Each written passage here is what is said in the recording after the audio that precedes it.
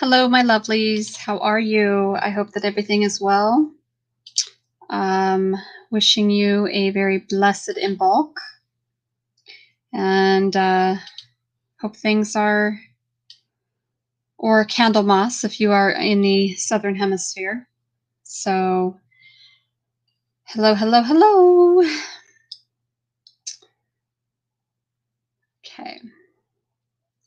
So today was a little, I've been down for a couple of days. So anyway, I'm having some pretty severe back pain today. In fact, I've been walking with my cane today. So that's been fun.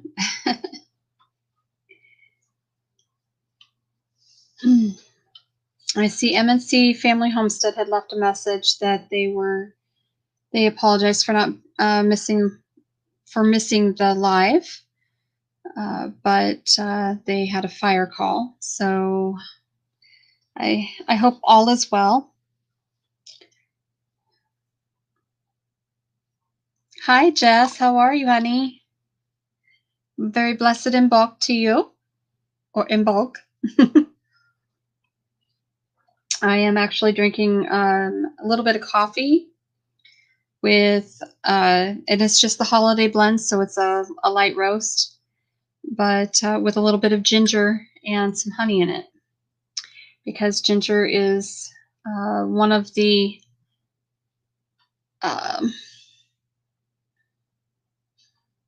herbs, I guess, foods of traditional Imbolc. So I thought that would be really good. Oh, bananas, really? Grr. Okay. So I'm getting, oh my goodness. My phone is blowing up. Y'all need to be here. So, Miss Jess, how are you? I shared everything out very, very late, literally like an hour before, because I really just, first of all, I completely spaced it off because on Saturday we had bad weather, and then I was down all day yesterday. I felt exhausted. I was run down. I was just I wasn't feeling well at all. And today, and then the back pain started then. So, and it just has continued on today, which really stinks. But I'm up and moving anyway. So that's a good thing, right? I'm still this side of the dirt. So that's a good thing. Hello, Peanuts Peppers. How are you? Southern Louisiana, huh? Fabulous, fabulous, fabulous. A very blessed Imbolc to you. Oh, so does anybody know what that it actually is? If you guys are familiar with me, then you're familiar with my faith. So, well, I'm glad that you came. I'm glad that you are joining us, Peanuts. I really am very happy to have you here. So, not sure where everybody's at. It's been kind of slim pickings lately for whatever reason. I have sent out reminders to people. They're like, you need to send me Marco and let me know. So I've done that, but hello, Victoria May. How are you, honey? Wishing you a blessed Imbolc. So, and since you are not from the Southern Hemisphere, you're not celebrating Candlemas, but so Imbolc is in the Celtic region, the Celtic faith of the Celtic part of paganism. Let me just say, okay, I guess is the best way to explain it. So it marks the beginning of lambing season, and it kind of it marks the very, very beginnings of spring. And so we literally have 6 weeks of spring, or 6 weeks of winter left until spring, until the first day of spring. And so Brigid is the Celtic goddess that people typically know for Imbolc, and or Brigde. So anywho, it is actually the quickening of the year. And so, much like a new mama would be just showing signs of life and love and, having a new baby. That's what this is about. So anywho, God, you guys are dropping off like flies here, it looks like. That's not a good thing. I have 2 of you here, so anywho, I don't know where everybody's at. So how has your week been, ladies? You'll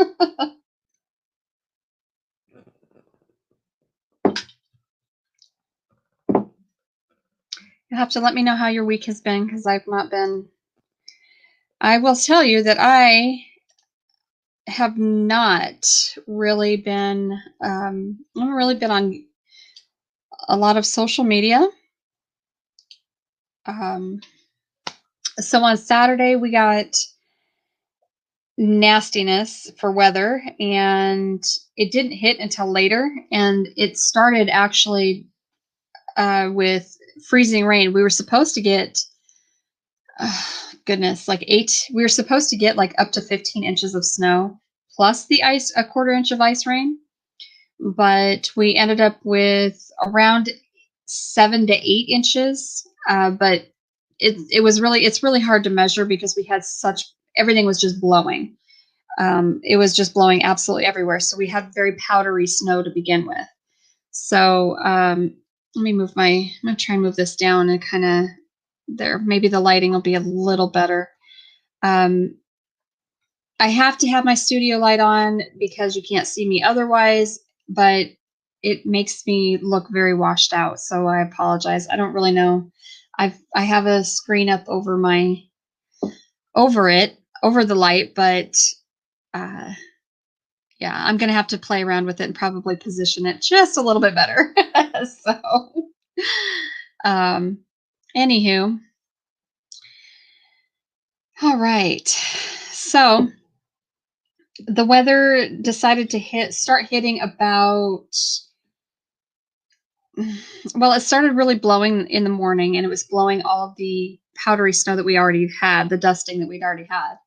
And so it was making the north-south roads really craptastic to drive on. And so they were just spots, I guess, at first. And then our DOT crew actually stayed on top of everything. And I was pretty amazed, because usually they're not that fantastic about things, but about staying on top of on top of it, even though they've had ample warning.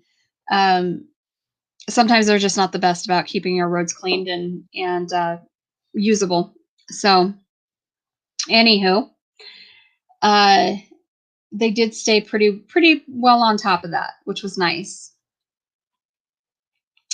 And we did get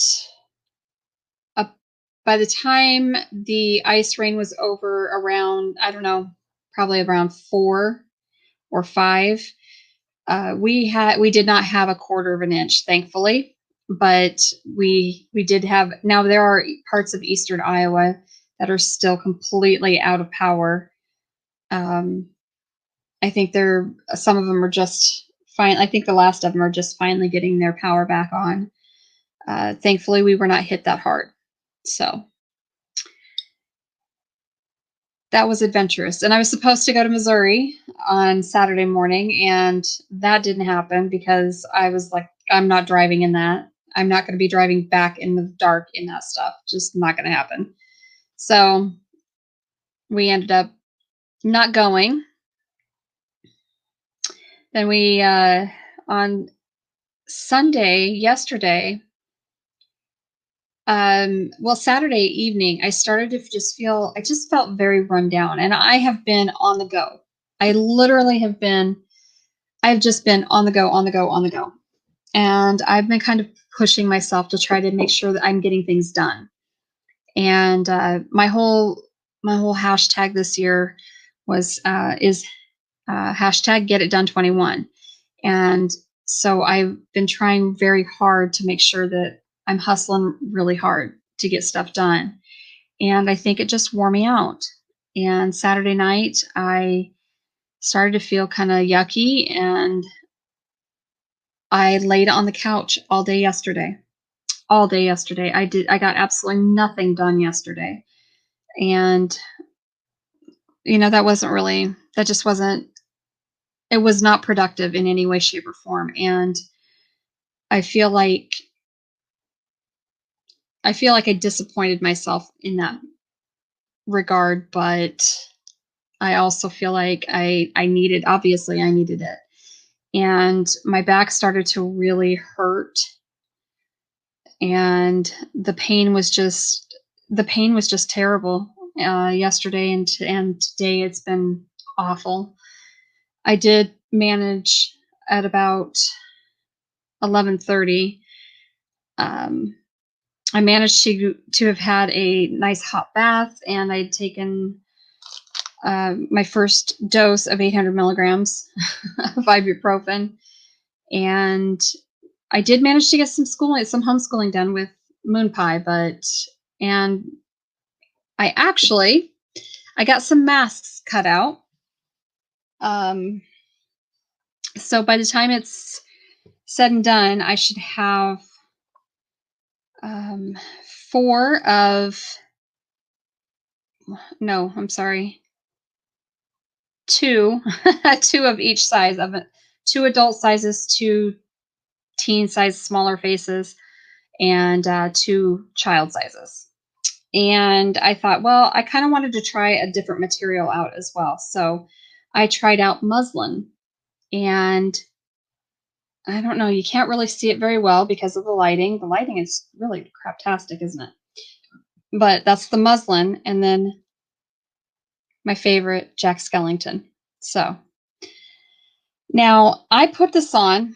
I am very, very, very pleased with how this turned out. This turned out very professional looking. Probably the best that I've done. And so I put this on, and it fits my face wonderfully, except when I'm talking. So if it moves up and down. So I don't think it's quite the right size. I think it turned out smaller than I had anticipated, but so I think if it doesn't fit Moon Pie, if it's still too big for Moon Pie, then actually I'm going to send it to someone else. So a young gal who absolutely adores Nightmare Before Christmas. So she's going to probably end up with it if it doesn't fit Moon Pie. And then I'm going to make her another one, so as well. All right. Well, I don't know where everyone's at. This is frustrating.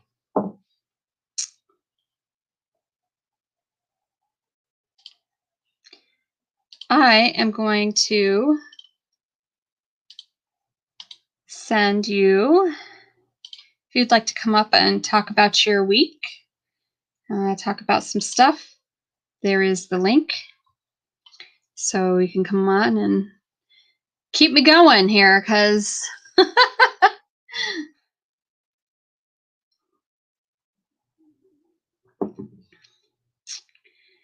don't really have a whole lot going on. I have been very busy this week, but Hi, Deb. I have been busy off and on this week. Actually, I've been very busy this week, but with the exception of this weekend. So, as I said, today was really bad. It was a really bad pain day, and I'm not real sure. Usually, when the weather fronts move through, that's when I really hurt the most. But I did hurt, and I hurt really bad, but and that started about Friday. But I started with migraines on about Wednesday, and I had a migraine that was just kind of varied off and on from Wednesday through about Saturday, and then I just got this major pressure change, and so I still have the head pain. I haven't had really bad migraines. So, oh, hi, honey. Swattering and feeding the quail and made a big bowl of soup. I'm up after 3 days in bed. Yeah, see, I spent yesterday and today. I was on the couch all day yesterday. I hurt really, really bad, and I just didn't feel good. And then today, I really don't feel good. Like, I really hurt. But,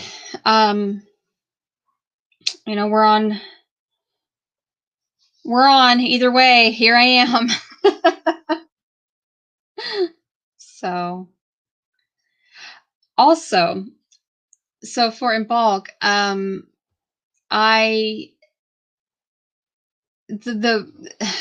one of the traditional things to do is to plant something, usually seeds, plant a seed, plant whatever.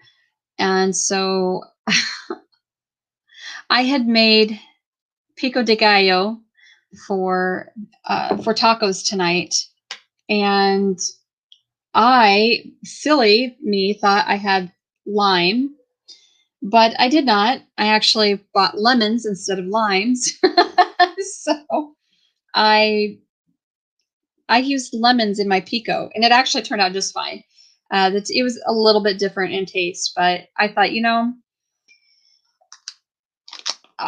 so with lemons, well, with any kind of, it seems like with any kind of a pit or any kind of a fruit tree type seed, they need to be moist before, and they need to be,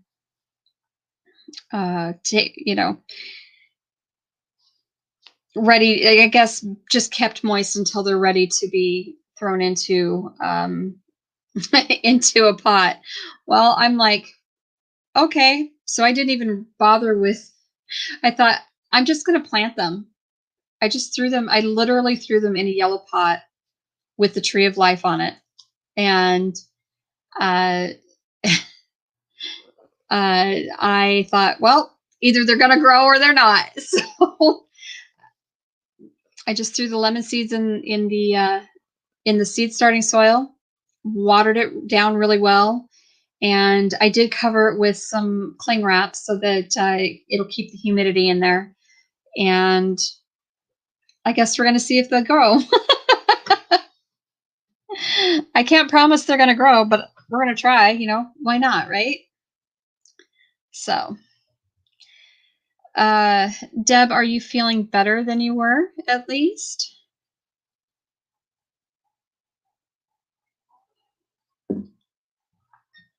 So I'm actually drinking a holiday blend Starbucks coffee from my Keurig.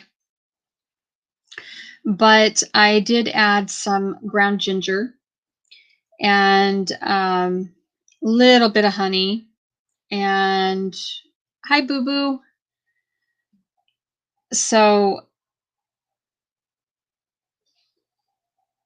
it was also to help.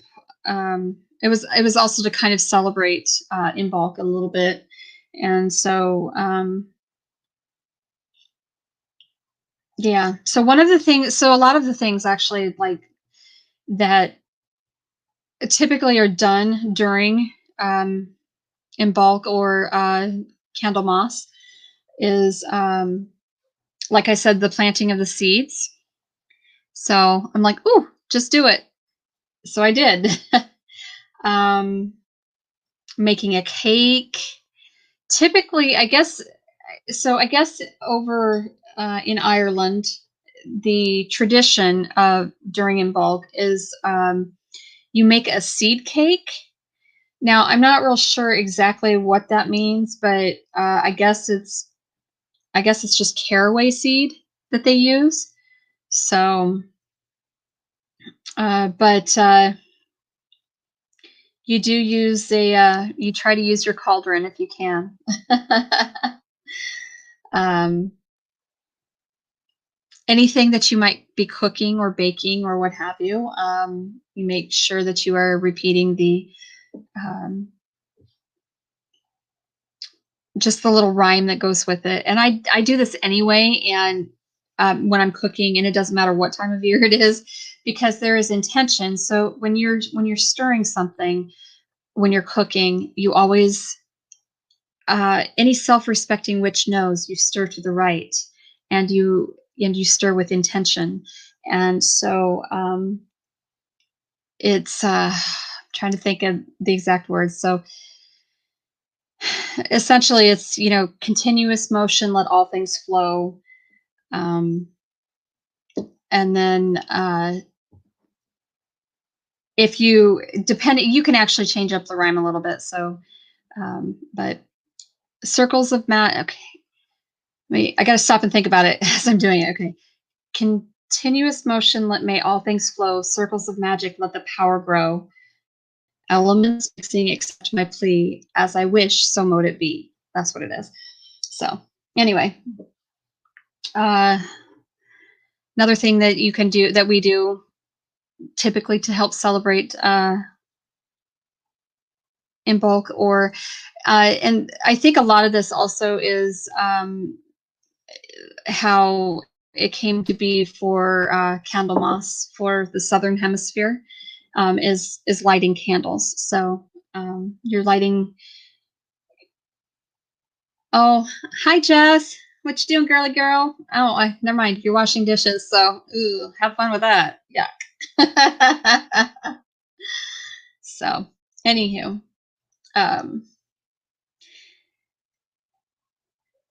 all right. So I guess, what are your guys's? Of course, there's really not. Most of you are not pagan or celebrate Celtic holidays in any ways, but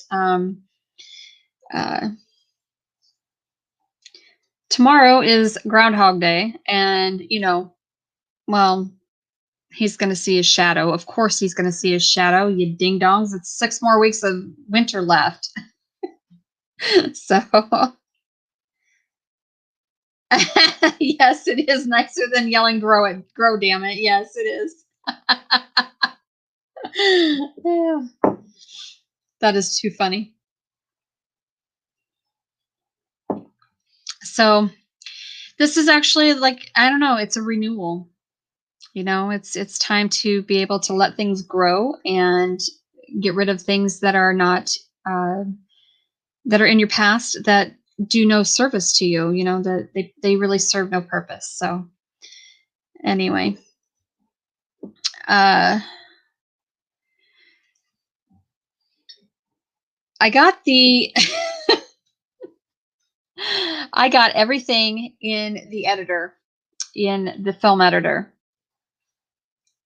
I had it going. Yeah. My intentions actually was to have it. I was going to release it on, I think, Wednesdays, when I decided I was going to try and release it. And or maybe I was planning on a Thursday release for the DIY chalkboard behind me. And that didn't happen. Then I was working on it on Friday, and my youngest daughter came over, and she was telling me, you should release 2 versions of it. And because there are some really great ASMR moments in it. So anyway, but I'm not going to release 2 versions of it. So I do have music set to it, and I was going to do voiceover. And so I had saved everything, but I left my laptop open and I left my door open, and the cat came in and decided to lay on my computer on my laptop. So, yeah. Now it didn't delete the video, thankfully, but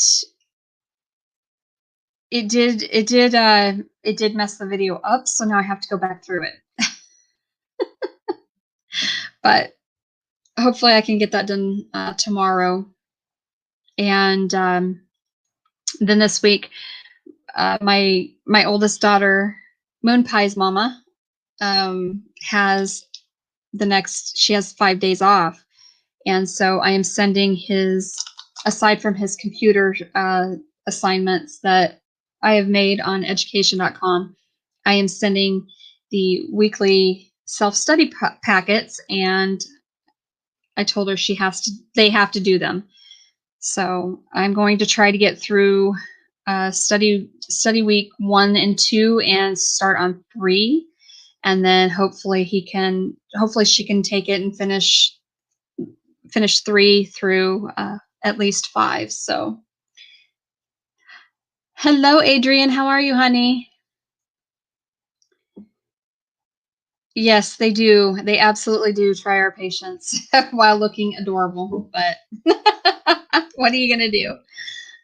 So I showed in the beginning. So I actually did get some things done today. I ended up cutting out, and I can't get to them, I don't think. Oh, yes, I can.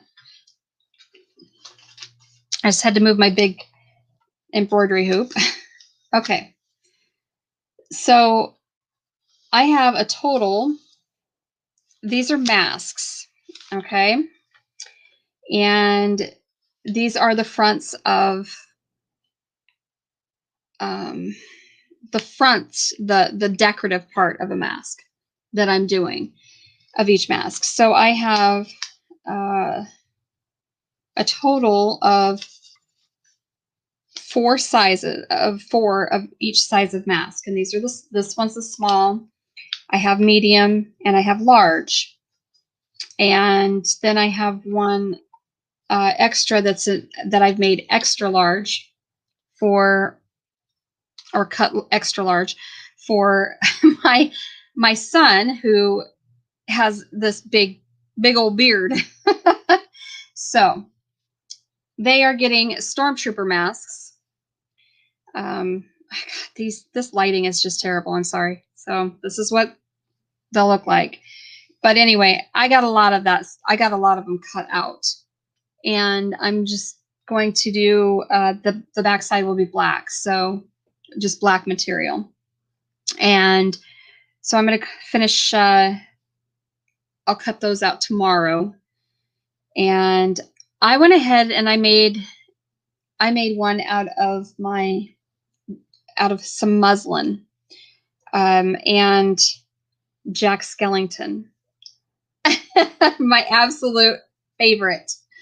So, but I thought, well, let's try. It's white, so it's kind of off-white, so this light is just not good for it. But anyway, I thought the muslin material might be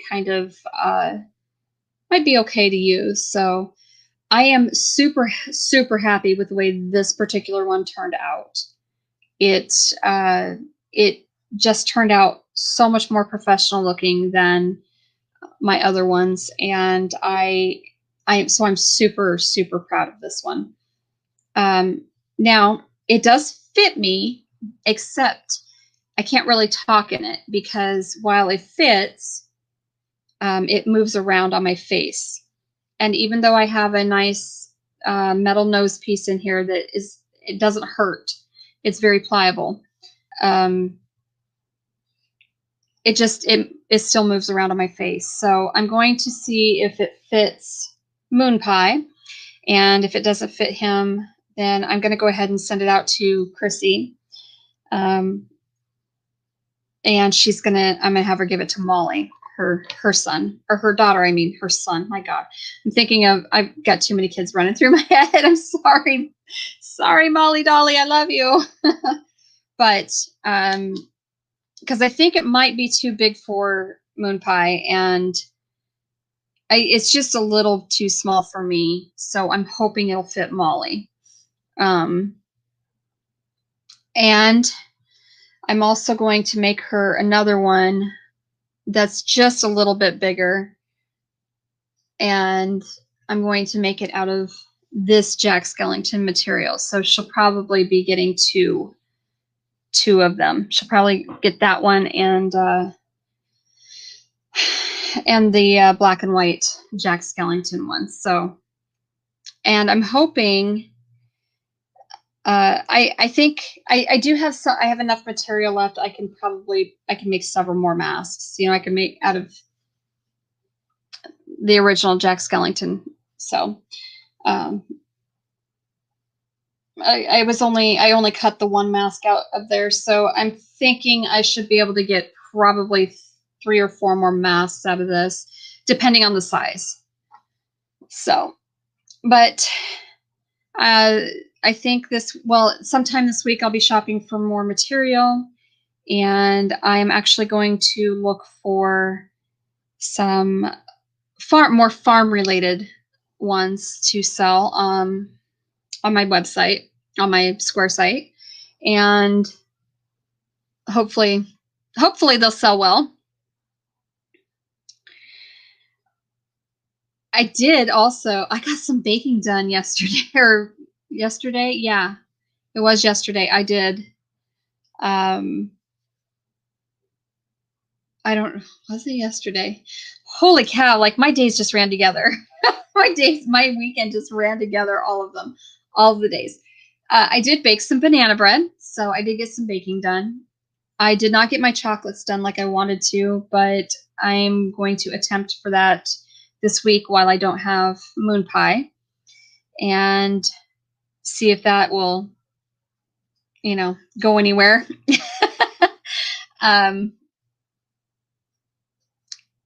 We also, oh my gosh, I'm a little frustrated. Aren't they all together? They are all together. Yes. They just, they're crazy. My days just run one into the other. Like I swear I don't feel like I have this is a definitive day. Like this is the definitive timeline of a day. Like everything, because I'm so busy, and it's crazy. So this week, actually, we have, we do have,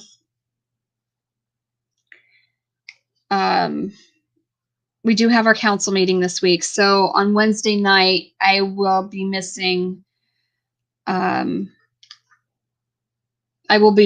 couple of lives because I have council meeting. And, I think then on either Wednesday during the day or maybe on Thursday, I'm going to go pick up some more material and like I said, different ones, and see.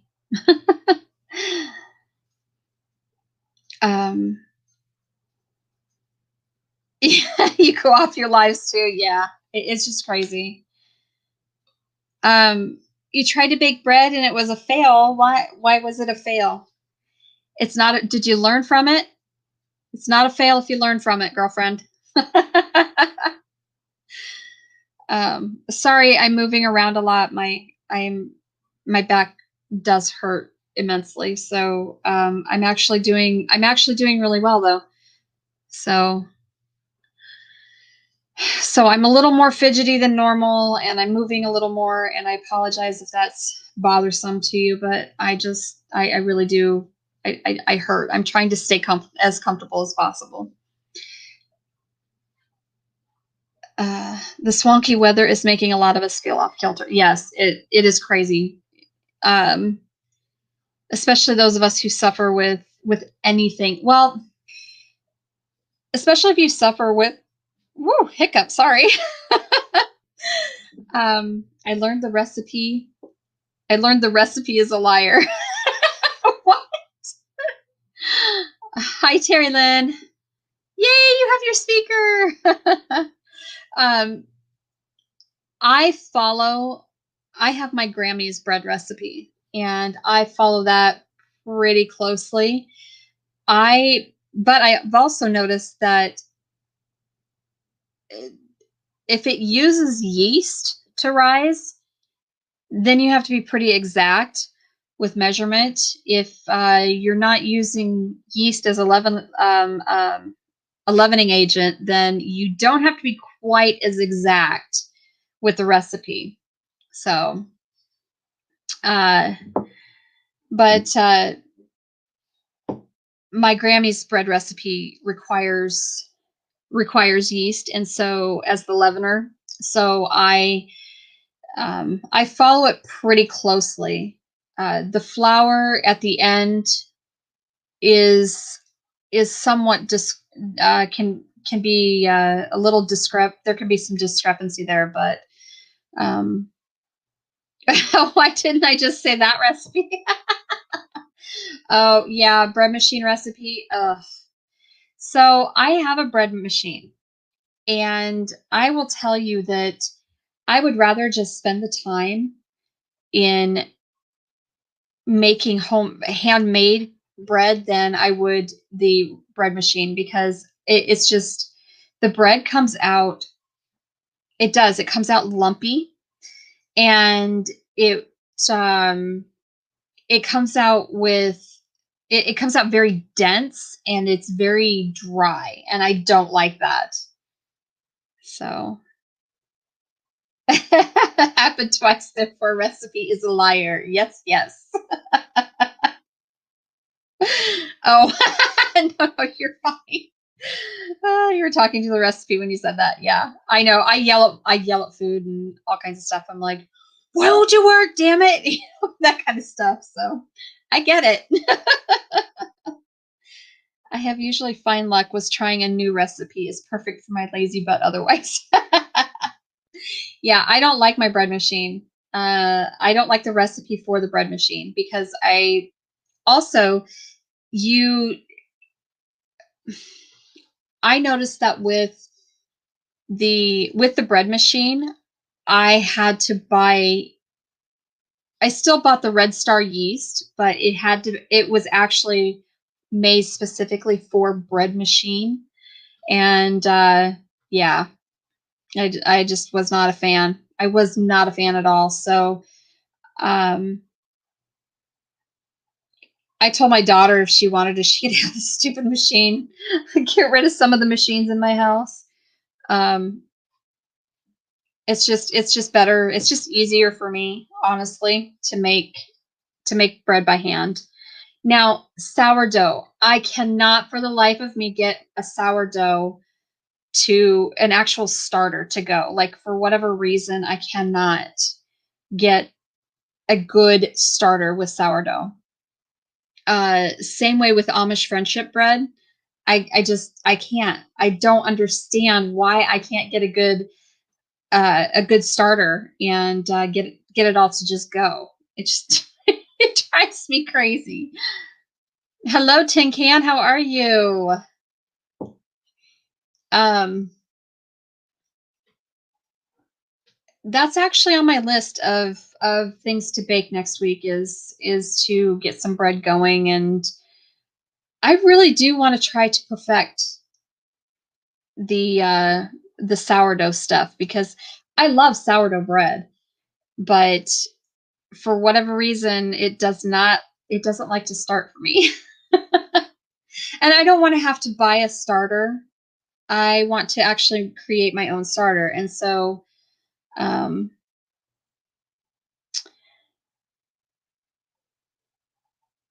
my body chemistry may be killing it. What do you mean? because I'm not even like I don't understand what that means, Deb. Yeah, I have a bread maker. It was given to me. But I don't like it. I do not like the way that it comes out. It comes out very dense and dry, and I don't like it. So I would rather. And as far as the sourdough goes, if that's what you're talking about, my body chemistry may be killing it. I mean, I'm not even really touching it to start it. So to make the starter, uh, I was using the starter recipe from the Prairie Homestead. That's the recipe, the starter recipe I was using, and I for sourdough, for whatever reason, I can't figure out why it won't actually create the starter. It won't rise, it won't bubble. Um, I've done everything I could possibly think of to. I've tried putting it in. I cover it with cheesecloth and put the just put the lid on it so it'll keep the cheesecloth on it in a jar, and it has to be in a glass jar, and it's whole wheat flour and water, and that's it. So I've tried the cheesecloth over it with the ring. I've tried just laying cheesecloth over it, just just to cover it, and I have put it in I put it up in my cupboard where it's nice and dark, and it's actually pretty warm because it's above it's above my coffee maker and around my refrigerator and stuff where it blows all that heat out. So that cupboard is actually pretty warm. I've also tried to do to create the starter and then put it in the fridge and let it try to do its thing in there. Like I don't I don't have any clue as to why I can't get this stuff to work. It's just driving me nuts.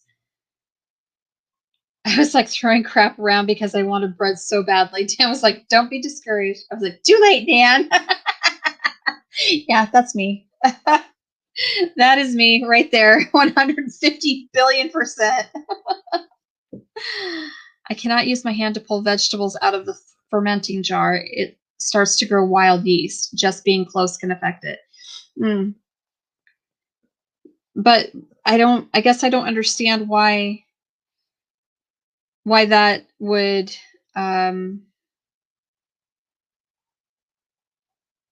I did try a recipe with whole wheat and white flour, but it didn't work either. So I don't know.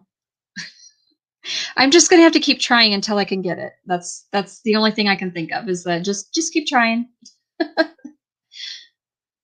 So,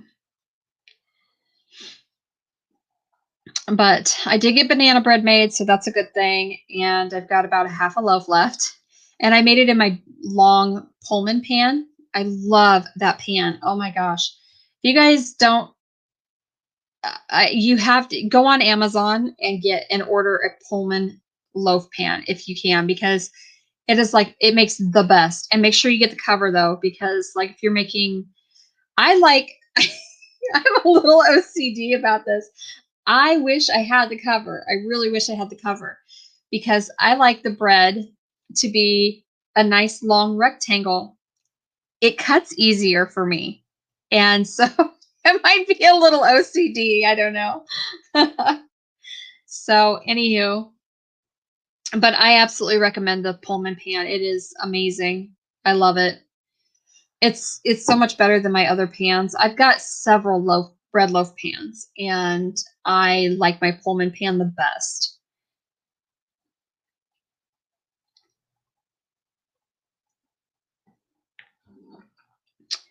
So hopefully this week will be the end of the week will be, or towards the middle, I guess, will be at more baking. And one of these days this week, I'm gonna get to making those steamed chocolates.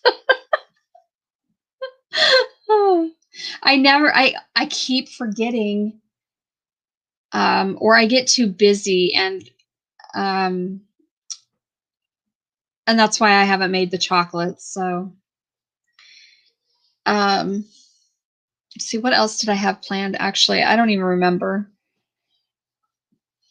I just have so much stuff planned. So I'm literally just like going down the checklist.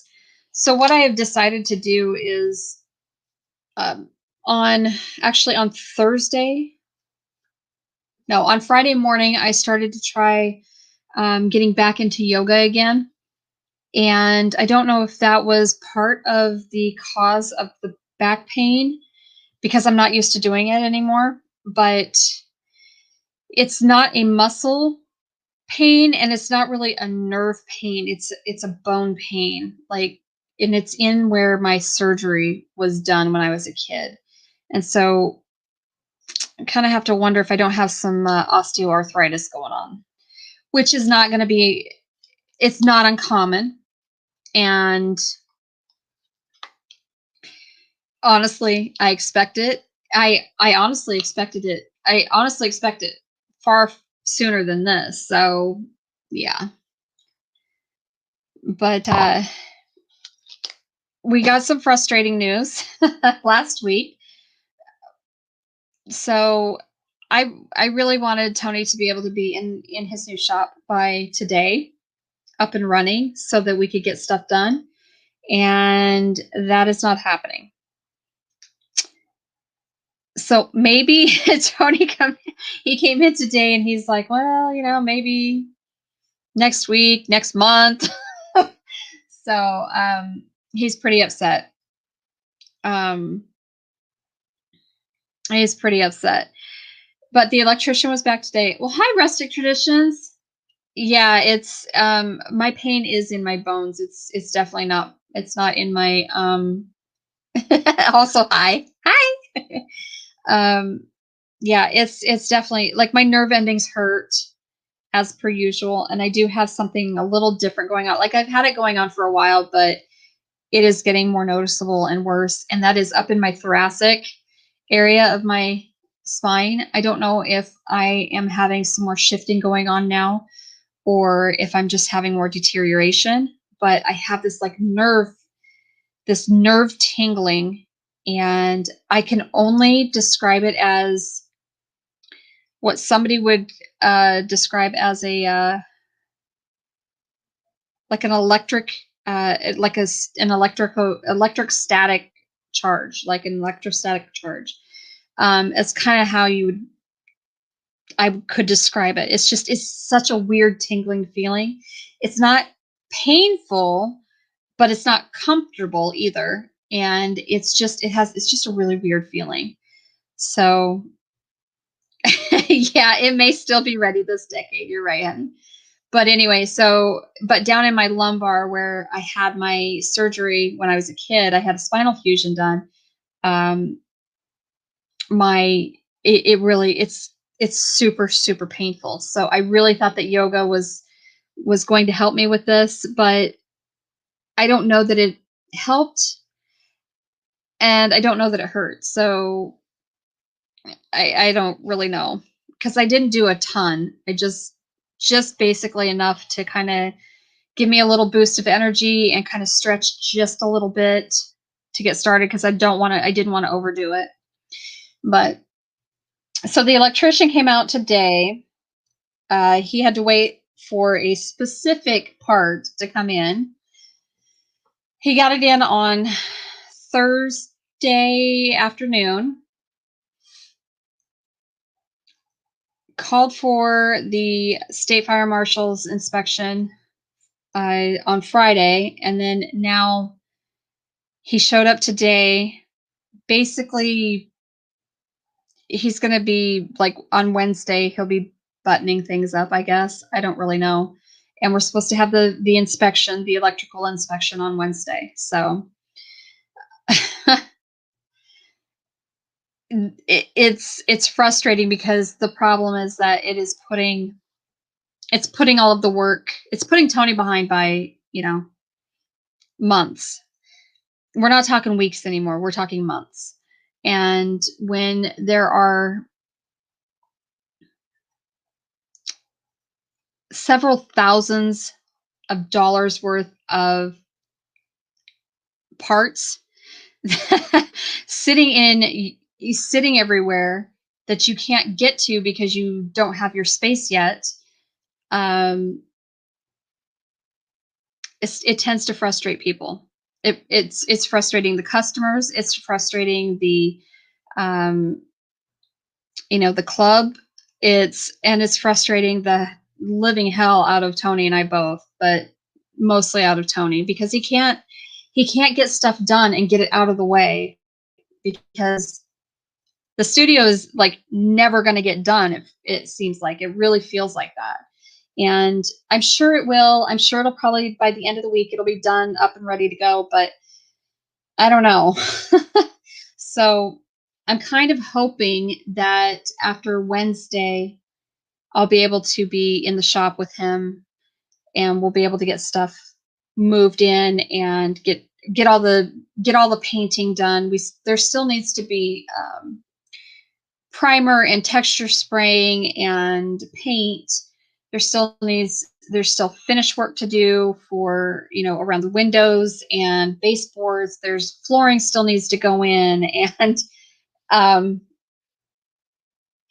outlets and the heater, and just like so many things still need to be done, which most of them can probably be done in a day or two, except for the painting and stuff, because that stuff is going to be, you have to let it dry in between and this and that. So yes, it is extremely frustrating. And I'm not going to lie, it's caused some dilemma and some drama between Tony and myself, because I have certain goals set for this business, and I'm not a patient person. So I'm not really all that patient. So if when this stuff isn't getting done, that means I can't really reach the goals that I want to reach for the business, and that is a no-no. I mean, that's just not something that I will put up with. So yeah, we've had a very frustrating week and weekend. So hopefully this week things will get done, and we'll be able to get back on track, and we won't have to worry about so much. And we can get moving, and then hopefully, if we can get him moved into the shop, then we have space to work, that I can actually help him do some of this stuff. I can do some prep work. I can't do the artwork or spray clear coat or any of that kind of stuff. That's all him, but I know how to do the prep work for the most part. So at least if I can get things prepped, he can get things started on, getting the artwork put on it. And that will be a big jump forward. So yes, construction on anything can be very rough on any relationship. Yep. Well, sure, Dan. Wasn't sure if Dan and I were going to make it through the little bathroom remodel in 2019. Oh my gosh. Yeah, our house went under major construction in 2019. I mean, it was crazy. We had electrical.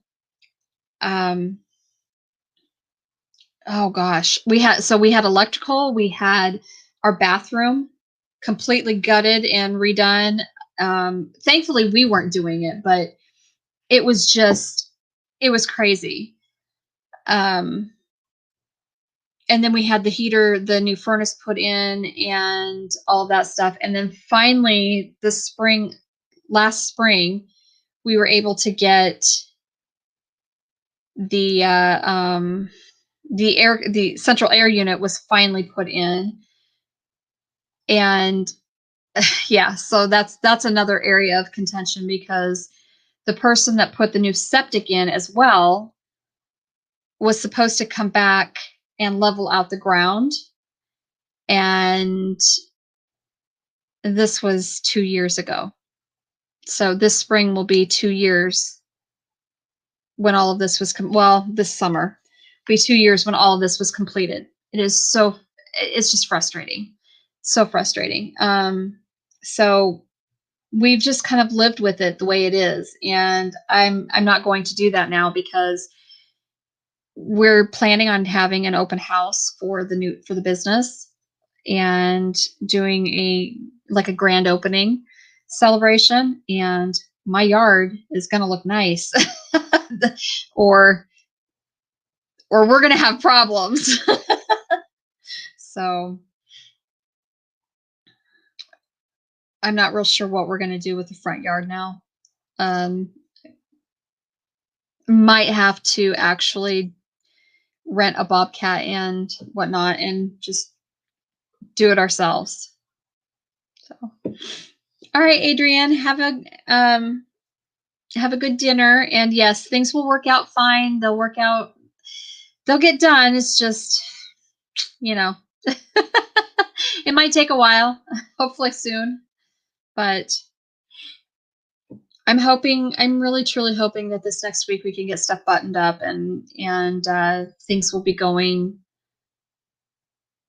Well, they'll be going really fast, but they'll be moving hopefully by the end of the weekend. So at least on our end. So that's what we're looking for anyway. We're hoping.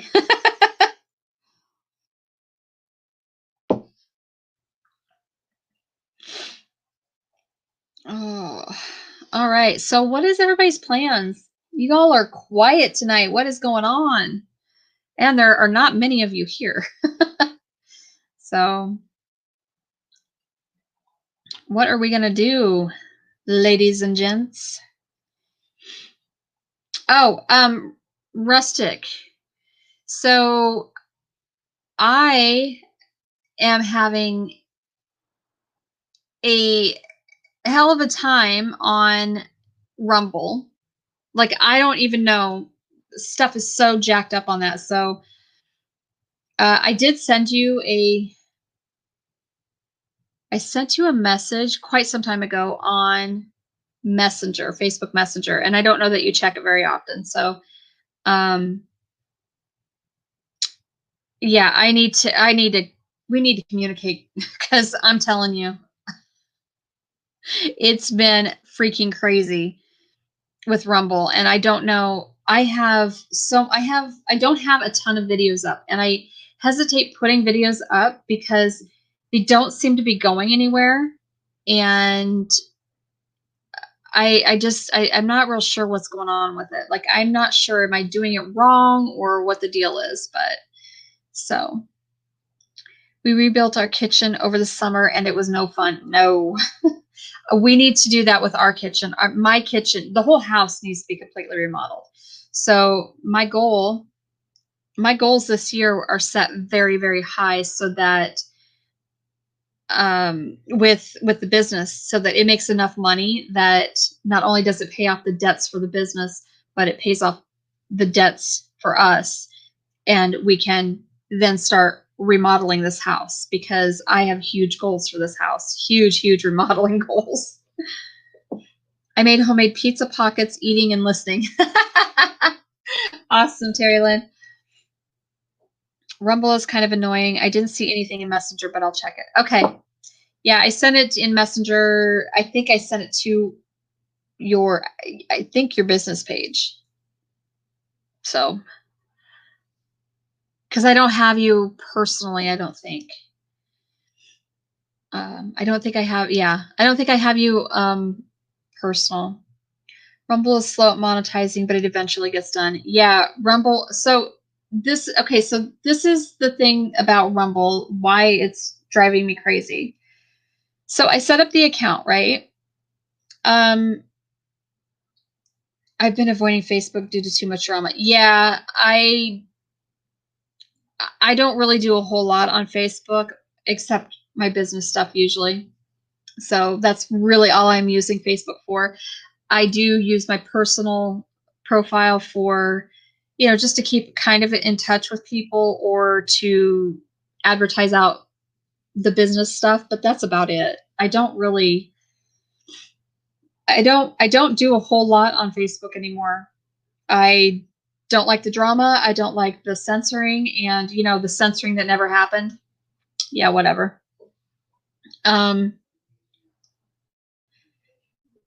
So anywho, I set up Rumble, and then I went on and I downloaded the app to my phone, and now I like have two different, I have two different accounts, I guess. I don't freaking know what's going on. It's just, to be quite frank, it's pissing me off. So I'm about ready to, I told Terry, I said, girl, I'm going to dump Rumble altogether. Like, I'm going to dump it completely and just start over, because this is ridiculous. But I almost finished my big bowl of soup. Still have to get the trash and recycling ready to go out. Vader is trying to make me feel better. Aw, I clipped his claws and we were both happy. Good. I've made 1 cent on Rumble. Yeah, right? Okay. Instagram took your account away, said you violated the terms of service, but won't say what and won't respond. What? Instagram did that? Yeah, that's another reason that, like, I'm frustrated with all of this social media BS. It's crazy, because how are any of us violating the terms of service? Frankly, you're not posting pornography, you're not posting, you know, if as long as you're not posting stuff that is going to harm somebody, then why does it matter? Like, I don't get it. Right, right. So I have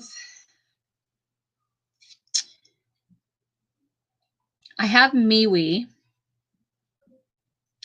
and I have Signal. Obviously, I have Marco, and then I have my Facebook stuff. I do have Facebook and Instagram still. I've been like trying out all of these different platforms, because and I'm actually going to be looking at another platform called Gab, and because I'm not really one to post a lot of controversial stuff. Like, I never really have, other than I will go off the damn rails if you are, you know, being a jerk to me. Like, I will go off. And I can be very, very wicked tongued, let me just say. And, you know, I've said some mean things, but I mean, for the most part, I don't really post a whole lot about that kind of stuff. I try not to infringe upon anybody else's opinion.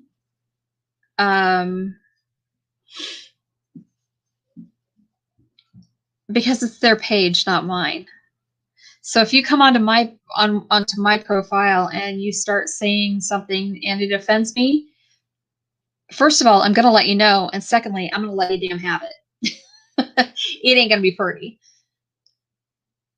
I'm not sure which platform to use. It's so much work to build up an account, and I don't want to lose all that effort for no good reason. I'm on Gab. Love it. Oh, okay. Well, I will look at it. I've heard that it's great. I still have my Twitter. I have all of my stuff. Like, I still have all of the same social media stuff, but MeWe I use for more personal stuff. I have 2 different business accounts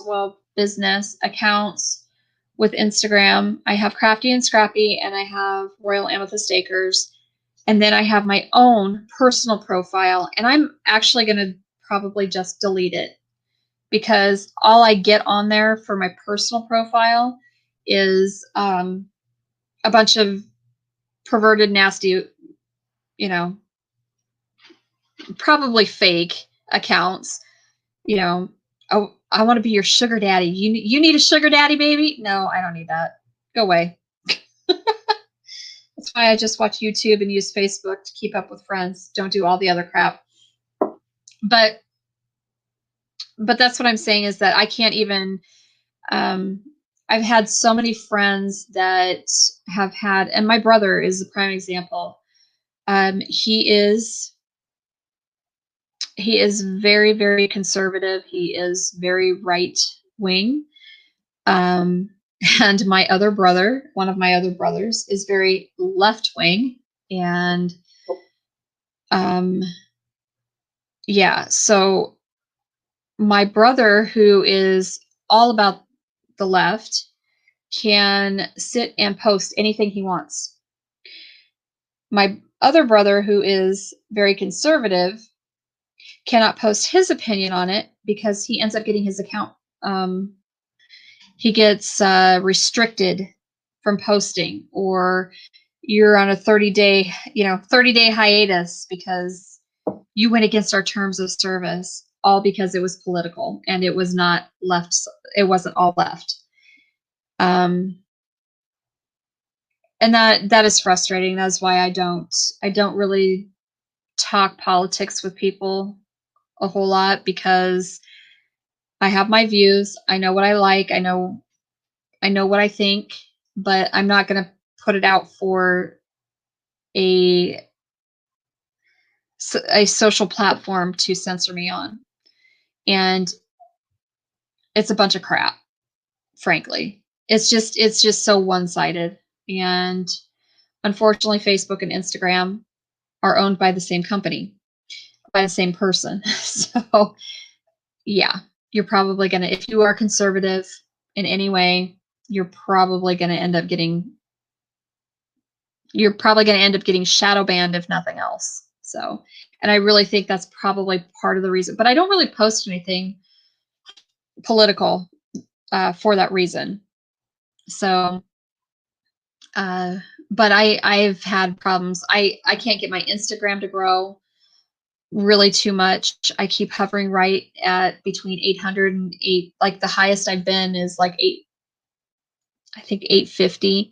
And I just keep hovering in between, up and down, between those two numbers. And it's funny because I'll have people come on and they'll subscribe, and I don't know if they unsub because, or they stop following, I should say, because they don't interact, or like I don't really know, but it is what it is.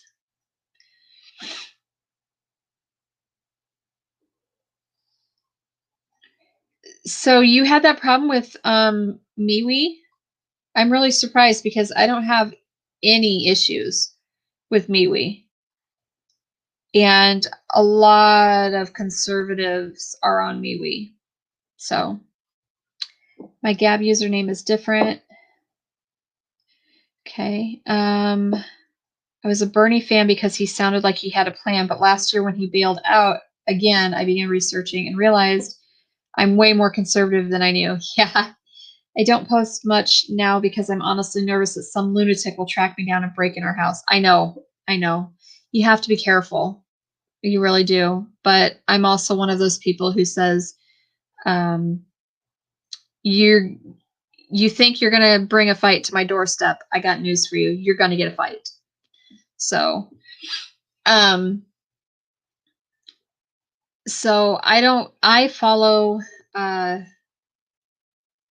on Instagram, and I don't know if she's still on Facebook. I follow Tulsi Gabbard.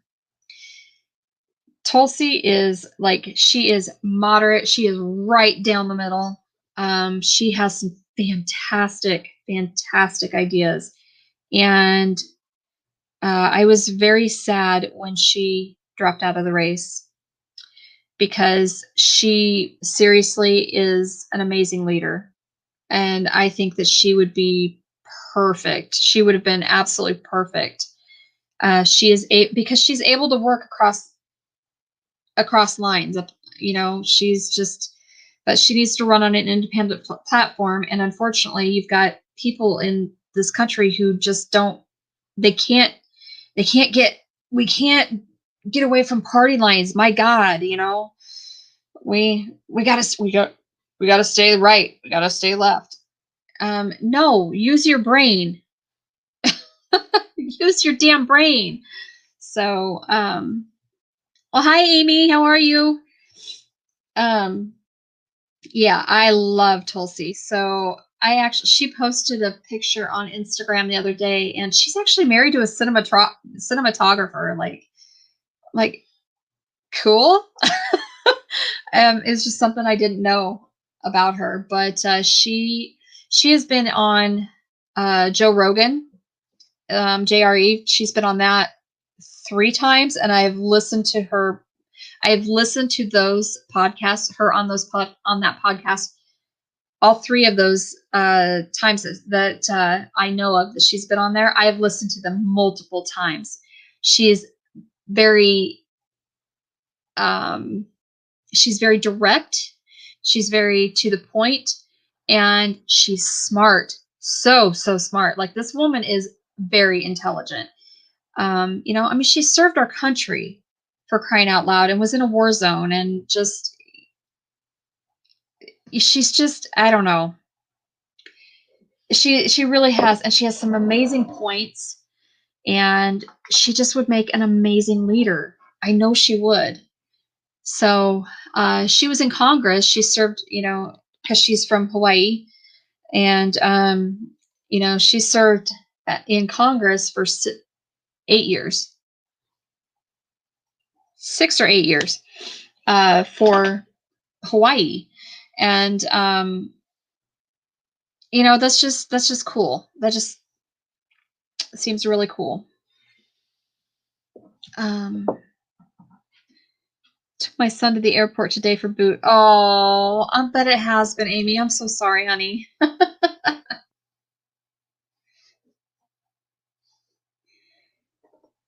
Yes, I have. Victoria, I have seen her new land, yes, because I talked to her on Marco.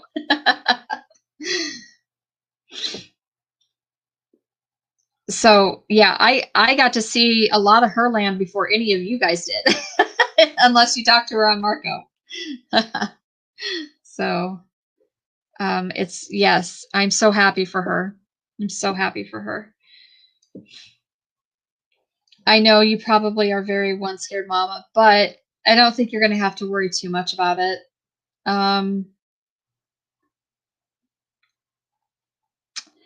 Yeah. I won't go any further with I won't go any further with politics. I am quite unhappy with what has happened. So and I was unhappy from the beginning. As soon as Tulsi dropped out, I was like, nope, we are in for it big time. Oh, you have her on Marco too? Yeah. So I've actually been seeing her land that she just got. I've been seeing it for a while now. And I knew where she was going. I just, yeah. She's, because we also have her in a group. I have her in a group with a couple of other people. So, and we're pretty close knit. We're pretty tight knit group. So yeah, she shares a whole lot with us anyway. So Marco is, I will tell you with Marco. Yeah, I don't forget about Marco. It also depends on whether or not you have your notifications set up. So, but I have to mute notifications for a group because they are constant. And so I just try to go in and check everything once a day. Usually give a good morning message and a good night message. And so I'll catch up in the morning and go in and say, good morning, everybody. Hope you have a wonderful day, blah, blah, blah. And I'll address things as I can remember them. And then once in a while I'll get in throughout the day, but into this particular group. But otherwise I don't, because I'm too busy for one. But, and then in the evening, I usually am able to get caught up again. And I go in and usually will say, say my good nights and hope you have a good sleep and that kind of stuff. So yeah.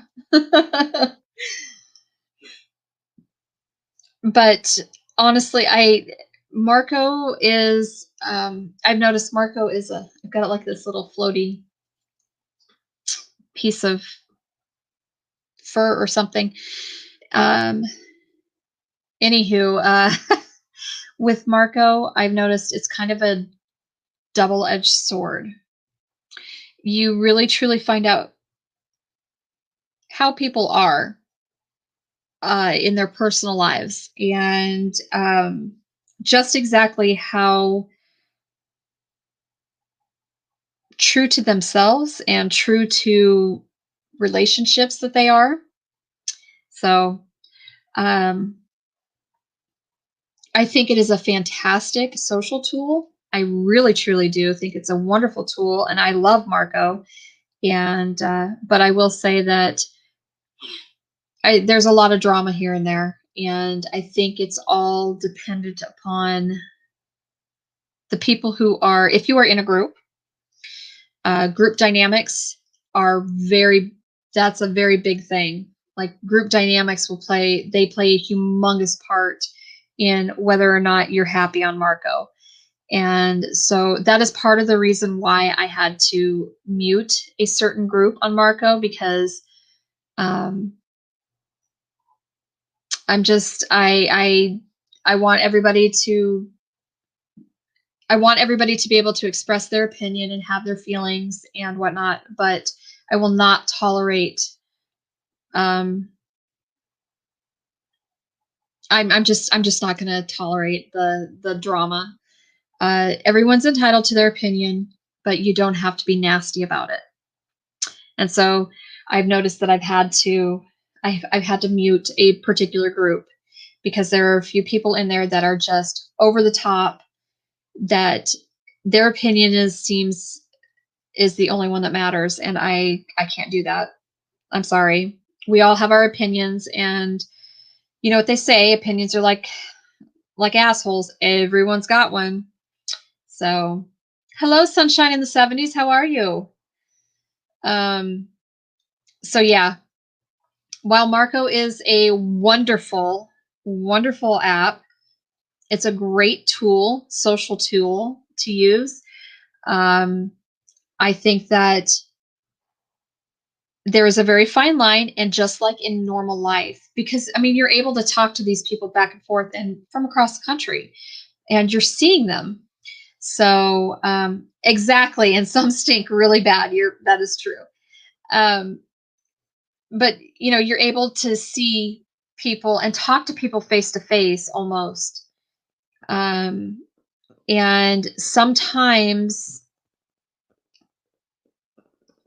that's a good thing, and sometimes it's a bad thing. So you just got to be careful.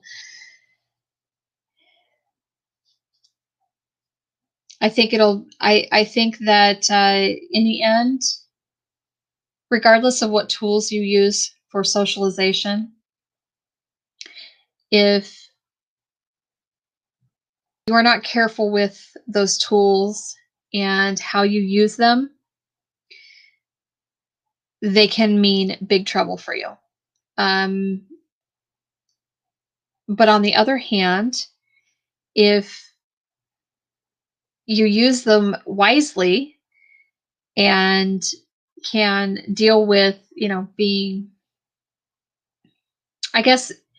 being understanding and sympathetic and empathetic, and being a normal human being instead of being an opinionated jerk.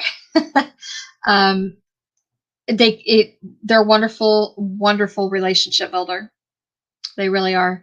I like Marco because, again, I'm able to see emotion on somebody's face. I'm able to read people better that way.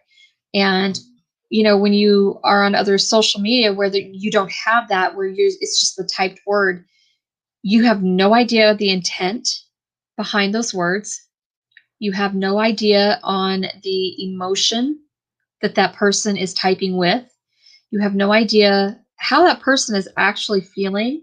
You have no idea the tone that they're trying to use. And a lot of stuff gets completely misconstrued, and it causes a lot of problems. So while social media is a great tool, it's also a great divider. And I think that it needs to be used very carefully.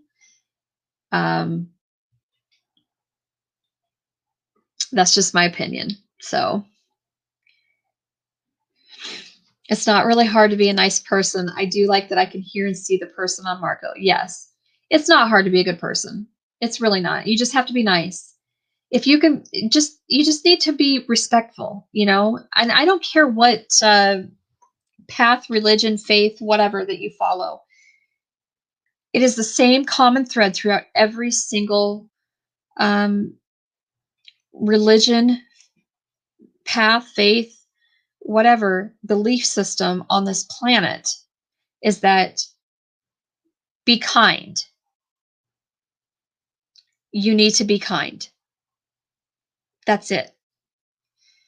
You don't have to agree with somebody. That's fine. But you don't have to be an asshole either. So just because you don't agree with somebody, doesn't mean you have to be a jerk about it. And you can absolutely say, well, you know what? I disagree with you. And you can still express that nicely. So I know, right, Jess? I love Marco because I get to see your beautiful face every day.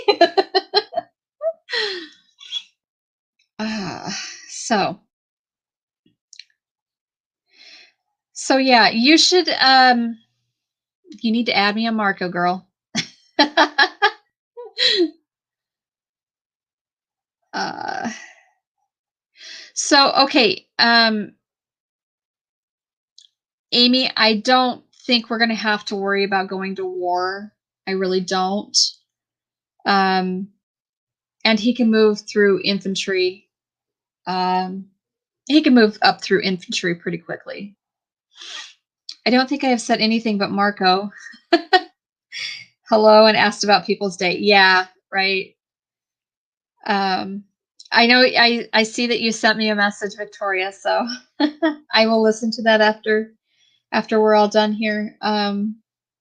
So yeah. I will also say that usually when you're doing your lives on Wednesdays, there are so many people that go live on Wednesday, and I try to hit everybody, but hit everybody's lives, that is. But what at the beginning of the month, the first Wednesday of every month, I'm completely indisposed. I cannot be on anybody's live. I can't go to anybody's lives because I have council meeting that on the first Wednesday of every month. So I'm sorry. I feel bad that I don't get to pop into yours very often. I also do not I will say, like, I like the whole karaoke thing. I am all about that stuff. Like, I think that's cool. I just, yeah, there are some people that really should not be doing that. That's a horrible thing to say, I know, but and I couldn't get on there and really sing just because I haven't done it in so long. So I really haven't done it in so long, and so I would be very afraid. I wouldn't be afraid. I would just be, I wouldn't be afraid of actually doing it. I would be afraid of the fact that, because I'm super hypercritical of myself, that if I were to miss a note or something, it would just ruin my whole my whole day. So, Amy, you are so so welcome. Sunshine, I am in Iowa. Where are you?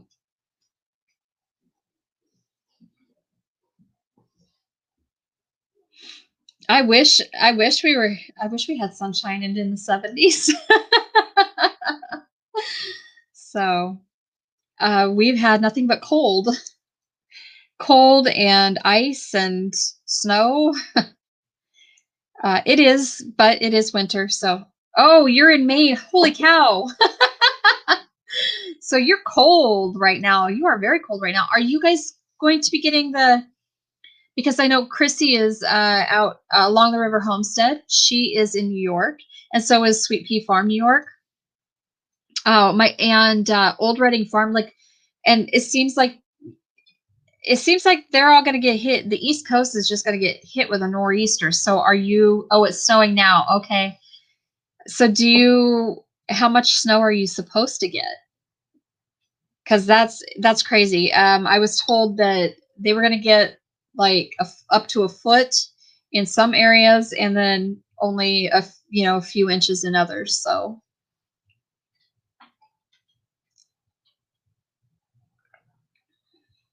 that's just crazy. Well, thank you for being here. I hope I'm not too boring. Most everybody here knows that I don't lead the most exciting life on the planet. I promise. Oh my gosh, no. Mm-mm. I don't like that much snow. I am actually, after the last couple of days of being down with severe back pain, I am seriously considering, like, I was actually telling Terry Lynn, she's Organic Raw Roots Farm. I talked to her on the daily multiple times during the day. And I told her, I said, I truly just like, I need to live like on the equator during the winter because I can't handle this cold anymore. It just hurts my bones so bad. And she's like, "Oh, you need to move to Florida." I said, "No, because where you're at, you're still getting down to 25 and 30 degrees." Nope.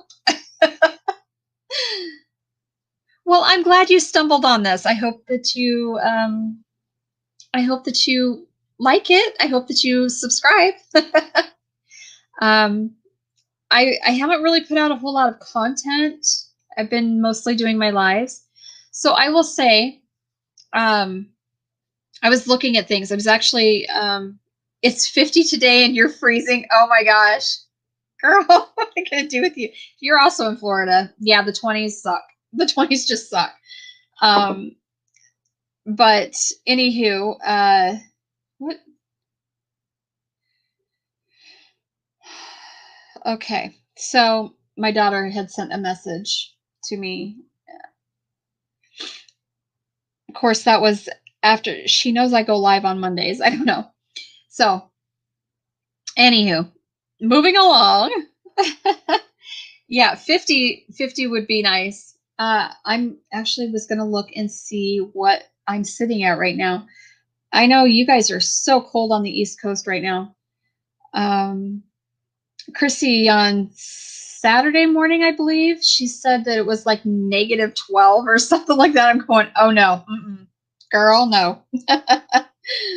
And that was without the wind chill. I said, nope, not me. So we are currently sitting at 23 degrees and it feels like 19. And we are supposed to get a low of 15. Last week, towards the end of the week, we were in the negatives for low temperatures overnight. So, yeah. But I'll tell you, when we get a north wind, whether it's northwest, straight north, or northeast, out of the Northeast is really bad. It is so cold out of the Northeast. So, hi River Rock, how are you? Thank you for coming. I appreciate it. I have the heater on and I'm covered in a blanket. You're in Florida in the 50s. Oh my gosh, woman. You Floridians kill me, man. I'm just saying.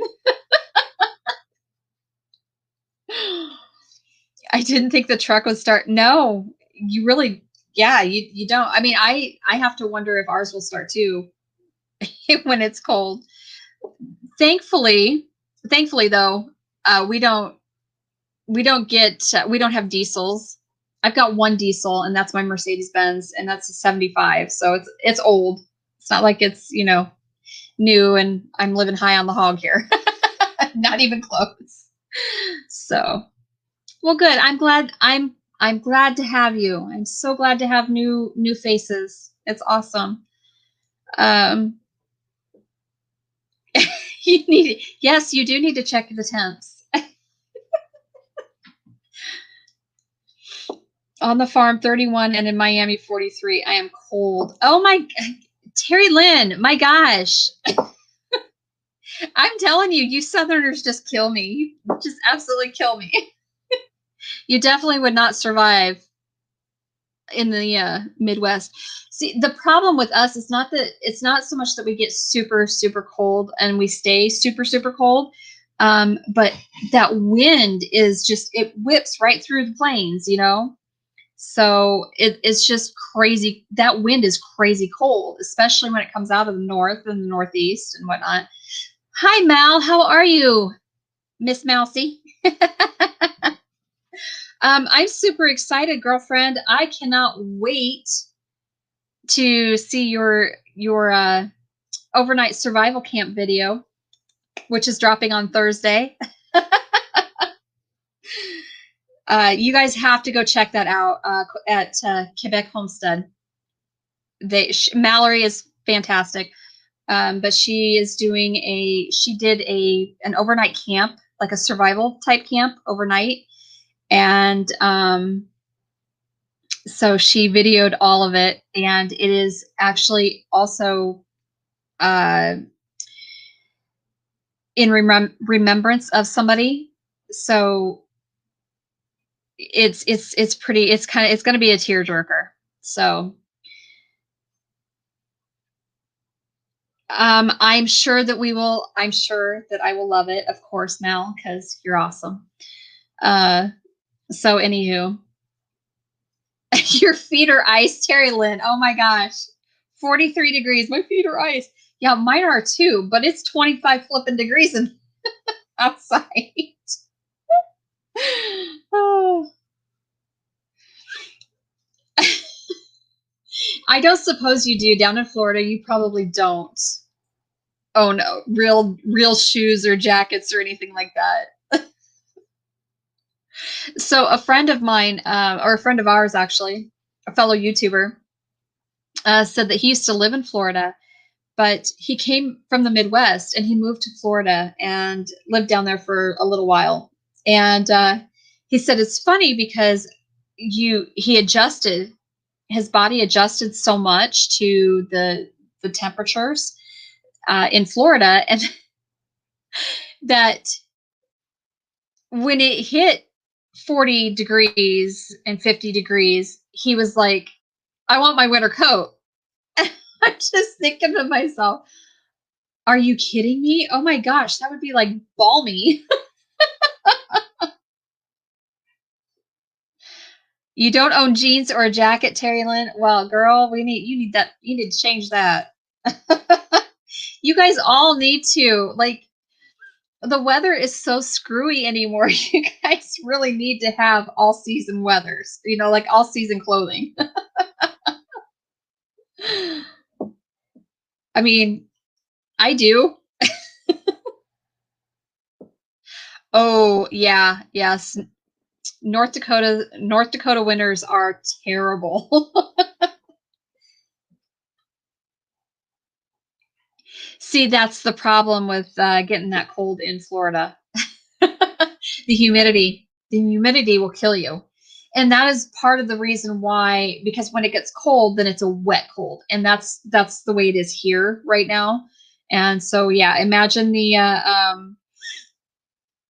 25 degrees with a wind chill of 19 and about between 60 and 70% humidity.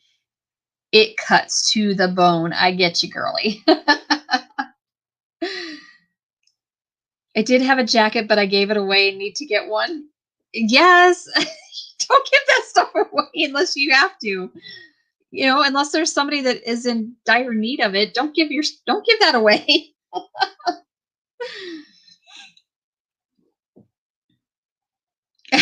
Yeah, see, Mal, she knows.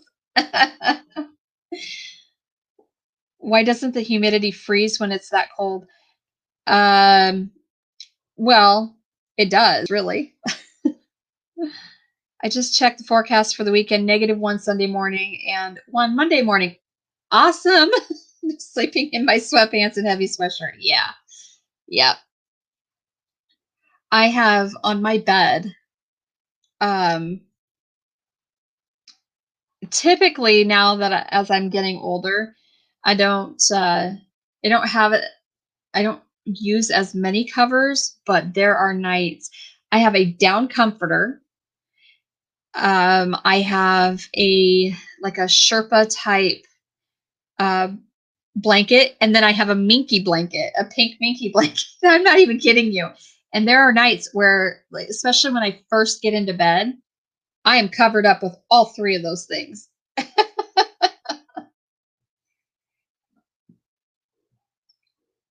Yes, it does. You're right, Mel.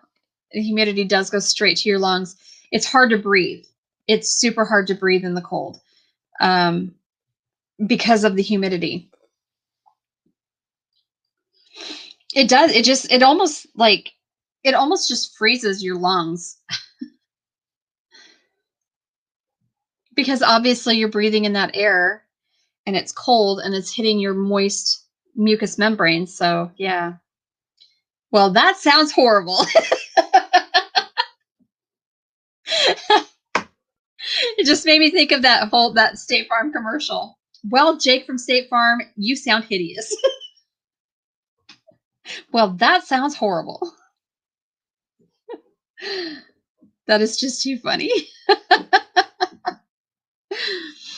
um, hopefully, we'll be getting some warmer weather here before too terribly long because I'm so over winter.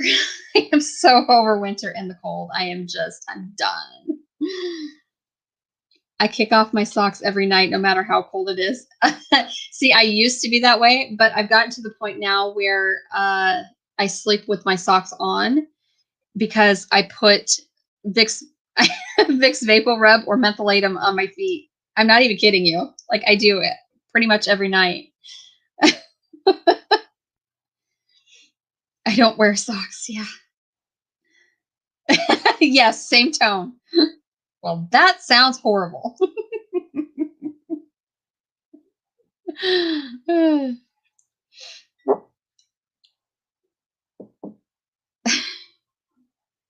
All right, I think I'm caught up now. I think I need some more coffee and ginger. So I actually put ground ginger powder in my coffee. And I am one of those weirdos. I drink coffee pretty much round the clock. If I'm up, I usually have coffee, Captain Morgan, uh, Captain and Coke, or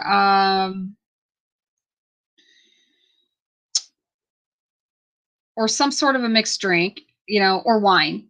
Yeah. So, well, hello, Donnell. How are you? I know coffee is life. So I like coffee with Kahlua in it. Uh, I don't really drink. Like, we're about out. Tony has been drinking. He has been stuck on White Russians. Like, he is just absolutely loving the drinks, White Russians. And so he's been drinking, like, there for a while. He was having like one or two or sometimes three a night. And the other night he made himself one. He's like, I have a problem. I said, what? He goes, I'm about out of Kahlua. And I'm like, dude, I haven't even gone through that much. Oh, yeah, I know. My heart doesn't particularly care for all of the caffeine either. So I drink, like, what I have in my cup right now is actually the holiday blend from Starbucks. So it's a light roast or a medium roast, which I don't particularly care for. Like, if it's not dark and on fire, on fire with espresso and caffeine, like, I don't really drink it. But I don't mind drinking this at night if I'm cold and whatnot. And like I said, I have ginger and I have some honey and a little bit of creamer in it. So just French vanilla creamer. But I really wanted to get some ginger in, and I don't have, I need to, on Wednesday, when I'm out and about, I need to actually I need to pick up some more fresh ginger, and then I will just grate it and make a nice little tea bag for it and throw it in. So, right, if it doesn't make my heart flutter, I don't drink it. I know. um, well, that's why I make the with the dark roast. That's why I grind it up into an espresso powder when I make coffee. That's why. Um, because I love that rich taste. It's like really rich. But have any of you have you ever had Death Wish coffee? Or I've had some Black Rifle Coffee Company, but um, it wasn't a super dark roast, so I wasn't like, eh. I was just kind of like, I don't know what it is, but like, coffee has to have kind of a bitter taste to me, and I think it's because of the espresso taste. I like the espresso taste the best, and so I think that's probably what it is. Oh, thank you, Mal. Yes, my eyes are actually very blue. they they and when I don't feel good, or I'm in a bad mood, they turn kind of um a slate color, like a slate grayish blue. So, yeah. Or if I don't feel good. When I don't feel good, my eyes, you can tell I don't feel good, because my eyes are either super bright blue, like kind of almost an ice color, almost the color of my husky's eyes, when I don't feel good, or they are like a slate color if I'm really sick. So, yeah.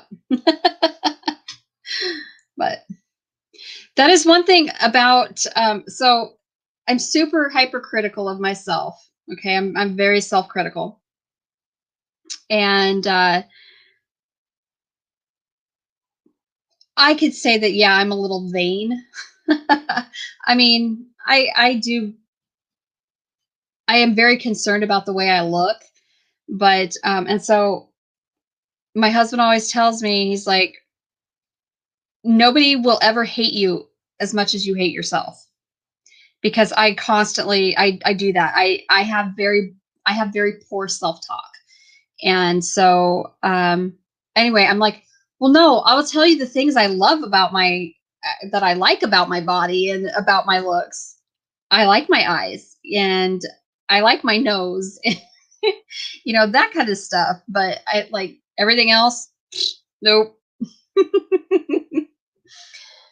So, but I also think that if you don't have some sort of vanity, and you don't have it takes some sort of pride in the way you look, I think that can be just as damaging to your psyche and your self-esteem as if you are overly critical or overly um, self-absorbed, I guess, and have, I don't know, an ego about it, I guess. If that makes sense. So, that's true. Yeah. So 2 cups in the morning and that's it. Oh, not me. I drink coffee all day long. And if it's not coffee, it's Coca-Cola. And actually, I actually went like a year and a half without drinking any soda whatsoever. And but my soda of choice is Coke. It is Coke, Coke, Coke. Be right back. Nature calls. All right. Once I realized that nobody is really paying attention to me, I stopped caring what people think. I feel so free. Um, yeah, I get that, and I do feel I'm just critical of myself because I don't really like.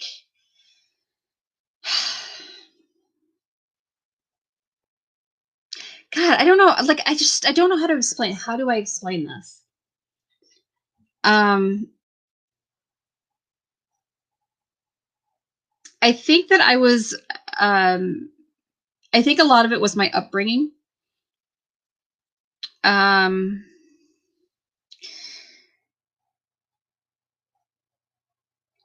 I think that some of it has to do with the fact that I've had I have some big insecurity issues. And so I think that because I am so insecure in some things while growing up, that has translated and been and stayed with me throughout my adult life. And so I'm not quite as I'm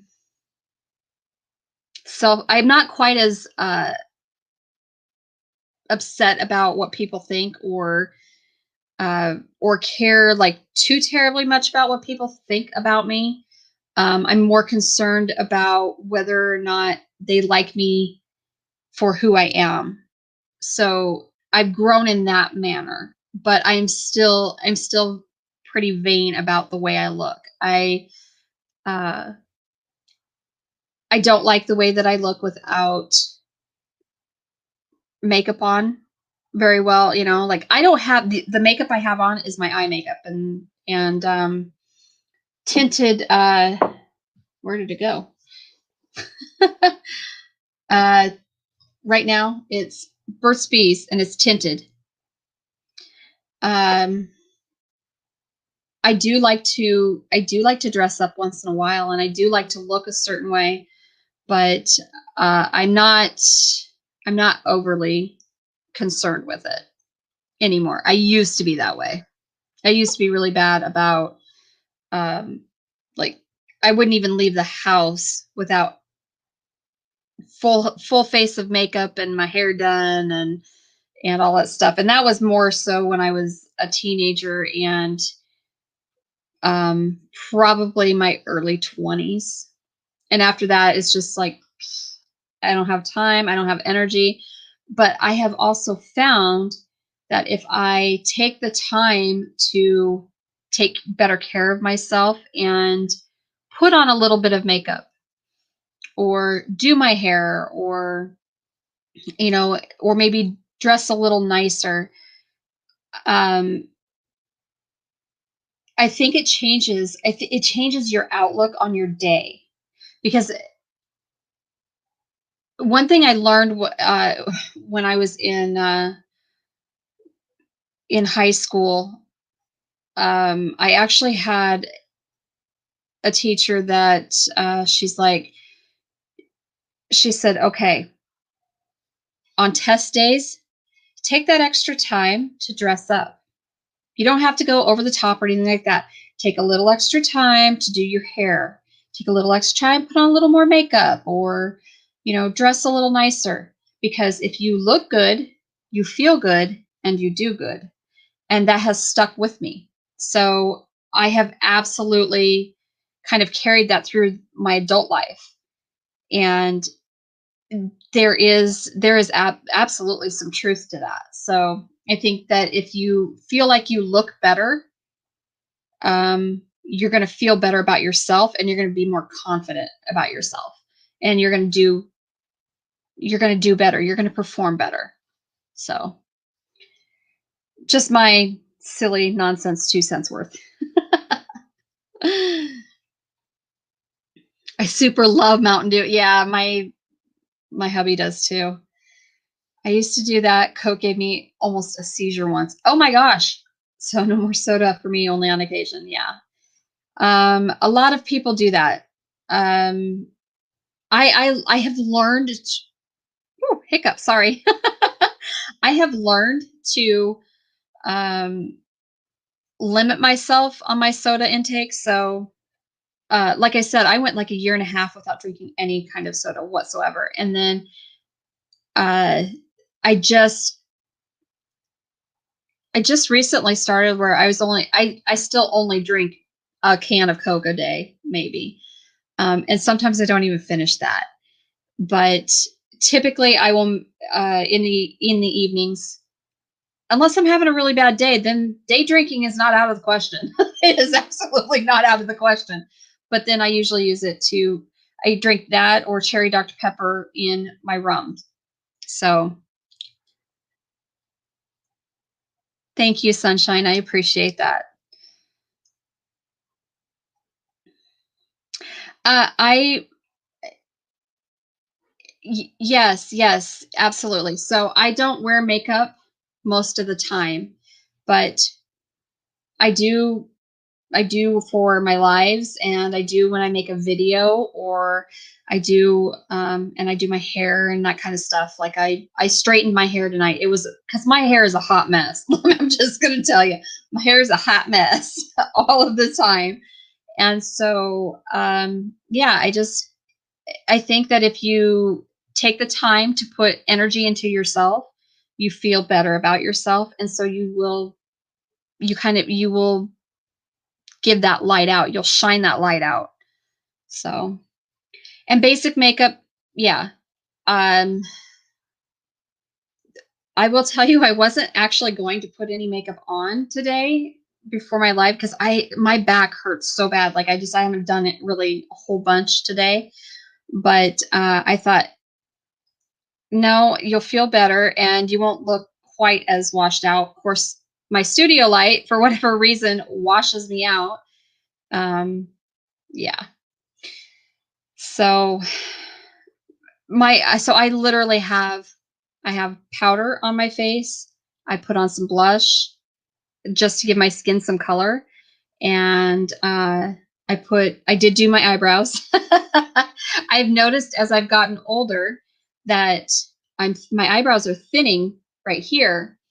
And so I have to kind of fill them in, and I shape them, and all of that stuff. And I don't know, the more defined that my brows are, I think makes my eyes look better. So, and I'm wearing mascara. I did put a little bit of I just took some black eyeshadow and made my liner tonight. It was just simple. It was just fast. Like that's all I did. And then my tinted chapstick, and I straightened my hair. It literally took me 20 minutes. So beer over Coke. We cut out soda to lose weight, but after like 5 months, I lost 2 pounds. So now I drink it once in a while.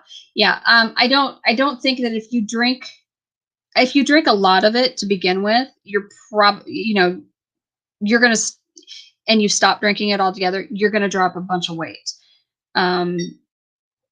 But I have never really drank that much anyway. So even when I did stop drinking it, I really didn't lose any weight. So yes, simple is best. Yay, Mal's back. My husband takes longer to get ready than I do.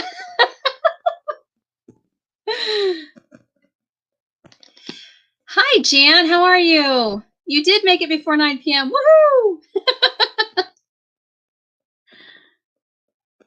How was fellowship? Yeah, I don't, my hubby does that too once in a while. There are some days that it's like he's in the bathroom longer than I am. Hi, Rayleigh. How are you? I have 2 people in my account doing subtitles. They have a question a minute. What do you mean you have 2 people in your account? I'm lost.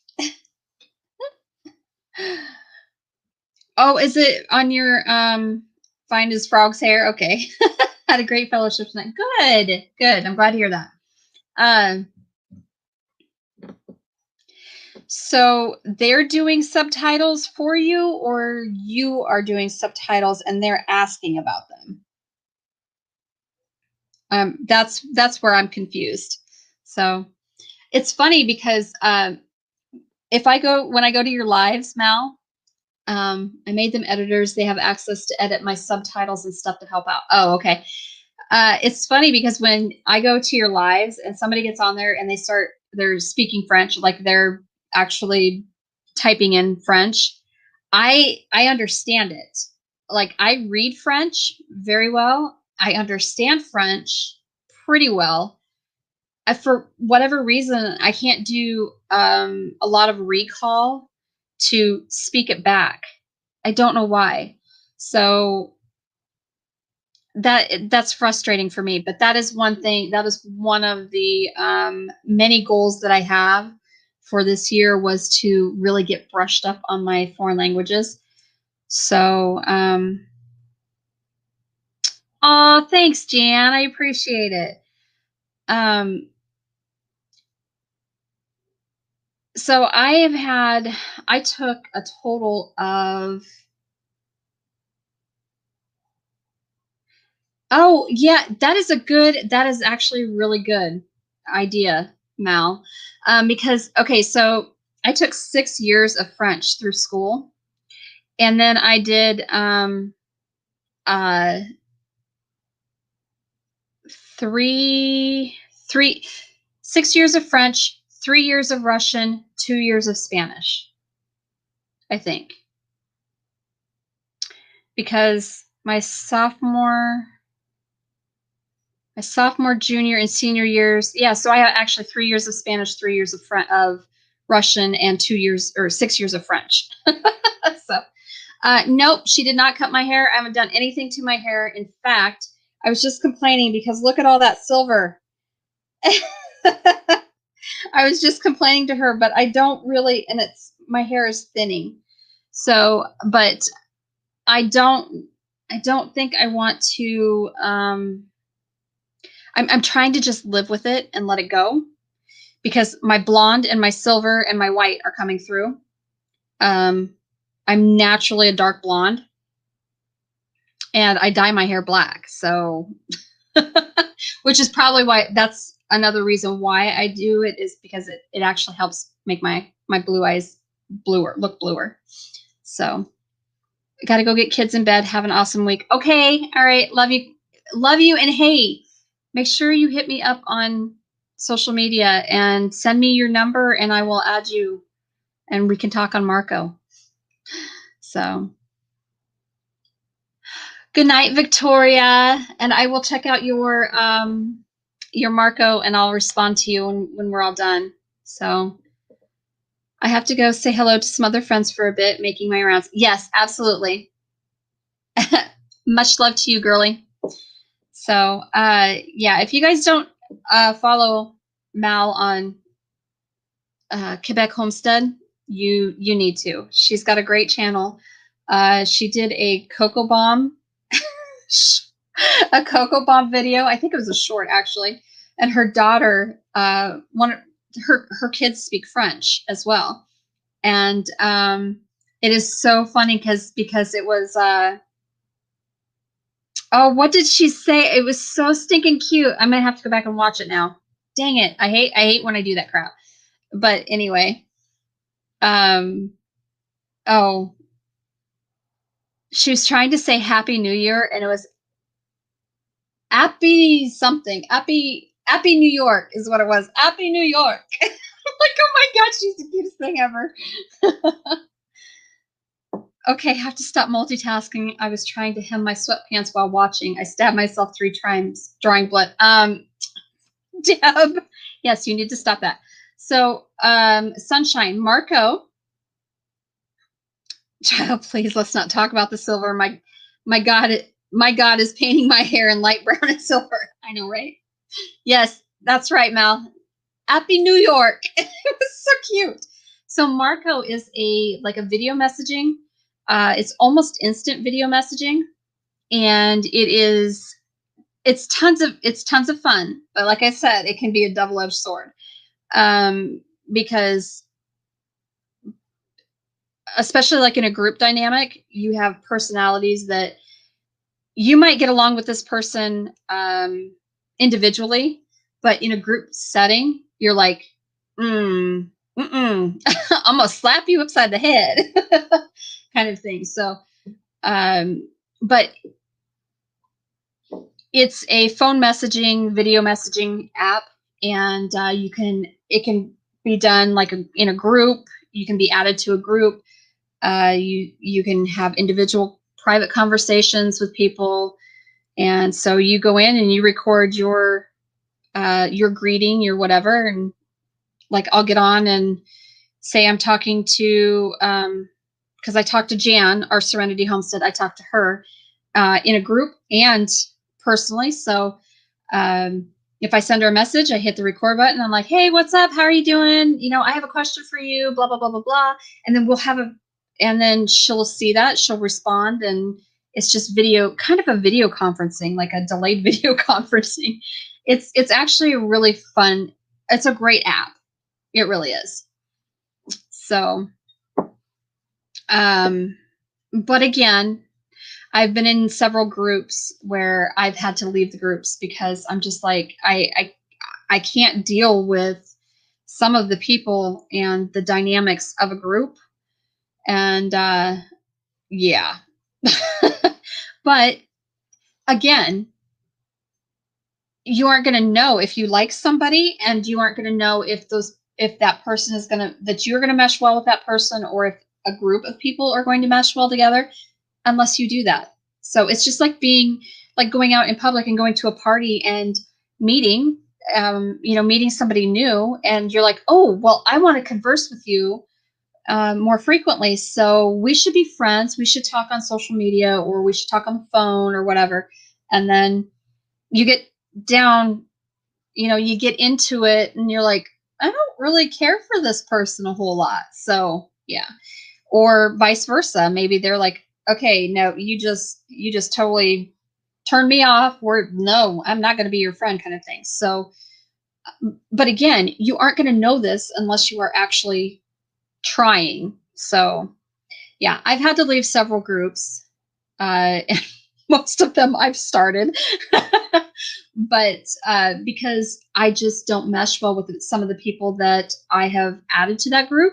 And then if they or maybe they don't mesh well with me, or they don't mesh well with other people, and so they'll end up just leaving the group, kind of thing. So there's that fuzzy just flying around. So yeah. Right, Jan? Marco Polo. So it really is a fun app. I enjoy Marco. I do. It is a fantastic way to create relationships and build relationships, and it's also a great way to kind of learn more about yourself, even sometimes, and to meet people who are so far away from your little social circle right here, right where you're at. So it is good to find like-minded and yet open-minded folks on Marco. Yes, it is. It absolutely is. So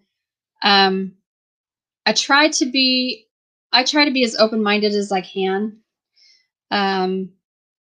But again, I have opinions too. And they always say opinions, they're like assholes. Everybody's got one, and some of them really stink. So I probably won't. I got banned from live chat on Aurora Borealis just talking.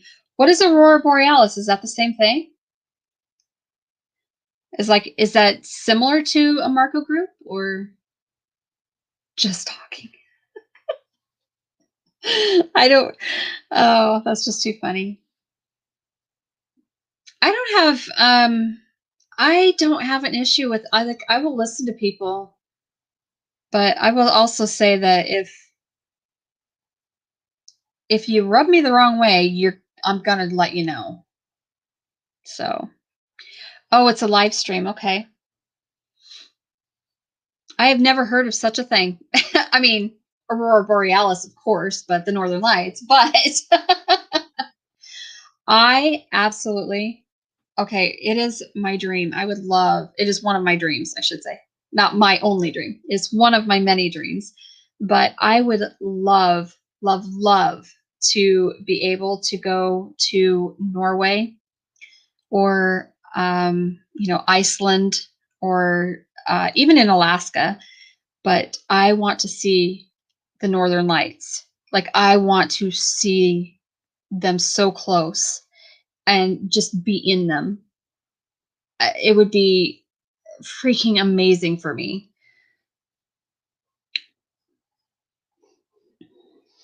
There is my husband and I, this really stinks. We couldn't do it we're not going to be able to do it this year. And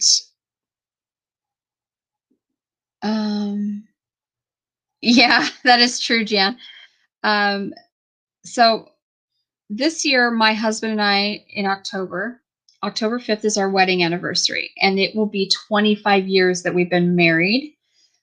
And September is our 31st year of being together. So we've been together since I was 14. So if you can do the math there, I'm going to be 45 next month. So anyway, we wanted to go to Iceland for our 25th wedding anniversary and do a traditional Viking wedding and hand fasting, because that's where, I mean, my roots are, well, both of our roots are German, and I have a lot of more Nordic. That's just my fate. That's my path. So I would just I wanted to do that so bad, but lots of reasons why we can't. Namely because it's going to cost a ton of money to go. And it's like, to have this done, to have a traditional Viking wedding done. I mean, there's a place that actually specializes in this, right? And to have a traditional wedding done, it's like 10 grand just for the ceremony. So not going to happen this year. Maybe our 30th we can. Maybe our 30th wedding anniversary we can do it. But I have asked Deb. I really, Deb is a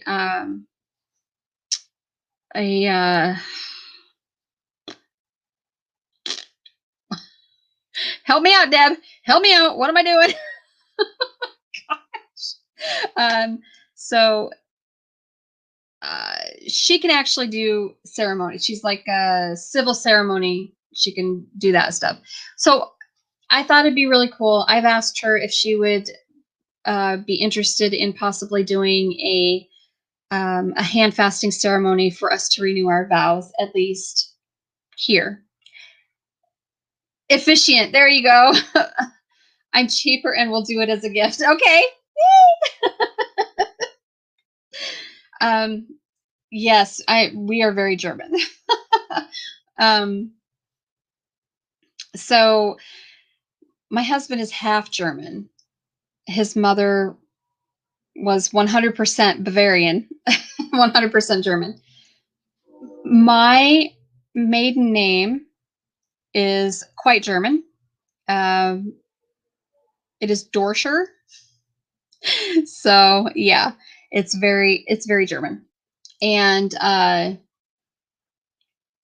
my I can't get much farther than my great grandparents on my father's side, my biological father's side. They came from Germany and they got on the boat at Hamburg to come to the States back in the 1800s. So yeah, I'm pretty German myself. On my mother's side of the family, my grandmother, uh, were Irish, Scottish, and somewhere up in that, clear up in the north. So yeah, I'm uh, quite European. uh, which kind of explains a lot of my personality, I think, as well. I can be quite hot-headed and hard-headed. And yeah. So yeah, I have to do that too. Jan is in a group. I'll just, yeah, they do. They pile up, and so I have to. I actually have a group that I'm in. I have to mute it because there are so many messages throughout the day, and I'm too busy to stop and check them. I can't. I can't do it. So I have to put I have that particular group on mute, and I just check notifications, or like I'll check in the morning, or at night, because, and I might go through and like hit a couple of people, a couple of their messages, because they pile up so fast. They're, yeah, within a an 8-hour period, there's like 50 Marcos, and I'm going, no, sorry. And then I'll have to skip to the end. Sometimes in our group, I will have to do that. Because you guys will get to talking, and I'm just like, nope, I can't. I can't keep up with you. So I'll have to turn the notifications off for a while until I'm done doing what I'm doing, and then, go and that's why I'll come in and I'll say, all right, I couldn't possibly listen to all those throughout the day, so somebody fill me in. Please give me the quick rundown version, and then I can respond. Otherwise, no. So I can't get past the great grandparents. Yeah, I could, and I know that so on my mother's side, on her mom, we have the last name. These are the last names: Koloff, Boyer, and then there's, I'm trying to think of the other ones, the other two, and I can't remember. One is very German, and one is very Scottish, I believe. So yeah. Yes, I know. I have the cauldron we can use. And the fire pit. So yes, that would be amazing. I would love that, Deb. I absolutely would love that. I've always wanted to do a ham fasting, and all that stuff. My mother-in-law, let's see, my whole thing about, like, when we got married, I seriously just wanted to go to just wanted to go to the courthouse, get the marriage done and whatnot, and then go have like a civil ceremony, out in nature. And I didn't want a big hurrah, like this big to do or anything like that. And my mother-in-law was like, that is not happening. She said, absolutely not. You are having a wedding, period. I'm like, okay, well, great. So yeah, it was, oh, Nitschke. So yeah, I got a wedding. that I was like, yeah, okay. But we were in the front. I was in my front closet. We were pulling stuff out for my son to take to his new apartment, getting some of his stuff out. And I said, or my husband pulled my wedding dress out of the closet, and it's preserved in the box. Of course,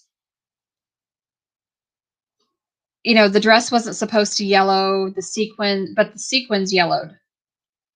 And there weren't like a ton of them, but you can see them on the bodice. There were sequins. So yeah, I'm kind of disappointed in that because I don't want to have to replace those to make the dress look good again. But I told him, I said, oh, you know what? I should just go put this on and see if it fits. Uh, um, and that's when I'm like, you know what? Maybe we should do a hand fasting, renew our vows, and I'll get into this crazy dress again. And he's like, but it was a beautiful dress. And I'm like, yeah. I mean, I liked it. I loved it. I absolutely adored my dress. It was beautiful. And I'm like, but I don't know if I'm going to fit in it again. And actually, yes, bugaboo, yes. So my daughter is Victoria, down at the bottom. Victoria says, so one of our crazy, I'm telling you, that's something flying around. Anyway, so one of our friends who was actually an usher at our wedding, just the cutest little Asian guy you'll ever meet. Like, he was so sweet. He happened to be going through a divorce about the same time that we got married.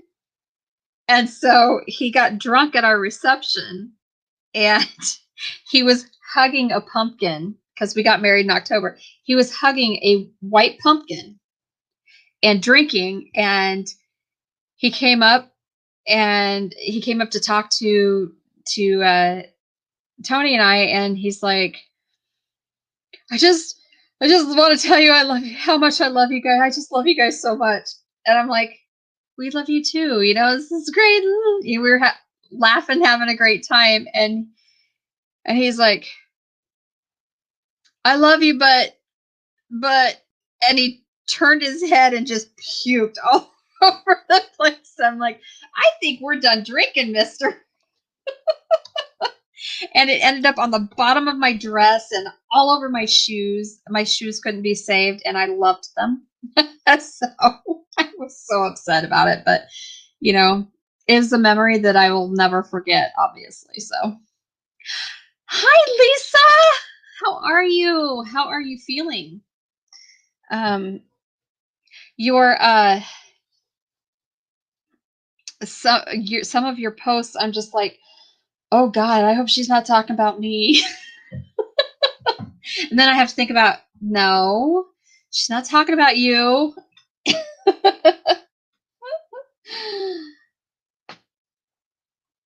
I was able to trace my father's side all the way to 1568. Eastern Europe had Central Europe. Mom's side just to great grandparents in the Slavic German area. Yeah, see, we had that too. My wedding was just okay. Marriage wasn't good, so I donated my dress to a flea market. Yeah, so I think that if you don't have a very good relationship, a very good marriage, and it ends in divorce, I don't think your wedding dress is something you should keep and try to pass on to one of your children or anything like that. I know some families, there are traditions where they pass down the wedding dress, and the mom passes it down to a daughter, and daughter wears it, and that kind of stuff. I told my kids, I said, I'm not going to pass my wedding dress down, because regardless of obviously we have a good marriage. Obviously we have a good relationship. or we wouldn't be here together now. So, but I'm like, I don't really want any of my children to wear my wedding dress, because what happens if they wear it and something happens to their marriage? That means that my wedding dress that I handed off with good karma and good energies and whatnot didn't produce that, and I would feel really bad for that. So, like, you need something that's your own anyway. So, yeah. I won't be passing on. I might I might do something like cut a piece of my wedding dress from it, and incorporate it somehow into their wedding day, their dress, their um maybe a hanky, or I don't know, something. It would be, but they're not going to get my whole wedding dress. It ain't going to happen. Back to work today, totally kicked my butt. Oh, unfortunately going to have to hit the pillows, but wanted to say love you. Post is definitely not about you, just idiots running amok. I know they're not, and I just want you to know I love you. I love you so much, Lisa. I do. Team jeans for wedding dress twice. Yep. So yeah, people are crazy anymore. Like, being shut in is not a good thing. I really don't think it's a good thing for people. So I think it has I think this whole thing with all of um the mandates and whatnot, I think that people are starting to realize we are social creatures. We are very social creatures. We need that human interaction. And things even like this sometimes they're not enough for people. So I know we do have a higher rate of depression, higher rate of suicide, a higher rate of childhood depression. Um, you know, we have our kids are being super, super depressed. So now our governor has signed an executive order or something of that nature. She signed into law that, I'm sorry, schools, if you're a public school and you're going to receive public school funding, from the state or whatever, you have to be able to offer 100% in class, period. Like, that's fine. You can, the kids need to wear masks and that kind of stuff if necessary, but for the most part, like, period. If you're public school, you have to be able to offer 100% in-person learning. And I can't say that I don't disagree with that, because so many kids are they're having to be medicated for depression, anxiety. Like, that's because kids are very social creatures, and this is how they learn the social construct of life in general. So yeah, something's got to get done. So yeah, I don't think your son would have wanted to wear your dress either. Deb. My sister-in-law reworks wedding dresses into dresses for stillborn babies and uses a piece to make a still small memento for the donator. That is so sweet. Got to wear my mom's wedding dress for a play. Not my style, but it was cool. The healthcare workers have completely gone off the deep end. It's a very real struggle bus for everyone. It is. It truly is. I have to say that I don't know if I were still nursing. Um, I don't know how I would be at this point. Um, I have to, I'm having to deal with my own depression anyway for losing my career in the first place. So And that's just because nursing was my life. It was my soul's calling. It really, truly was. And I was very good at it. And that's not to be a braggart, but I was very good at my job. I loved what I did. And so, yeah, having that stripped away from me by no fault of my own, simply because of a fall, yeah, that's been really rough to deal with. So I don't know how I would be if I were still on the front lines and in healthcare. I really don't. I don't know what my mental status would be, but I would like to think that because I am a very strong. I've always been very strong um, when it comes to that, which is probably why I was very good at my job. I would like to think that I would be okay and I'd be thriving actually. So, um, but I don't know because I don't have the chance to do that. I don't have the chance to find out and prove that and prove that theory. So, um, I won't lie. I miss it, and I feel like I missed out on doing something really great.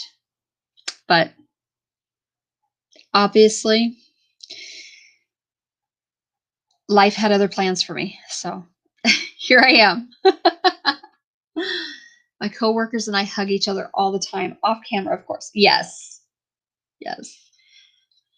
The struggle here is for the teachers and subs trying to navigate this life. My heart goes out to both sides of the coin. Yep. The subs get no insurance or paid time if they get sick, so it's rough. That is so true. That is so true. It is very rough. And yeah, it would be rough. I being being in the position where you don't have any benefits as a substitute teacher. Yeah, that would be that would just be rough. As empathetic as you are, you'd be in a rubber room under medication. You might very well be true, very well be correct. You may very well be correct on that, Deb. I don't know. I don't, but again, I wouldn't know. I'm not going to know. Not that I really want to test that theory, but um, I just don't know. I don't know how I would react because I will say that probably the monotony would be what would get to me. That is why I did so well in emergency medicine and in cardiac and stuff like that. Is because it wasn't monotonous, and doing emergency medicine was like, yeah, I loved it. So,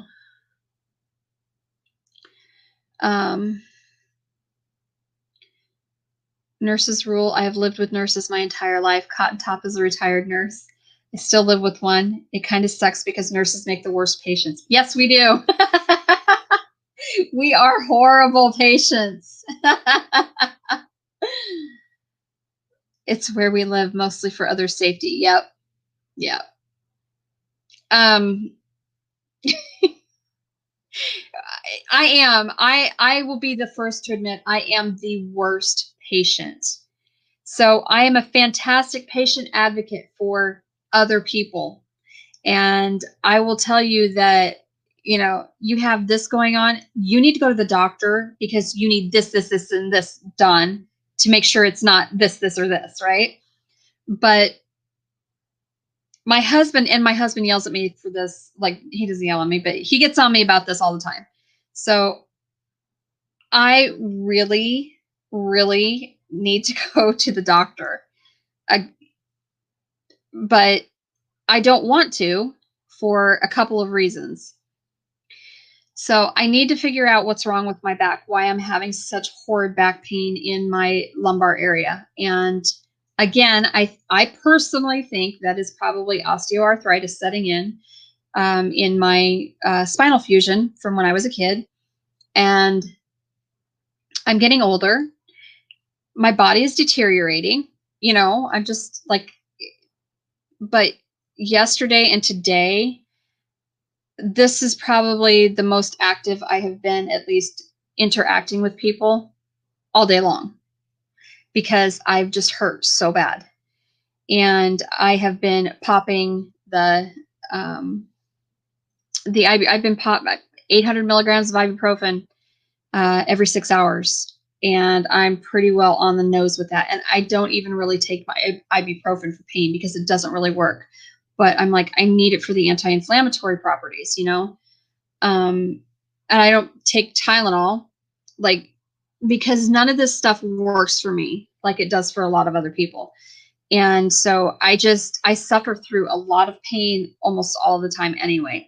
So I'm just like, just chalk it up. It's one more pain. Well, today, when I break down and take ibuprofen or even Tylenol, when I break down and take an over-the-counter NSAID, I'm hurting. And I've been literally on the verge of tears all day long. And that's why I'm not sitting very still right now, because I can't really get comfortable.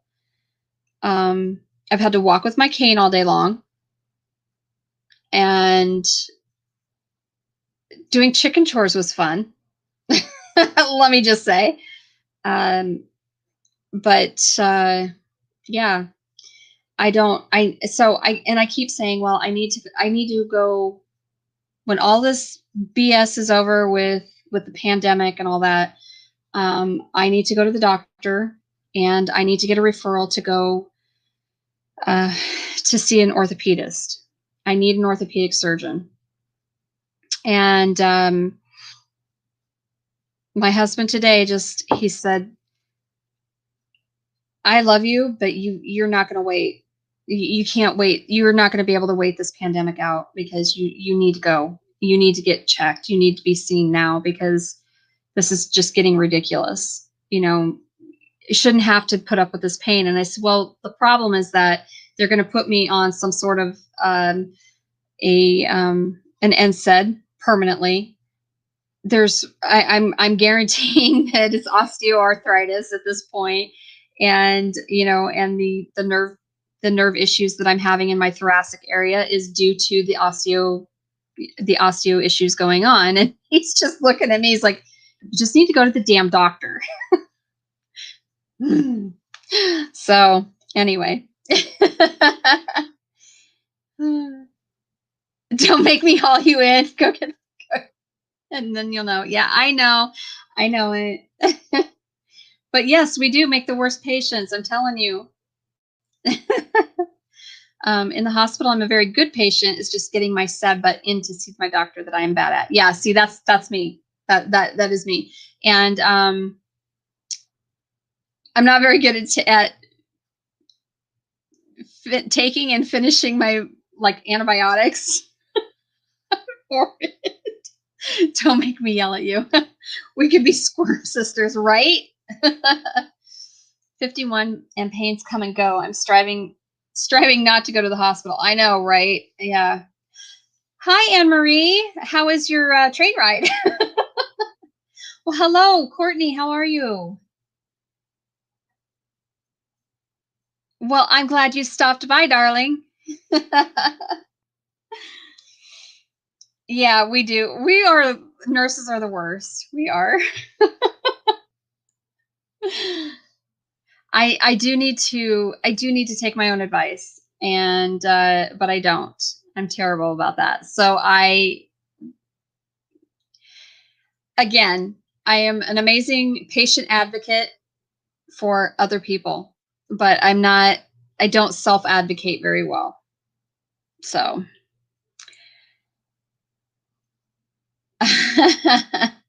all right. Good night, Lisa. I love you. And yes, please text me. Let me know how your day went.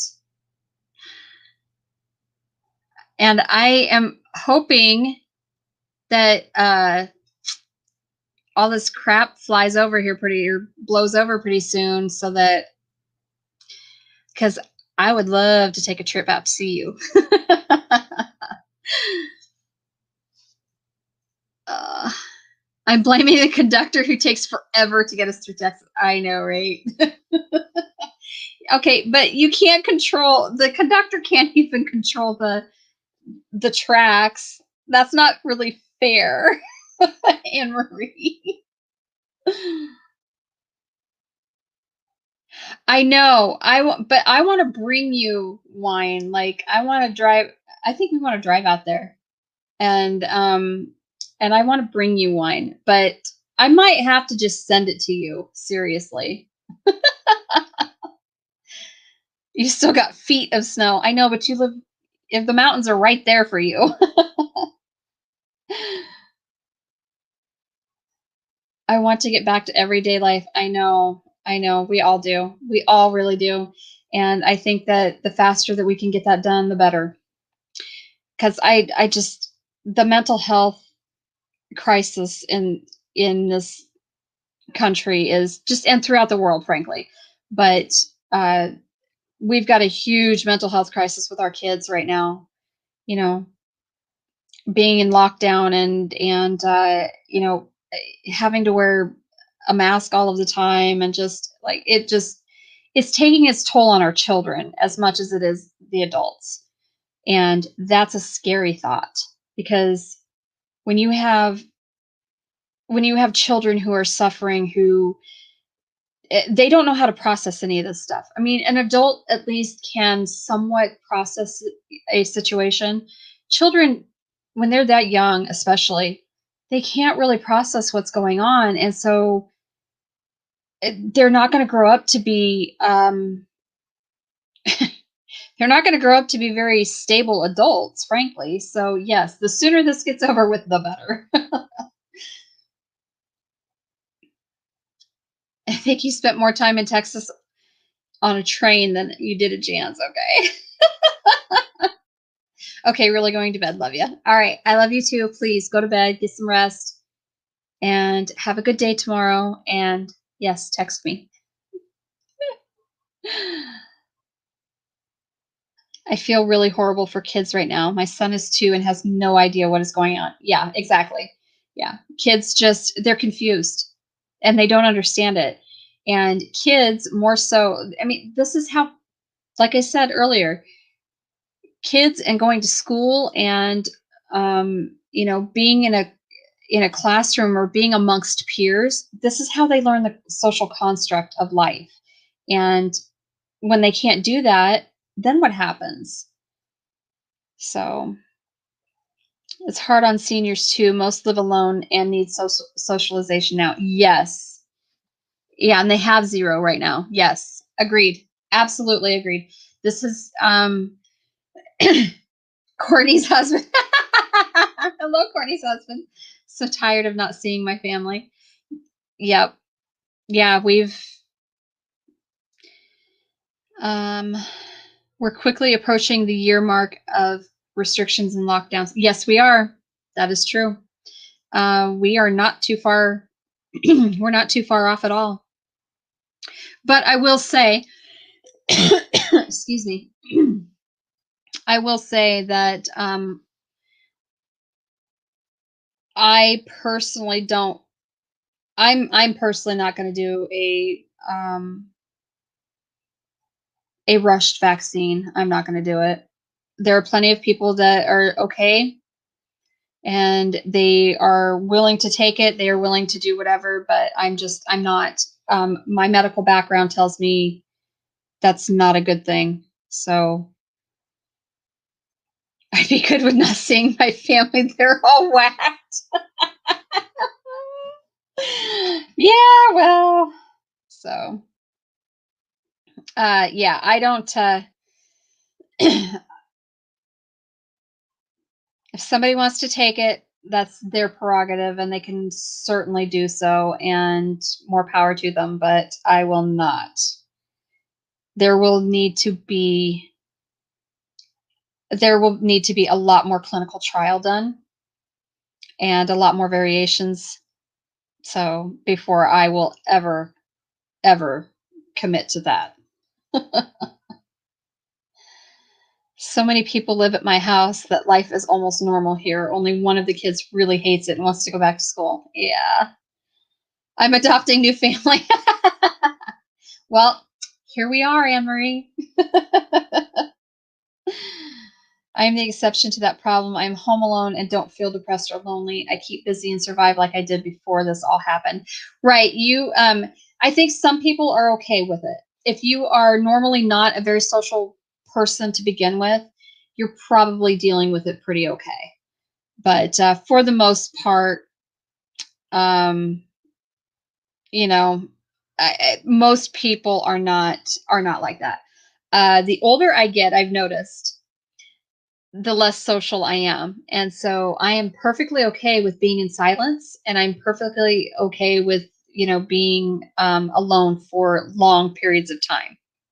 Now, I do, I will say that I don't really want to test that theory fully, simply because it would be my children and my husband that I would be absolutely devastated if I could not be around. Um, because I will say that after, short periods of time of them not being around, I do start to get, I start to get upset. But if I choose to be alone for an extended period of time, I'm okay with it. But when it's not by choice, that bothers me. Mine were okay about a year ago. Maybe they've cracked up by now. A year of COVID and people still don't know how to respect personal space. I'm sick of having donkeys in my freaking bubble. I know, Buggy. I know. I gotta run. I'm starving. I'll try and make more of your Mandy Mondays. Okay. Yay. You have a wonderful night too, Courtney. And Courtney's husband. So, anywho, yes, have a wonderful night. Much love to you. Uh, I like people and loved going to conventions. I just like living alone, except when I can't lift or open or reach something. Right, right. Well, hello, Big Blue House. How are you? Where have you been? Oh my goodness. Hello, Firefly. Sarah's what? Stalking me wink. I hated leaving the house before COVID. Big difference for me is it's never quiet because the kids are home. Right. Yeah. We all still need some alone time. We do. We need that downtime. But but um that also is that's a double-edged sword.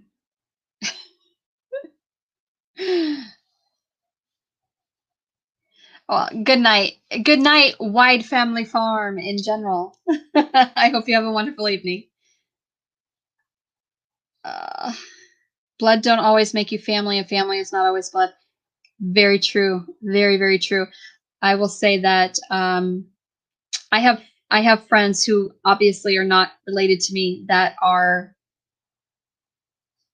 I would do anything for. They are my family. They're an extension of my family. And so, yeah, I firmly 150 billion% back that up. I'm visiting parents. No storm here, but my house is getting hammered. Oh no! Where are your parents? Um, Kids are kids, and you can't get rid of them. Nope. No, you certainly cannot. But um, I wouldn't want to. I don't want to get rid of my kids. um, I like having the peace and quiet. My kids are grown. Sorry, my embroidery hoop was driving me nuts sitting there. I don't know why I'm so OCD about stuff. It's the dumbest, and it's the dumbest stuff that I'm OCD about. I don't know. Anyway, um, our kids, like, of course I want them to be successful. I want them to go out on their own. I want them to be, I want them to live and experience life, and I want them to excel in life. But the selfish side of the selfish mom side of me is like, nope. You stay here with your mama. Like, I don't know why that is, but it's just I don't know. And my husband's the same way. He's like, yeah, we want our children to be successful, obviously, and lead awesome, amazing, wonderful lives, but we want them to be around. We want them in our lives, and like I said, I'm okay with the fact that my kids are out on their own, and I don't have to see them daily. But yeah. After about a week, I'm like, when you coming home? That kind of stuff. So, um,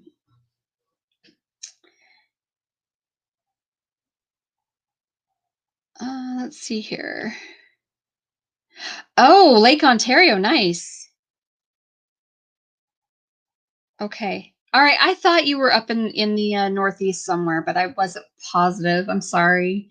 It's hard to keep everybody straight. It really truly is. I have a lot of people that I follow, or um, and I try really really hard to stay on top of things with people, but yeah, life is busy, and I don't expect everybody else to be on top of things with me.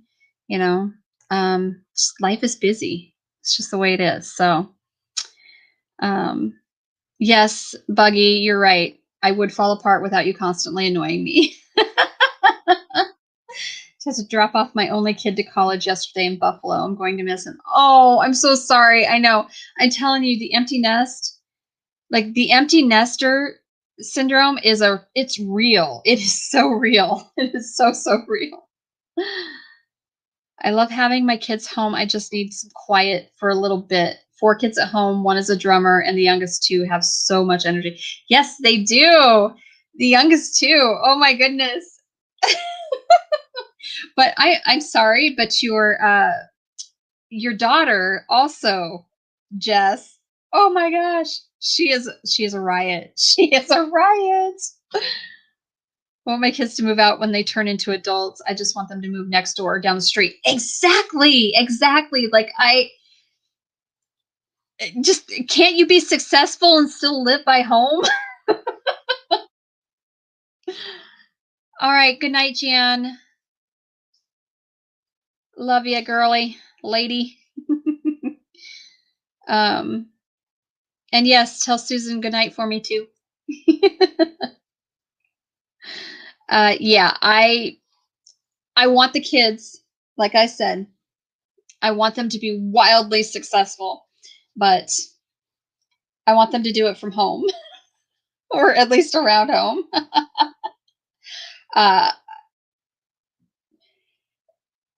so my oldest daughter is only 15 minutes away, and I do get to see her pretty much every day because I homeschool Moon Pie.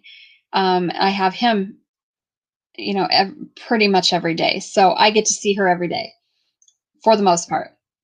And then my bugaboo lives like 25 minutes away, and I do get to see her about once a week, usually because her days off are Friday, Saturday. So I usually get to see her at least one of those days, usually. But my son is now 2.5 hours away from me. And I don't get to see him as often. Of course, he does like to drive. So he does come back home. Um, he surprised us not this weekend because of the weather, but the weekend before, he surprised us. And so that was great. That was awesome, but just like, um, yeah, I don't like the fact that I don't see my kids every day. That really does bother me. Um, and it's different now because when they were in college, I'm like, oh, they'll be back home. They have to come home because of school will be out for the summer, or they have winter break or spring break or whatever, right? And I always knew that when they were done with school, they would be home for a little while before they got into their careers, and they moved out and got their own jobs and got their own places and all that stuff. And but I still wasn't really prepared for that. I really wasn't. So it bothers me.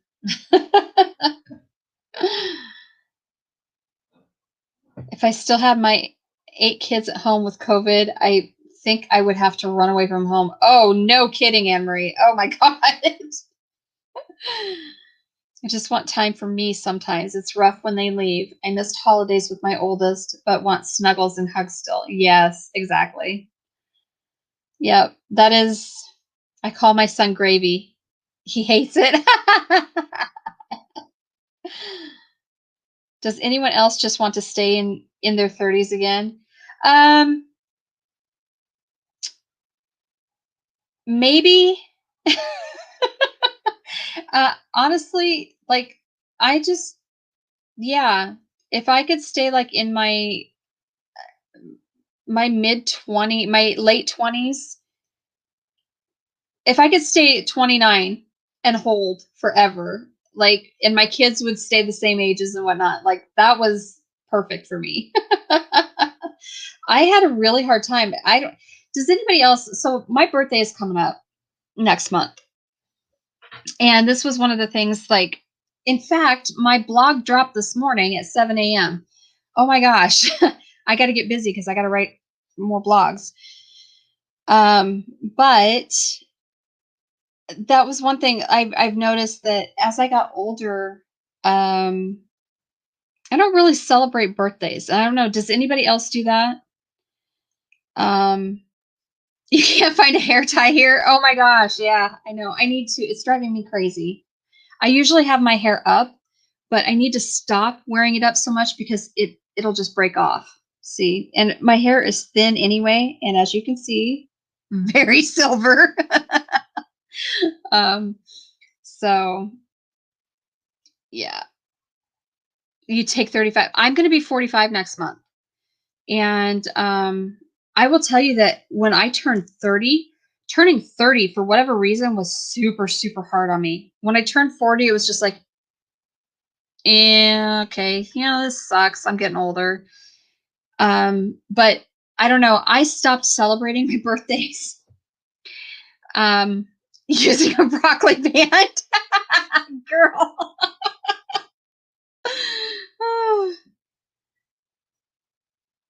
Jess, you're not that much older than you crazy woman. Anyway, um, yeah, I only have one grandkid. Like, I only have one grandbaby. And my moon pie is he's my world, let me just say. Like, yeah. Now, and when you have grandkids, it's so different. Like, the love is different than when you have your kids. Like, adore my children. I do. Um, and we raised amazing, amazing human beings. But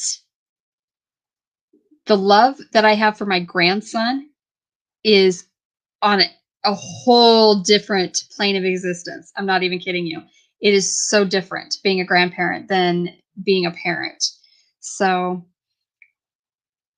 my Grammy, used to always say, if I'd known having grandkids was this much fun, I'd have had them first. So, and I agree with that. Like, I'm like, oh my gosh, she's so right.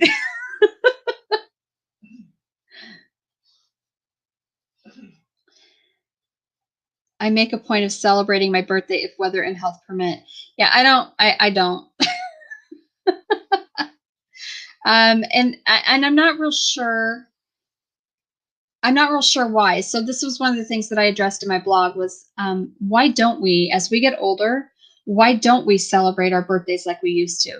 You know, when we celebrated our kids' birthdays, you know, and we made big celebrations out of them, and you know, they had the cake and the party and all the gifts and all of this stuff. And I know that as we get older, our views kind of change, and we don't really need all of the hoopla.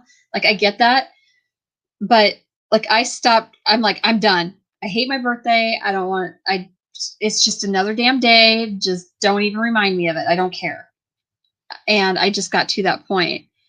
And last year for my birthday, I ended up getting to go to Arizona to do a photo shoot of a costume that my husband and I worked on and designed, and to stay a few days with a great friend of ours. And then I got to go to Texas and see my dad on his birthday. So we left Arizona and went to Texas on his birthday, and I got to spend some of his birthday with him.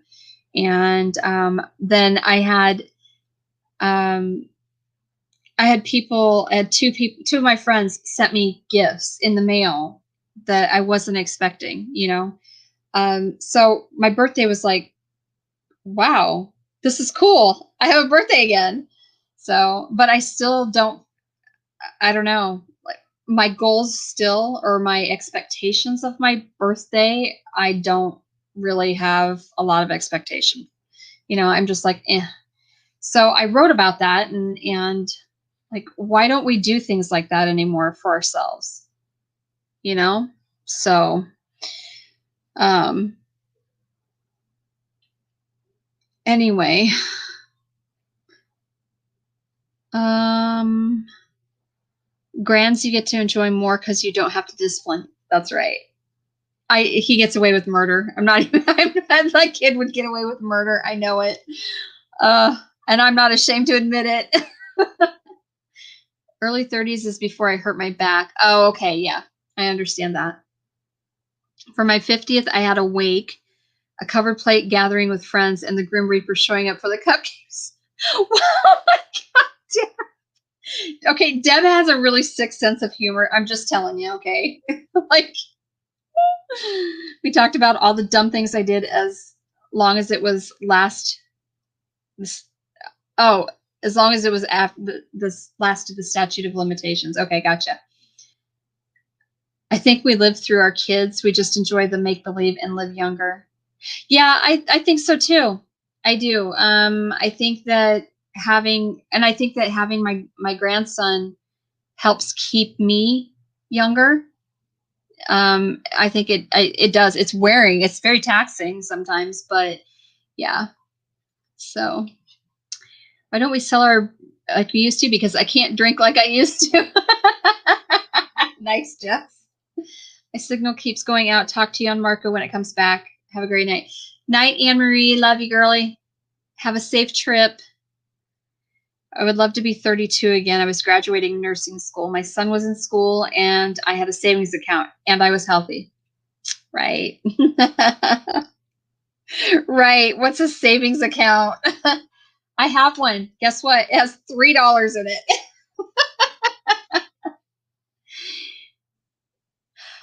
Hi, Sherry. I know. Almost 3 hours in. No, Demon, you're not coming in. The cat. One of the cats. It's been so long you don't remember.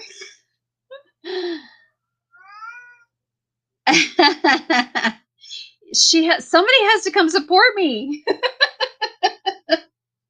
You have all the peeps on your live, Sherry. They all want to come and see you. So Justice is taking pity on me. I have one, thank goodness, because I've been laid off since March. Oh, good Lord. I was also a lot of guys. Hides in the corner and just want to stop and say, hey, I'm exhausted tonight. Oh, I'm sorry, Sherry.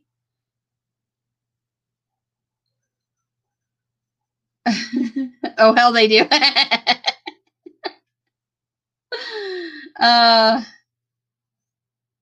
Oh, okay, dating fat fingers, okay. Oh, Sherry is Two Family Homestead. Sherry and Daryl.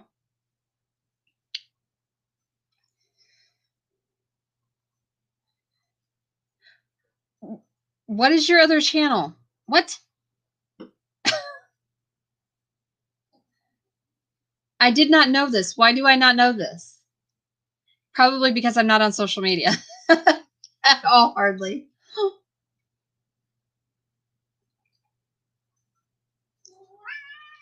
You date fat fingers. I've dated fat guys before.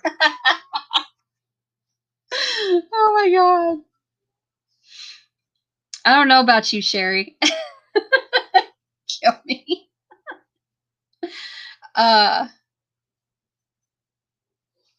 Okay. I'll have to, yeah, I didn't have any clue. What in the hay? So, okay, I will go check it out. And I seriously didn't know. I'm sorry. It just, I'm not even kidding you. Like, I don't hardly get on social media anymore. Yeah. You need to entire for the cookbook on the Two Family channel. Oh, okay. All right.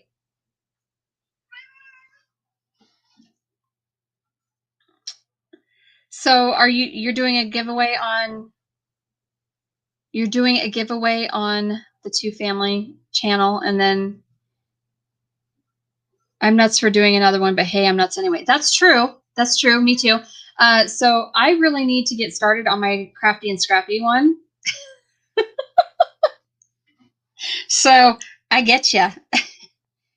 I need to get moving on. Well, once I get all of the stuff. Oh my gosh, demon, shush it. Once I get all of the filming and stuff done, the video is on Two Family for the cookbook. Gotcha.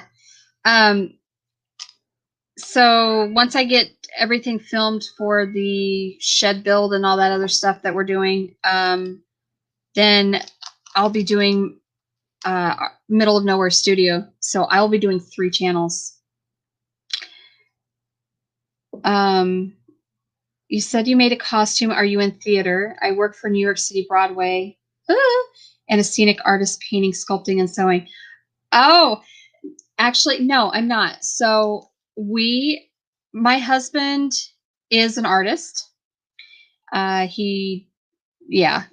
And so he mostly does airbrush art, but he does obviously pencil and ink and that kind of stuff too. He does everything, but is very, very skilled with an airbrush. And so we got into costume building.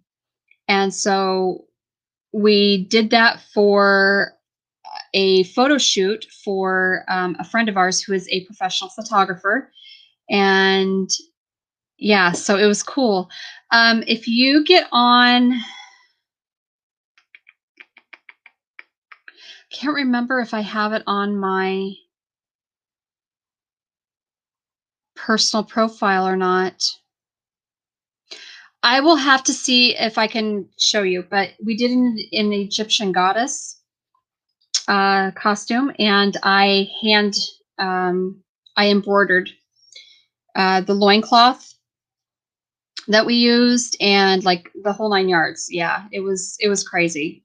My husband and my daughter did the foam work, the EVA foam work.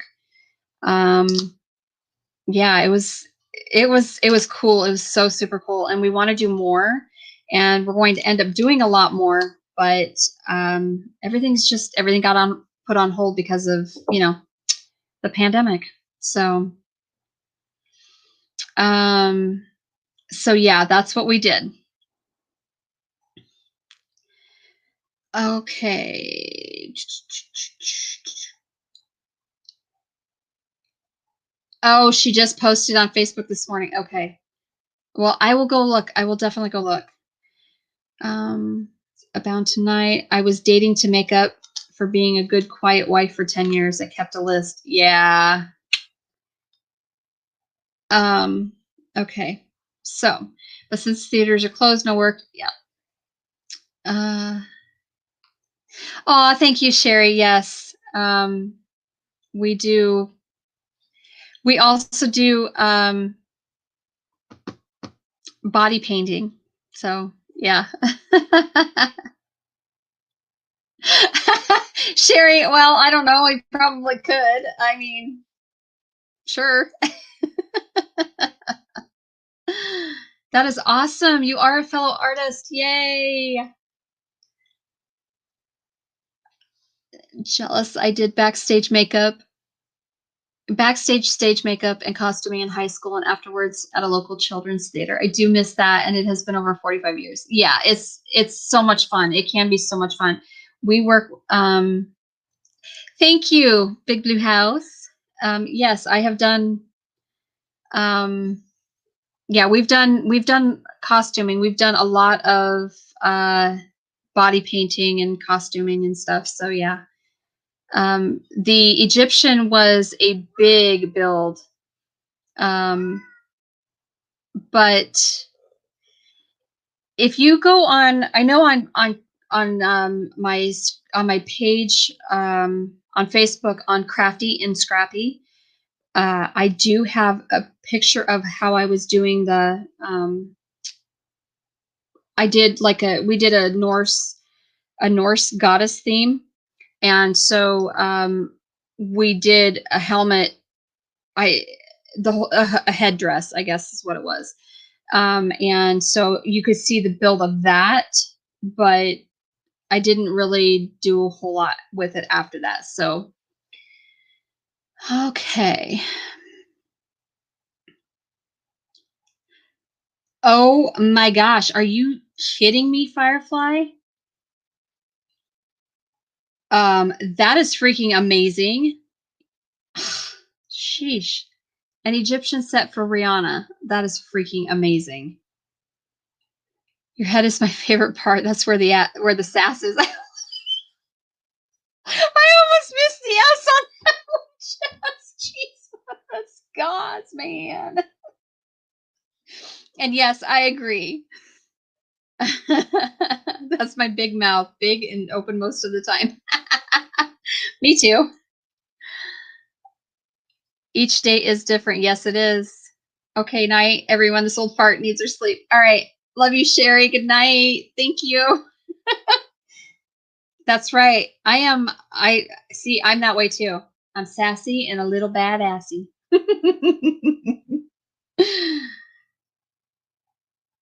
Can you put the link in here? I don't know. Jess, can you?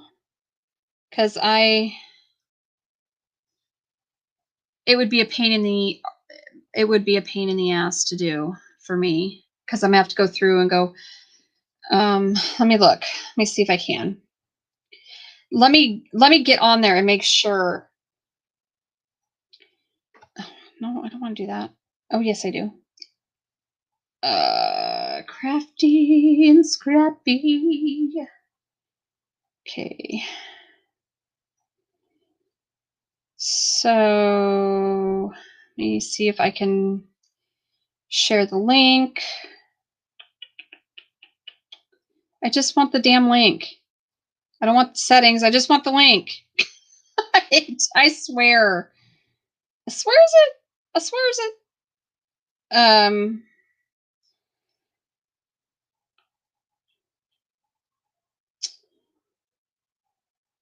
That's no, I don't want to delete it. Grr. Okay, I obviously don't know how to work this all that well, do I? Share page, there we go. No, I don't want to go to that. I want the...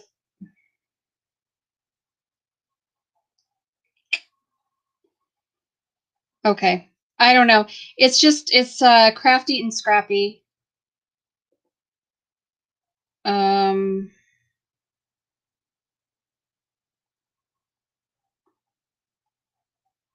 This is what... Oh, I don't know if you can see that. See? There you go. So if you get on Facebook, that's what that looks like. That's what that page looks like. But for whatever reason, I can't get it to share out. Like, it's wanting me to create a post and not just share it out. Like, I don't get it. But I do have... Oh, and my my other... It's just, it's actually crafty. Yeah, here. I can type it in. Maybe.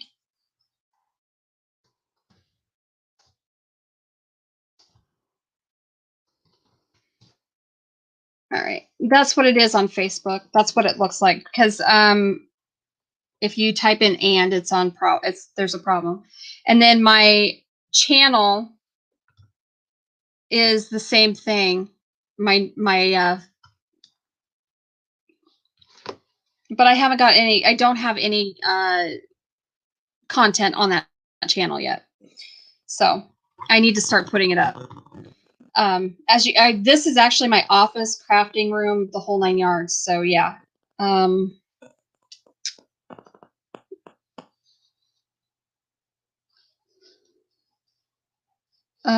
So I actually made a mask today. And look at that. Like, I'm getting so much better at sewing. Like, it actually looks professional.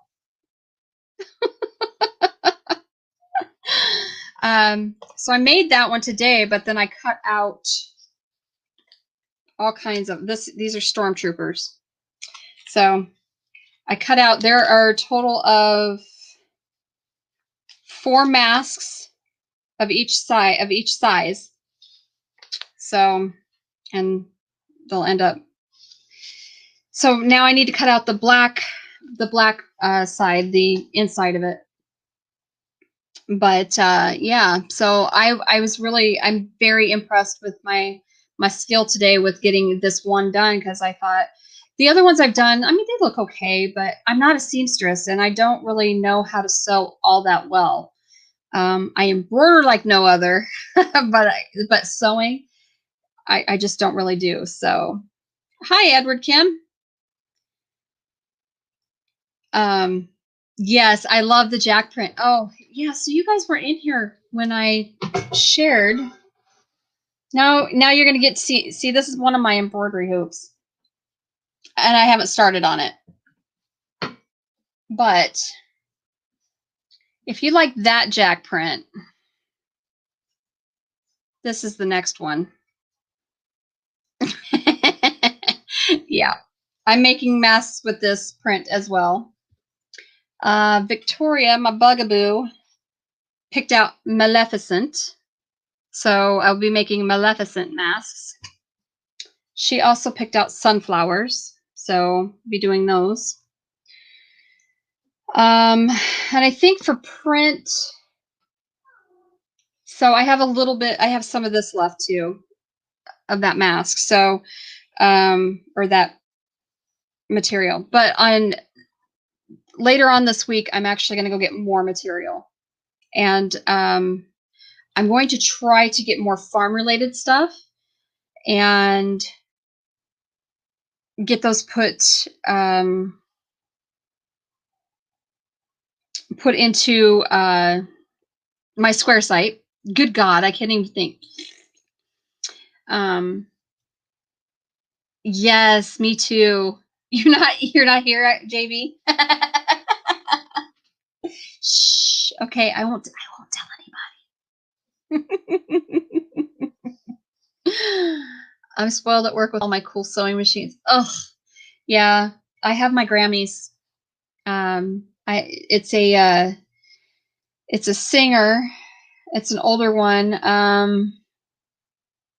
And damn it, I can't think of the model number now. But I actually had to get on to the Singer site, the Singer machine site, and download the manual for it because I think there's something wrong with it, honestly. I can't. So the presser foot had too much pressure and it wouldn't allow the material to go through. I'm like, what is going on with this thing? So I cleaned it out the best I could. And I pulled out a bunch of fuzz and dust and dirt and stuff like that, you know. But then I got under the arm for the presser foot that goes up into the machine, has this little like almost a washer type nut on it. And I started messing with that and it like kind of fell down a bit. So I don't know how to explain how it happened exactly, but now the presser foot doesn't really have any pressure. So I'm like, now I'm gonna have to learn how to fix this damn machine on top of trying to do all these other things. What the hell is wrong? So my fabric, it just depends. These are just these actually I got at Walmart. The Disney ones here, I just got these at Walmart, including the Stormtrooper one. And so anything, all the Disney stuff, all of it came from Walmart so far. I do, however, I typically buy my fabric from Hobby Lobby, and that's just because it's I don't know. I used to work for Hobby Lobby, so I love Hobby Lobby, and I don't like. I like Joann's, but I don't go there very often. I typically end up in Hobby Lobby, and then I blow all my money at Hobby Lobby when I start buying stuff. So otherwise, I have ordered off of fabricstore.com. I have also ordered off of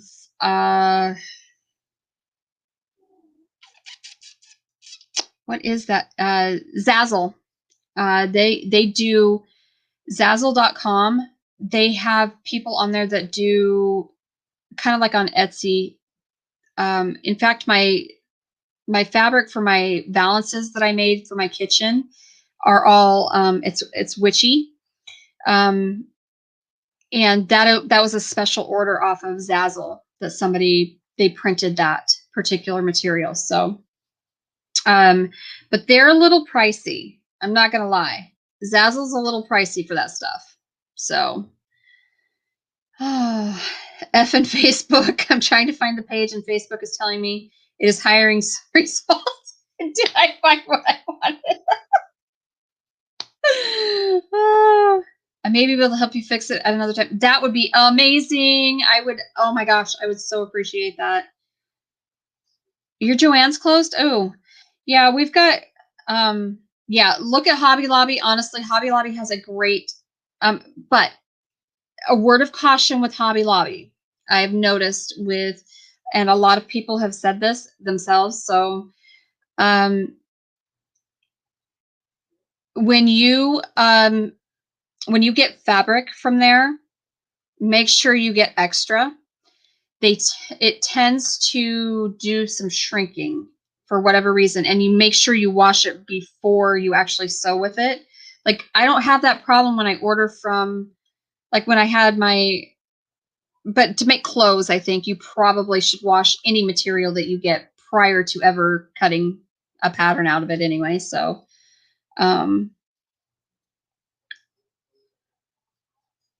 no Hobby Lobby. Oh my gosh. You can do hobbylobby.com, but no to Hobby Lobby or no, you don't. or you just don't have Hobby Lobby out there.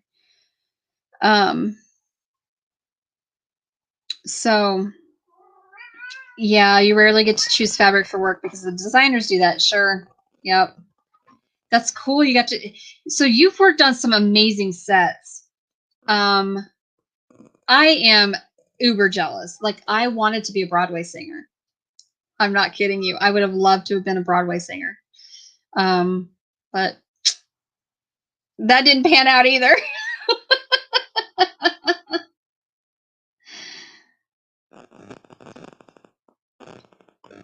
I end up getting it in the city. Oh, okay. I always wash everything on delicate and hang dry just in case. Yep, exactly. So you know what you're doing. I've worked on every musical on Broadway and the tours. Oh my God, I am so jealous. Wow.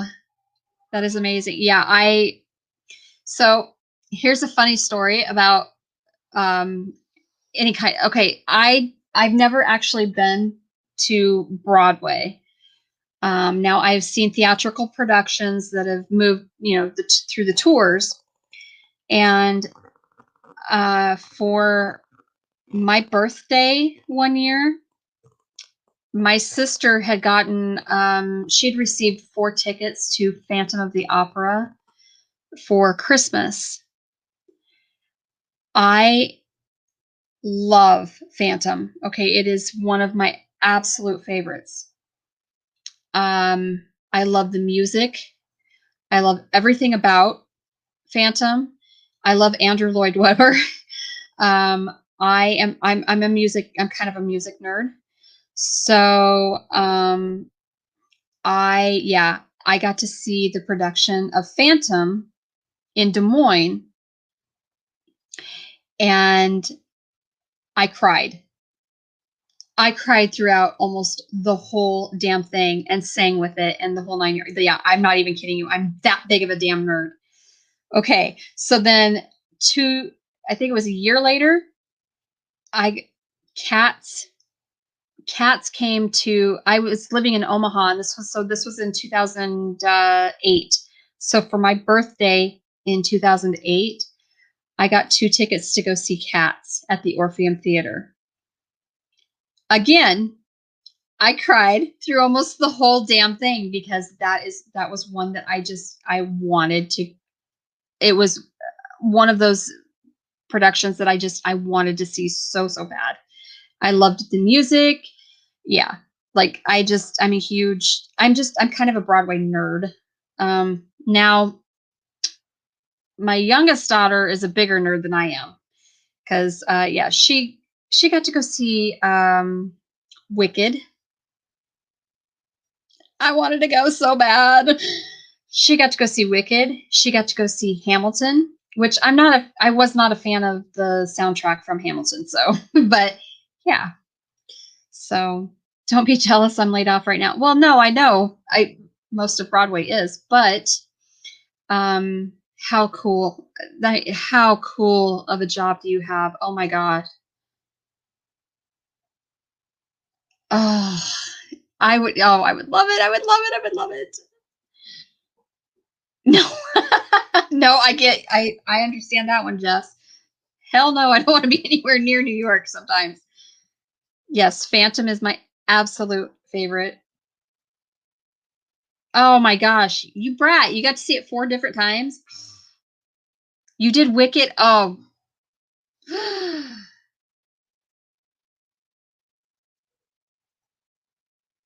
Oh yeah, that's right. You did get to see Phantom, didn't you, Buggy? Yeah, Deb, if you would like to. So, a friend of the channel, and a friend of mine, and I talked to her on Marco, and I text back and forth. Obviously, Amy has Schumann's disease. She's found that she has Schumann's disease. A friend. She is Jane Hopeful Acres. This is her GoFundMe that Deb has just posted. She is in need of. They're trying to raise $10,000 so that she can get a service dog. She really does need a service dog. So if you guys could go check that out, I would appreciate it. You know, and if you can donate $5, whatever, whatever, if you can, that would be awesome. Just share it if you can, please. She really, really does need this dog. And even if she gets the when she gets the $10,000 down payment, we're talking 2 years before she gets one. And so she will definitely need one by then. So I'm still here, Mal. Oh, you get preview tickets. Oh, oh my gosh. I wanted, I can tell we're going to be best friends. Oh my God, I adore Broadway. Like I do. And I would love to go see, I'm drawing a total blank. I cannot for the life of me think of it. Oh, I would go see anything on Broadway, honestly, but I love it. You were just going to bed? Oh. My aunt took me to New York to see it back when Sarah Brightman was playing Christine. Oh, nice. I would love to see Lion King. I don't know. I would go see it, yes, but if I had the opportunity. But if I have to pick, yeah. Les Mis would be amazing. Yes. 2 trips for school trips. Nice. Of course, you actually lived on the East Coast, so that was probably not too big of a jaunt for you at that time, was it, Jess? Yeah. Oh, Les Mis would be amazing. But again, Phantom, I would see over and over and over and over and over again. Like I could never, ever turn down a chance to see Phantom. Oh my God. And Cats was another one. Oh, thank you so much. That's amazing. Okay, so now I know your name. It's Lori. That is amazing. Thank you so much for donating. She will, I promise she will appreciate it. Amy's she's a sweetheart of a gal. And I've had her on, the last couple weeks actually. So she popped in here earlier today, but, she, I don't know. She probably doesn't feel good at all. So the roar of the grease paint and the smell of the crowds. Yes, Lion King is fantastic. I saw the road version here in Omaha. Awesome. School trips for when I lived in West Virginia. Oh, yeah, I would.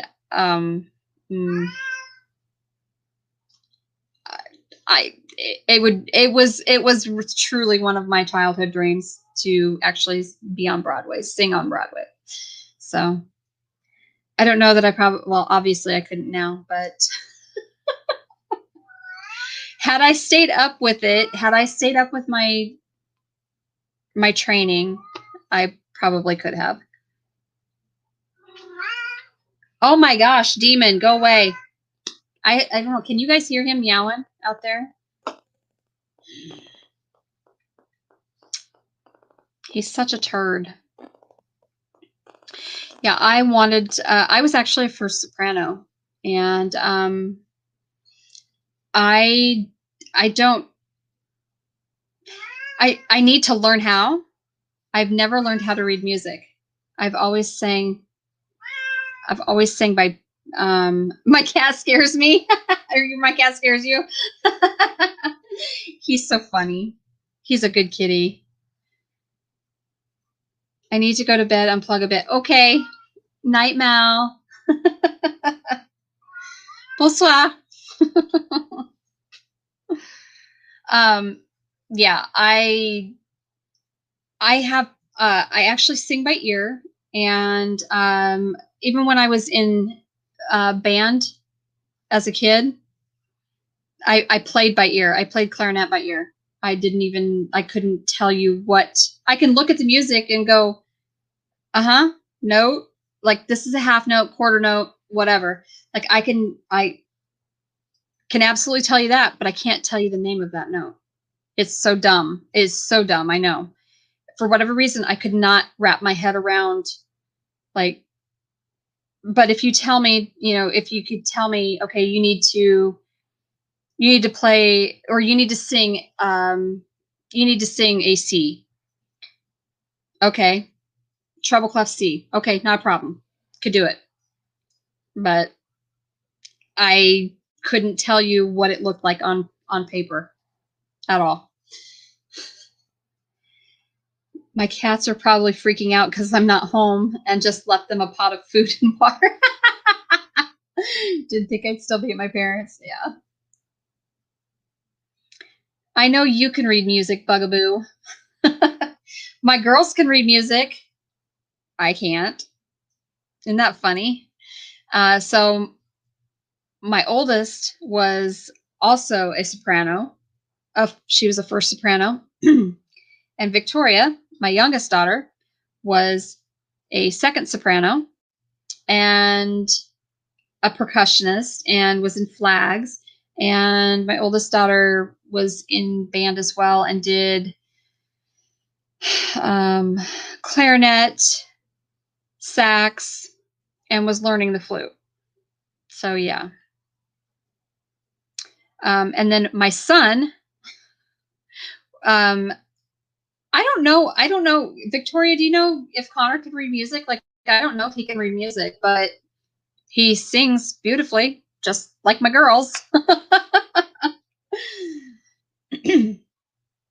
Yeah, I was the choir nerd, big time. I didn't follow through with band. I didn't stay in band because when I was in 6th grade, my band teacher, when I moved to a bigger school district, my band teacher was a jerk. Like, I just absolutely despised him. He was mean. And he thought that I should be far more advanced than I was, but I hadn't been. And so then I stayed in band, but then my 7th grade year, I dropped band because, again, the instructor was a jerk. I also had to drop all sports, so because they found I had scoliosis and I had to have back surgery. So yeah, I pretty much dropped everything except my art classes and my foreign language classes. So I was first chair flute in 5th, 6th grade band. My folks took it back because they couldn't afford the rental. My instructor had a fit. Now I can't read music anymore. I'll bet you could read. I'll bet you could. It would come back to you. Oh, nice. First through flute through college. Yeah, I think he can too, Bugs, but I wasn't sure. I wasn't positive. So I haven't picked up the flute in years, but do play piano. See, I have an absolutely beautiful, which I will have to show. I will have to show a picture at some point. I have an absolutely beautiful piano that was, so the patent on it has a lead plate in it. This thing is full of lead, okay? But so it has a lead plate in it with the patent of 1839, I think, or might be 1893. So yeah, I have a very old piano. Guess what I don't know how to play? My piano. So I do need to pick up, I do need to learn how to fix it. Like that's one of my goals in life, is to learn how to repair and restore this piano and learn how to play it. It has actual ivory, the actual ivory coverings on the keys. So, oh, I'll bet that's beautiful. Baby grand. Oh. And so my oldest daughter was actually learning how to play piano when she was in college, so she could play. She's not like super proficient at it. So yeah, my kids are all musically and artistically gifted, like completely. It is completely insane. So my oldest does, let's see, she did the clarinet, the sax. She was learning the flute. She was learning the piano in college, and she's a cosmetologist now. And she's amazing with hair, like dyes. She's amazing at it. And then Victoria plays all kinds of percussion, was in flags, and was second soprano, and she made all state for choir. Let's see. And she's an amazing artist. So yeah. And then my son, he actually started to play in band in sixth grade, fifth or sixth grade, in middle school. I think it was fifth grade. But he had a borrowed trumpet, and he was doing very well with it. But I couldn't afford to get him a trumpet, and the person that he was borrowing it from decided, oh no, I want to sell it because I want to try a different instrument. So I'm going to sell this. So I'm like, okay. It sucked.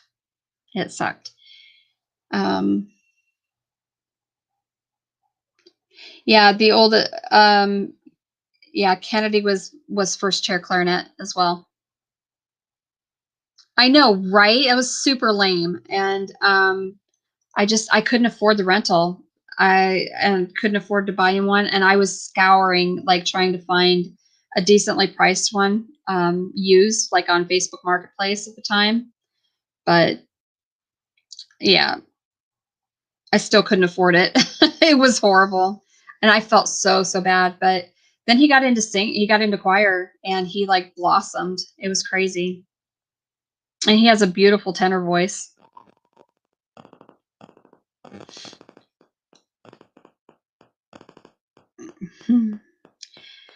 So I'm hoping to hit all of my goals this year, but with I have an acoustic guitar that it's an Alvarez, and it's a 1973 Alvarez, and I was trying and to actually learn how to play it. And I have done that over the last like 3 years, off and on. And so I need to stick with it and actually do it. But I find other things to occupy my time because, ooh, squirrel. Oh, shiny. Yeah, that's me. Yes, all three of you were in jazz choir. Yep. Oh, well, thank you, Firefly. Thank you, Lori. I appreciate that. Yes, all three of you were in jazz choir. And you all three probably would have stayed in band too, but your parents were broke. I tried to learn to play the guitar in high school, but my fingers were too short to reach across all the strings. See, I have short, fat fingers, and I have a hard time with it. And I think that's probably why I haven't stuck with it so much. And I think I also think that that's part of the reason why, like, I'm going to have a hard time with piano, because I've got short, stubby, fat fingers.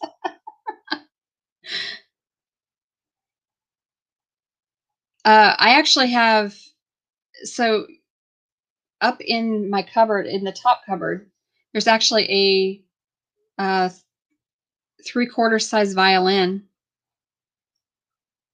that my oldest daughter got for Christmas, and I could not afford lessons for her to learn how to play the dang thing. So, yeah. Let's see. Victoria, I've got your bells still here. And we got to take your snare drum in because I got to get that fixed. Yes, I know you stayed in band. Connor was the only one who quit band, and he only because he had to. It wasn't because he wanted to.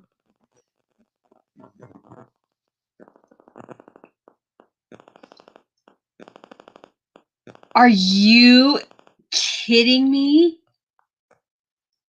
That's not bragging. That's freaking amazing. You sang at Carnegie? Seriously? Oh my God. That's freaking amazing. Hurt you? Yes, go get your time put in for school. For the kiddos. I love you too, Jess. I don't know if he would be interested in the violin, but that was part of the reason why I wanted to take the snare into the music store and see what it would cost to fix it. Because I think the actual snare, Victoria, isn't the actual snare on your drum sprung or something? I don't remember. There was something to do with the snare. It wasn't. I don't know. She could tell me. But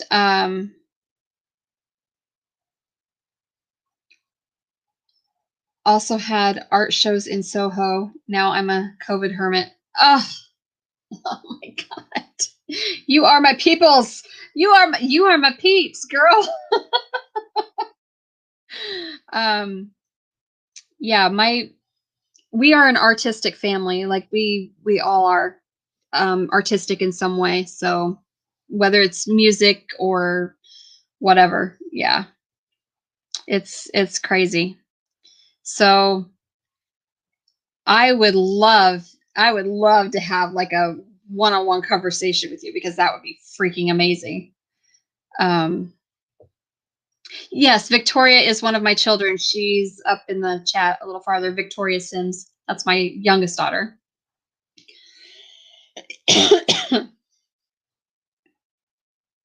Oh, Terry, what are you working on?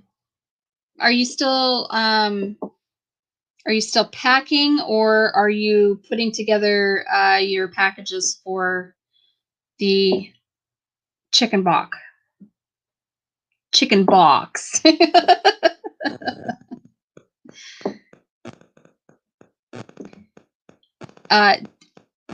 Terry Lynn is like amazing at she's just super crafty talented too. So and she is in a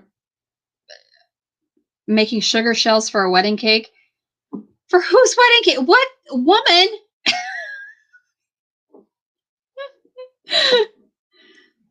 That is something I actually used to do too. Is I used to do all kinds of cakes. I did wedding cakes and all kinds of stuff. Decorated them. I was gonna do my own, and my mom's like, "Well, we have to pay for a dress. We might as well just pay for a damn cake too." And I'm like, "Okay." Yeah, no, I love to bake. I love to bake and I love to decorate, but I don't know. I don't really have the space to do it anymore. My kitchen is tiny. And so I don't have a lot of counter space or any of that stuff. And I've got animals, and I'm like, yeah, I just don't. And I can't really stand hunched over for too terribly long anymore. And yeah, so I haven't done that in a while. I'll be asleep. I can't. Victoria, yes, we know.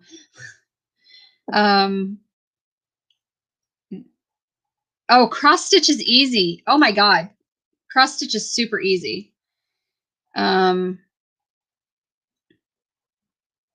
you're too messy to make. I know, right?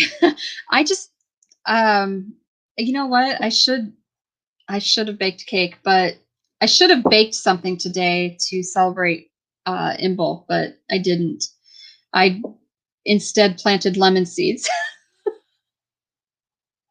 So, um, okay, I know that I live in Zone 5 in Iowa,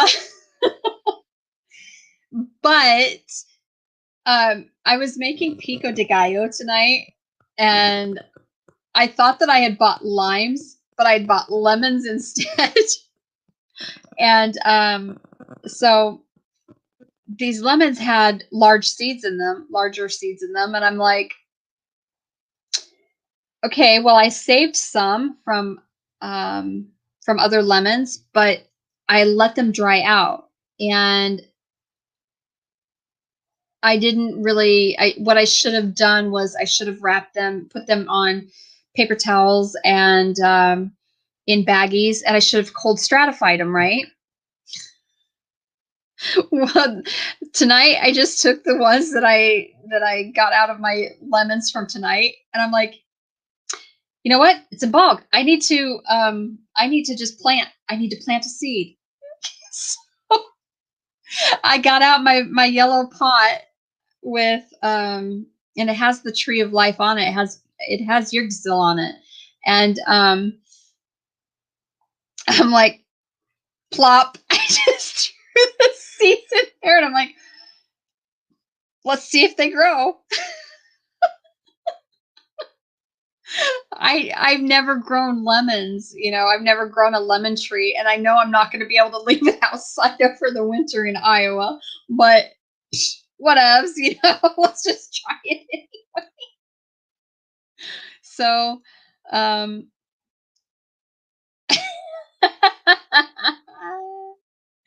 oh, and houseplants you kill. Nice. My house is always a hot mess, which my life's a hot mess, man. Um, yeah, buggy, I know. Mistake, more like opportunity to hoard more seeds. You damn Skippy. But I'm not hoarding them, Buggy. I put them in seed starting soil and wet down all the soil, and then I put cling wrap over the top. So because it's getting air anyway from the bottom. I'm well, this will give it humidity, and then it's sitting in the living room on the trunk.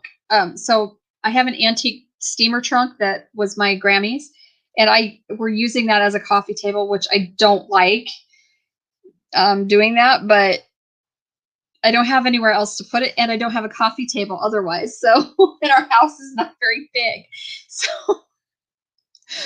it's sitting in the center of the steamer trunk, Bugaboo.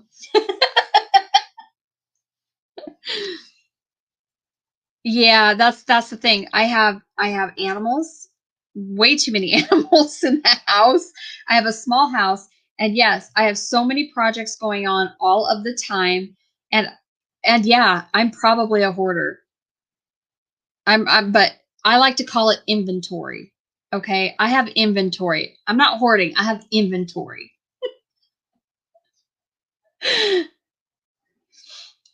They grow well with a grow light in the winter. Well, they'll have to wait for my grow lights on my plant rack. So, yeah, I put 2 seeds in a pot, and I thought it was a slow growing eggplant, and girl, it was my lemon seeds. Now I have 2 lemon trees 6 months later. But you live in Florida, girlfriend. Oh my God, I so want that doormat as well, because I get on here and stuff will just start going crazy, and I'm like, welcome to the shit show. On this episode of Hoarding Buried Alive. I'm not that bad. I need one that says beware of the critters. Yep. Oh God. Yeah. My studio. This is my studio. And this is like, it's clutter everywhere. And I'm trying, I'm trying, but it's little bits by bits by bits that I get done and get organized. So, yeah, it's just, I have inventory. Okay. All of those, all that right there, all those containers and the one sitting next to it right there. Look at me, like I'm doing the anyway, that's all scrapbooking paper. And that's not even all of it.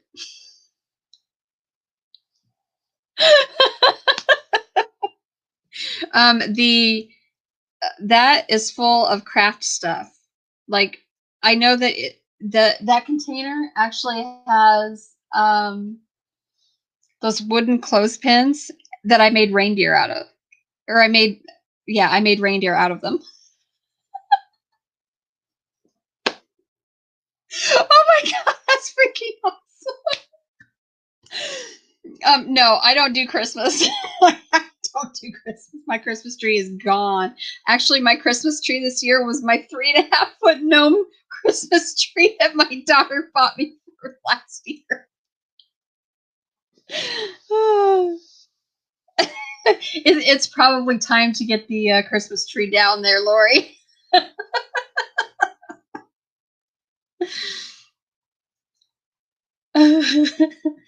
You have to do 4 things to get to the one thing you want to do, and then something falls or you get distracted and have to start all over again. Word, girl. That is so true. Oh my God. Yep, that is so true. Yeah. Well, here's a project I started. Damn, this light is just ridiculous. So, yeah, it's a glass Christmas bulb. It's full of little styrofoam balls of snow. It's snowing inside of glass. Like what? Yep, I've got a lot of those. I've got Christmas bulbs, glass bulbs that I turned into. Let's see, I did Harley Davidson scrapbooking paper inside of them. Made ribbon. Oh, hi, Hardknack. How are you?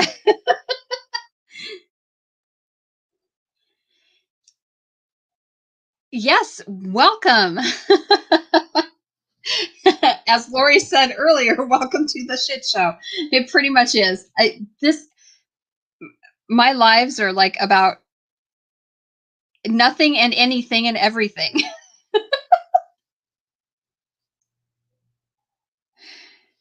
I got a good deal on that gnome tree because I was working at Walshart. Hey, I had to work at Walshart too. So, at one point in time, of course, it was before any of you kids were born, but it was the point. Yeah, it sucked because I worked in toys at Christmas. And while I was doing that, I was also working at JCPenney.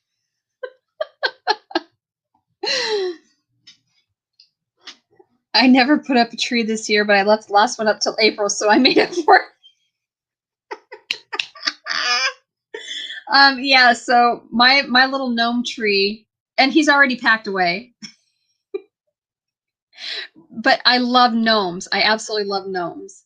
And fairies, gnomes, and little things. Like I love that stuff. All the whimsical stuff, and if it has anything to do with skull and crossbones and death, I'm your girl. So I just put glitter in the clear bulbs. Just fun, right? Yeah, I've got all kinds of crafts. It's crazy. I've got so much stuff to craft with, and I get all of these things, and then I'm like, oh wait, but there's a new idea. I need to do that one. And then I'll get all the stuff for that, and I might start working on it, and all of a sudden, oh hey, I got this idea. I want to do this. Yeah. That's me. Oh, I love to craft. I absolutely love crafting, but I never actually like it. It seems like I never follow through with them all because I've just got a billion ideas going all at once, and it is so hard sometimes for me to focus. In fact, well, if you love crafts, yeah. So this is one of my embroidery hoops. As you can see, it's stretched. It's ready to go. But I have another one that's just about half its size, maybe a little over half of its size, that I've been working on for a year now. And because I work on it for a while and then I quit, put it away for a while, and then I'll pick it up again. And yeah, I'm crazy. The last Christmas tree I had was when my son was 14. He's now 40. I planted it in the front yard and it is 35 feet or taller. I decorate it for Halloween with glowing eyes. Yeah, see, I have a black Christmas tree, and I'll decorate that for Halloween. I live Halloween pretty much year round. Because no self-respecting witch will not live Halloween, right?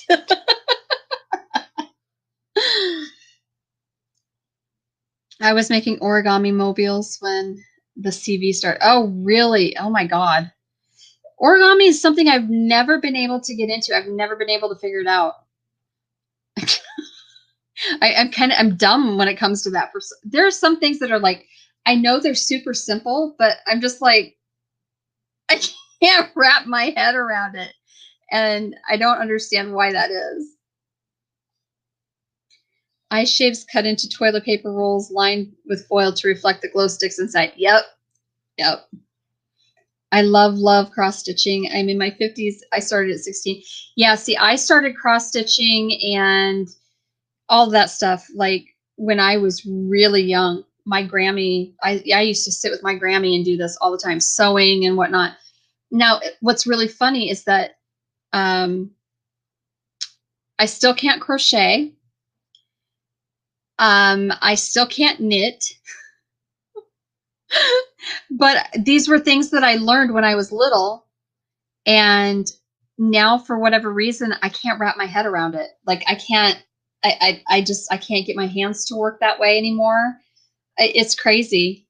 But embroidery and cross stitching, yeah, I can do that like a mad woman. Like, so I love doing it. And sewing. So I don't really use a lot of patterns to sew anything. I haven't sewn anything like, I will show you though. I have a ton of patterns. So bear with me.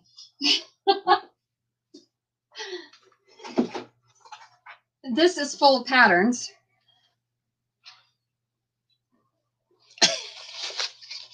And I was showing Jess. I'm going to make these aprons. But I don't really know how to follow a pattern all that well. And the one thing that I really truly want to make, because I want to make it for myself, because I seriously was born in the wrong damn era. I probably should have lived in the 40s, because I would have lived in the, yeah. Because I haven't done it in a long time, but I used to do my hair up in victory rolls and all kinds of shit all the time. I want to make these really badly. Like, I love these freaking Rosie the Riveter pants. These little bibbies. And, oh, that would be awesome. That would be awesome, Lori. I want these pants so bad, and I want to make several pair because I'll wear them every dang day. don't even care. But I have a lot of I have a lot of patterns that they're vintage patterns. You know, they're from the 30s and 40s, and some of them are updated. You know, obviously for like the 50s, because I love that whole rockabilly look. So yeah, I have a bunch of I have a bunch of patterns, and I don't really know how to do them all that well. So because I haven't done patterns since I was a kid with my Grammy. So yeah, but I do buy also a lot of costuming patterns, because if I do, then I don't necessarily use the pattern, but I'm actually able to kind of copy it without using a pattern. Just like I'll look at it and I'm like, okay, this is how this has to look, and this is I'm gonna have to stitch here and do this, and yeah, I'm crazy.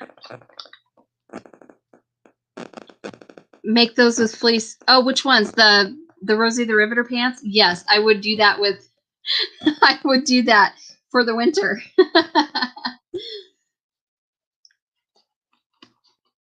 I love the vintage, and I have a bunch of vintage patterns I scored last year at an auction. Oh, I'm jealous. Oh my goodness. So jelly. And I have to make myself a cape because, you know, yeah, I want this cape so bad. And I thought it'd be really cool to learn how to make hats. I'm ridiculous, so yeah. So I have a ton of patterns. Well, I shouldn't say a ton, but I have quite a few patterns, and I just need to figure out how to use them. Costuming in college, we had to make patterns. Yeah, so I actually was looking at books online, and it was basically I was going to teach myself how to make a pattern and how to essentially become a designer. But yeah, I'm no, you're not. You're cool as heck. Aw, thank you. Not ridiculous, crazy. Yes, yes, I am crazy. That's all right. I am. What do I am my own breed of character. Let me just say, and I'm okay with that. I don't need to be like everybody else. I don't want to be like everybody else. So, because that's no fun. Get the book, Costumer's Handbook. Okay, I will. Ooh, I will look that up. I had a bunch of books saved, or I do have a bunch of books saved on Amazon, just in private, you know, my private wish list and whatnot. And that's some of the books that I was looking at was basically going to teach myself how to become how to be a seamstress, essentially. Seamstress, not seamstressed. Yeah, I'm nutty too, so it's all right. I like to say that I'm not everybody's bag of shit. No, we are never bored, and we're never boring. Well, maybe I'm boring sometimes. I'm mostly boring. We didn't do much sewing at college. We did a lot of thrift store searches. Oh yeah, yeah, yeah. I'm way goofy. um, and tired. Got to go to bed. Taking Dad to doctor tomorrow.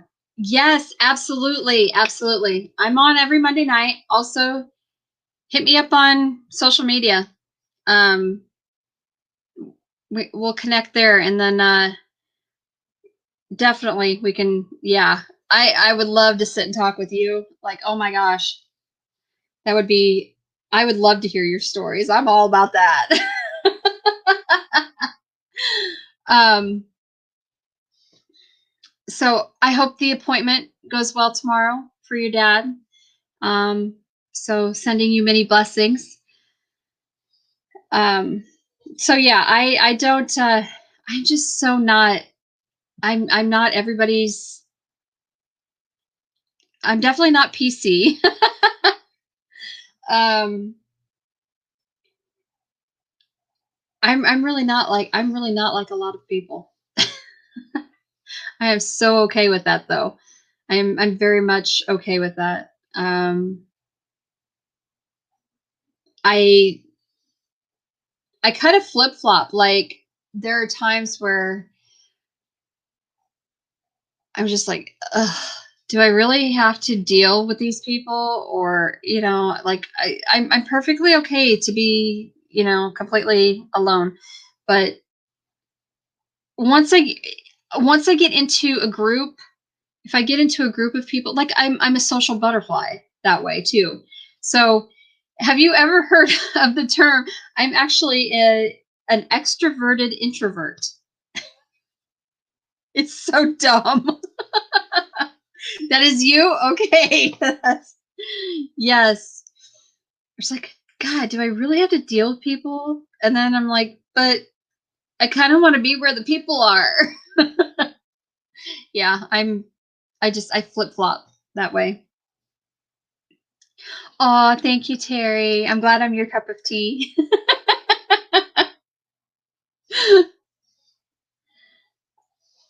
Big mouth introvert who can talk to anyone. Yep. So me. So me. All right. Night, Jess. I love you. Yeah, I am so bad about that. Like I will talk to anybody. I'll talk to anybody at least once, You're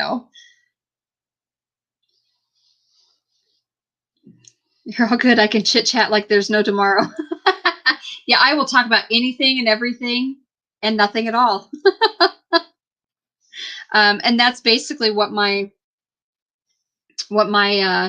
lives do.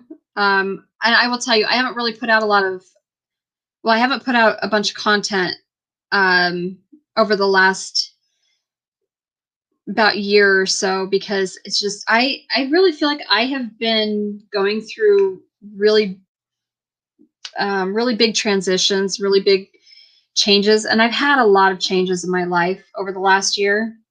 So what I used to be quiet and shy, getting dumped after 10 years of marriage changed that. Oh yeah, that will. I called mom's nursing home today and laid into them. My dad's like, holy shit, people listen to you. Good. Good on you. Yes, absolutely. Um, hopefully hopefully a nurse wasn't being an ass. Hopefully it was, because administration always is. Um, that is one thing I absolutely despised about working long-term care was it's just bureaucratic BS all of the time. And they think they know what they're doing. And it's like, no, your bottom line is money. It always has been. It always will be. You don't have the best interest of the residents at heart. You don't. You don't give two shits. So it's the COVID. I just switched depression meds and now have to take insulin shots. Are you shitting me? Oh my God. I just joined Rumble. Yeah, so I joined Rumble. I don't even know what in the hell I'm doing on Rumble because I think I have two accounts. Mom, no shower for 6 weeks. What? You're kidding, right? Uh, that is against health regulations. Like that's not even just that the nursing home is ghetto. They're not following health Department of Health. Yep, I was in nursing school, then I was in a car accident, and that was a blessing. I hate healthcare. It's not care. Yeah, so I'm a nurse. Well, I'm not a practicing nurse anymore, obviously. Um, yeah, that is definitely not okay. And agreed, that is absolute abuse right there. And mom's roommate got COVID and roommate died. Oh, freaking awesome. Yeah. Yep, that's all you have to do. Threaten to call Medicare, Medicaid, threaten to call the state and file a complaint. And I would do it anyway. I would file a complaint with the state. Because they will like that. They will change their tune real damn fast. Got 3 staff fired. They see me coming and they run. They should. Because they should be following the guidelines anyway. Because that absolutely is elder abuse. I'm sorry. Yep. Yep. Medicare will step in and that won't be good. No. Called Department of Health already last year and the mayor. Yeah, the mayor probably won't be able to do a whole lot, but the Department of Health will because they have oversight on all of the healthcare providers. So agreed, Deb. It will. And frankly, yeah. Don't get you started. Yeah, no. You're sorry, but legislators and turn them in. Yeah. This is yeah, that is absolute. Mm-mm. No, you don't do that shit. Sorry. Yeah, that was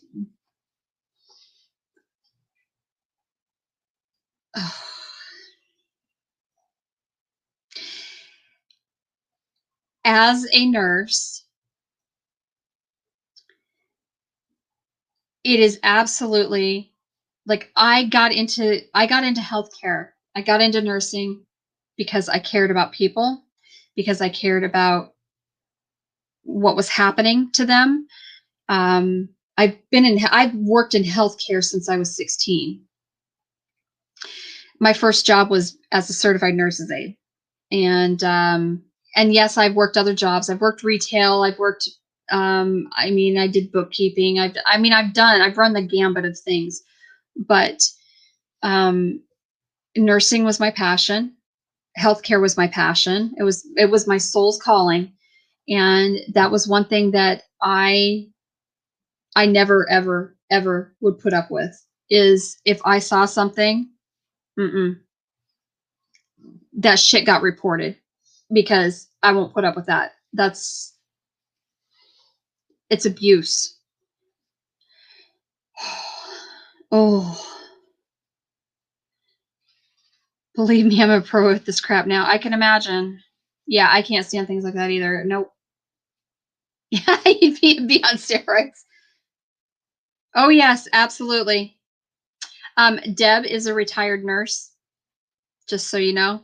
Yeah, absolutely. We could so talk. Yeah. Um, I agree with you. I agree with you, Wendy. I totally agree with you. You don't stop until you get that. You get them. That is not acceptable. Now there are. So it's a really fine line also. Like I don't know what kind of I don't know why your mom is in a long-term care facility, but um and there are residents who will just outright refuse to take a shower, take a bath, whatever. But you also have to be careful because even because if the state health department comes in and says, no, this abuse, you're not bathing these people, blah, blah, blah, you're not bathing this person. It also depends on how widespread this is. So is it just, and you wouldn't know unless you asked another resident's family, and if they knew. So, but also trying to tell them you have to take a shower is also abuse. It's such a fine line. It is so hard to, yeah, so hard. Well, hey, Howie, how are you, my fellow human? I haven't been able to see her since March. So you haven't seen her in almost a year. So do you know for sure that it's only been 6 weeks? Yeah. That is a bunch of BS. So, okay.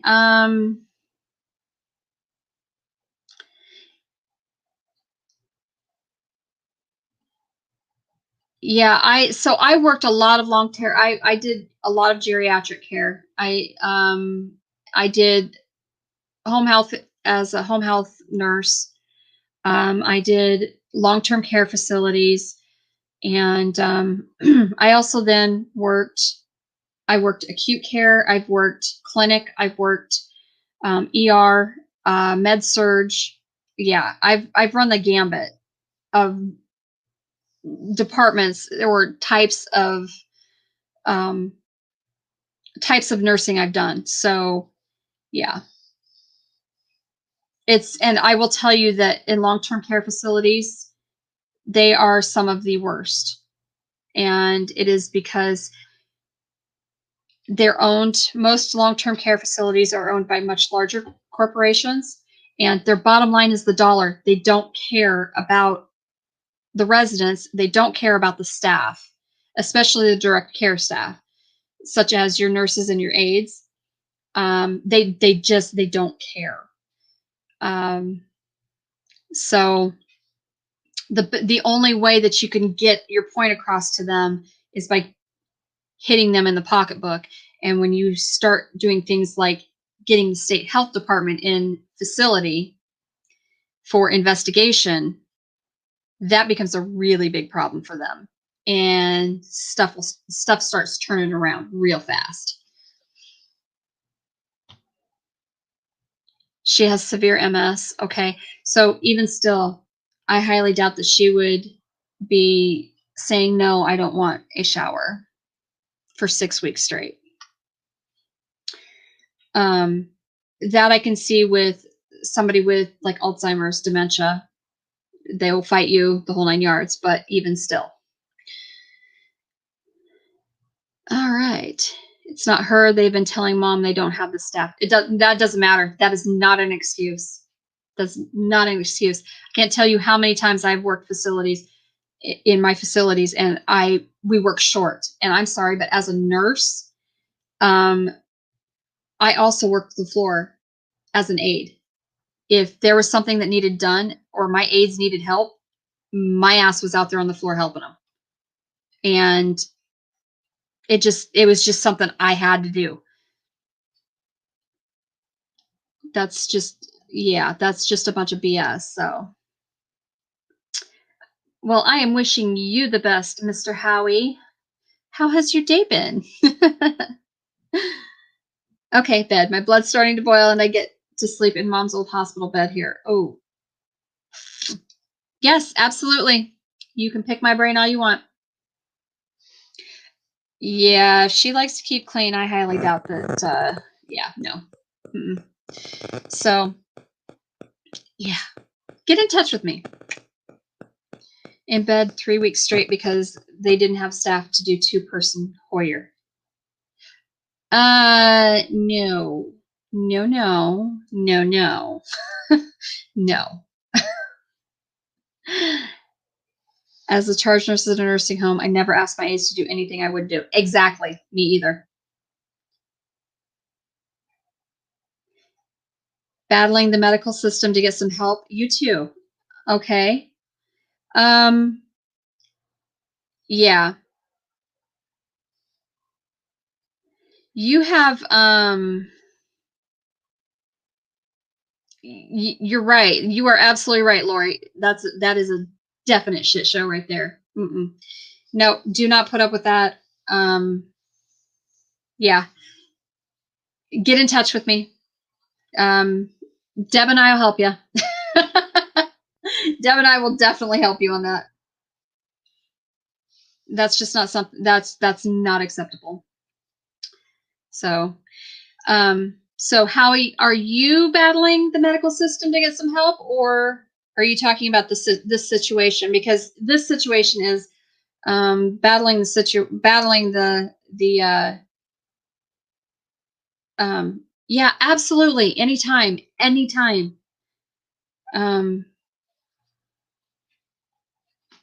So what's going on with you, Mr. Howie? I'm gonna have to do that too, I think. Unfortunately, I see. I don't really want to go to the doctor right now, but I think I'm going to have to because I really need some help with my back, and this is something that I'm going to have to go to an orthopedist for. And unfortunately, because I'm on Medicare, I have to go to my primary care physician with complaints, and then he has to refer me on. But because I have the fact that I already have these issues to begin with, it shouldn't take as long. Let's hope. Crossing my fingers. So, oh, excuse me. I was sent home from hospital without pain management, left at home for a month, went to different hospital, learned that I was lost in transmission.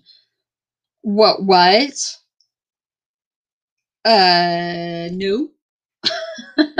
No. No. That is not acceptable.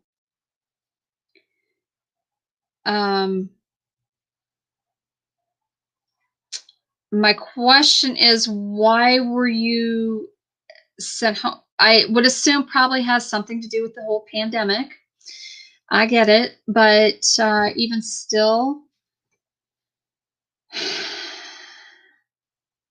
still, you can't. No, you need. You're gonna, yeah, you're gonna definitely gonna have to fight for that. But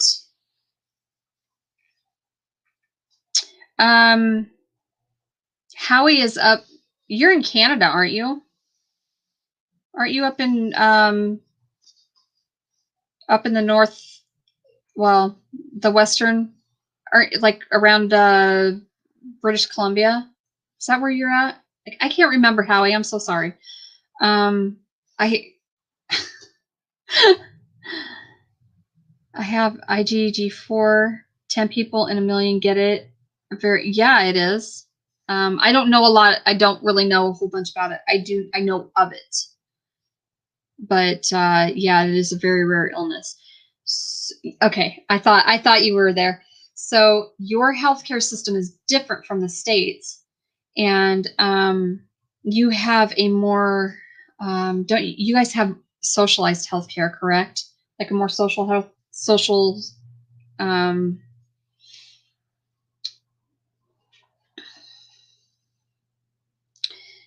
a more socialistic healthcare system is what I'm trying to say. So yeah.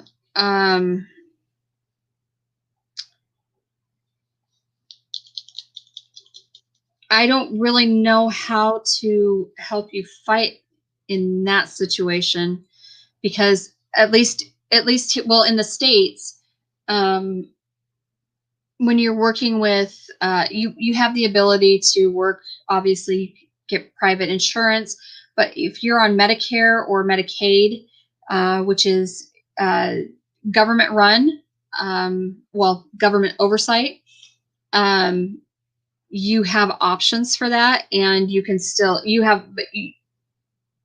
still have options for doctors, etc.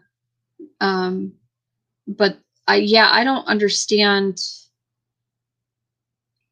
I can't get the doctors to tell me the truth when I ask about how they came to this. Um,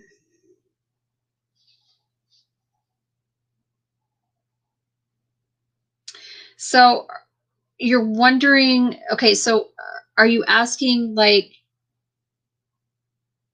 how they came to the diagnosis, or why you were why you are in the situation that you're in with being uh,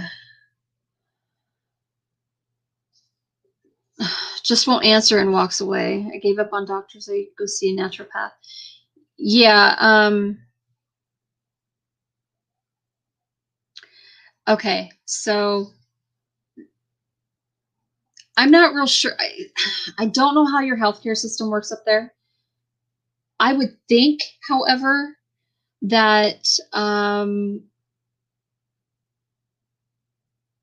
them coming up with a diagnosis without actually knowing how they came up with that diagnosis is I don't know how in the world you can come up with something so rare if you don't. How can you diagnose something if you don't know how to actually do so? Like, that doesn't make sense to me. And then why you would have been lost in lost in the transmission when you were dismissed from the hospital, and why in the world were you not sent home with pain management to begin with, or at least, so were they sent you home, but didn't were they going to call to try to find you like a pain management clinic, or what were, I guess I don't know the exact situation. And again, it's your healthcare system is different from ours. But even still, I would think you would have some sort of recourse.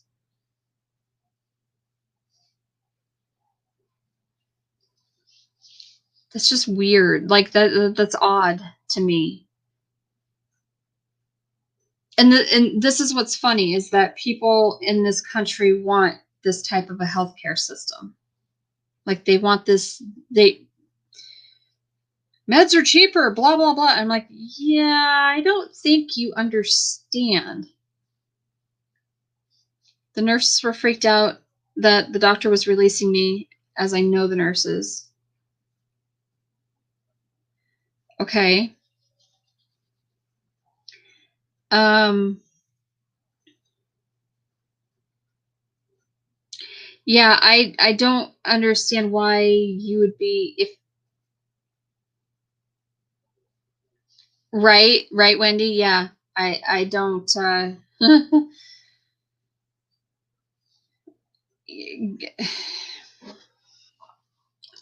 I don't I have heard horror stories of the healthcare system, the Canadian healthcare system. And I've heard great things, but I've mostly heard a lot of horror stories. So that I don't think I don't think that you honestly are probably the only one at this point, Howie, with issues. Um, yeah, I would tend to agree with you on that one, Deb. Um, not knowing, he probably, yeah, the doctor probably didn't understand what was going on. Probably is like, well, I don't really know much about anything, so whatever. But honestly, you don't just give somebody a diagnosis like that and not send them home, and then just send them home with no pain management and um no recourse and no even, I don't know. I don't get that. Um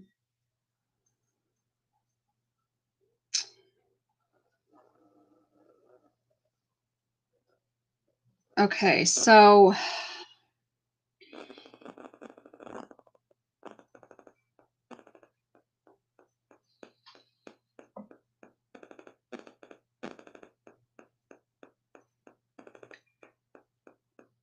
Okay, so what tests did they run, I guess, to give you this diagnosis? Because the problem is that, like, I'm looking it up because I cannot remember. I couldn't remember exactly.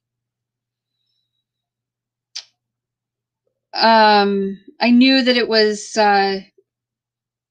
multi-organ inflammation, but I didn't know, and so I didn't know how far it went. So, do you have the fibrosis part of that? Meaning, do you have the I guess the hardening of the fibers of your organs? And because that would be extremely painful. So, I agree, Wendy. We don't need that type of healthcare. It is bad enough as it is. It was a month holding my belly, wanting my mama, and ladies from the church found me and called 911.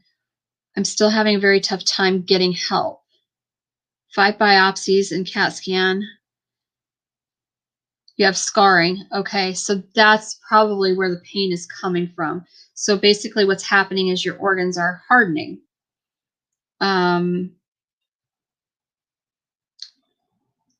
Have they, because it's immunological, so it's like the whole immune system.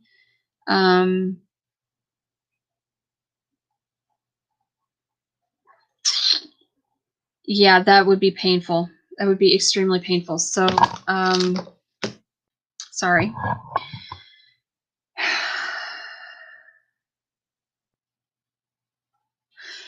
So they haven't. What are they trying to do for treatment other than the fact that obviously you need pain management, but what other treatment are they doing besides the CT and biopsies? Because those aren't going to treat the problem.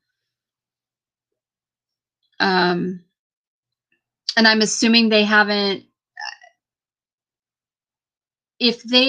One doctor said I had a week to live. That was 4 months ago.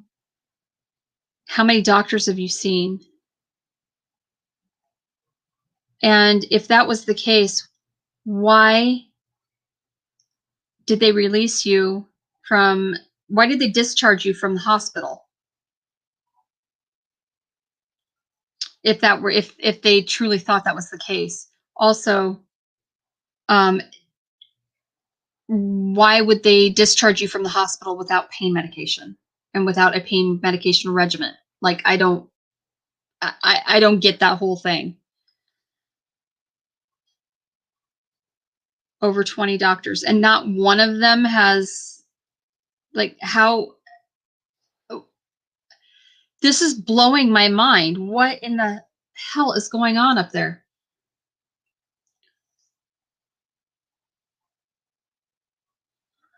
So, Wendy, can I ask what you were being treated for? I don't understand. Yeah, naturopaths are fantastic doctors, and they're alarmingly finding a higher rate of accidental deaths with naturopaths because there's something to that. A general practitioner discharged me, and I ended up at a different hospital.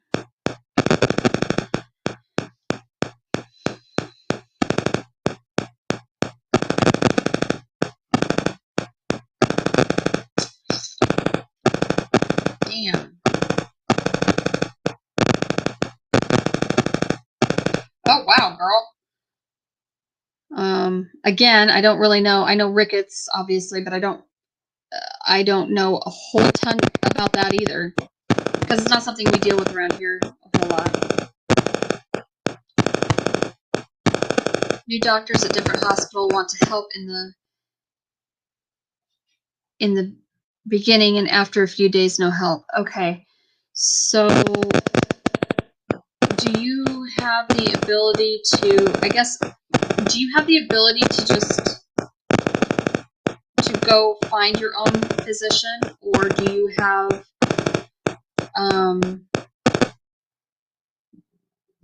do you have to see in network kind of thing? You know what I mean? Like, I don't.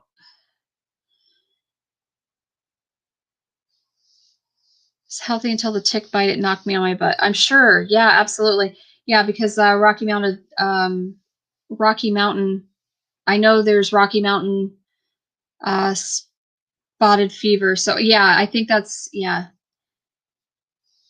Damn. It takes almost a year to get a new doctor.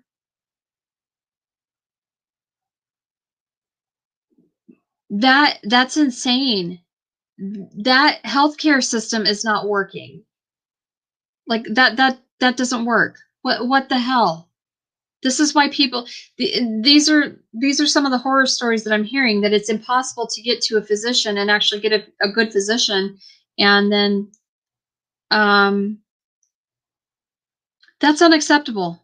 That is absolutely unacceptable. This is why people are dying. Um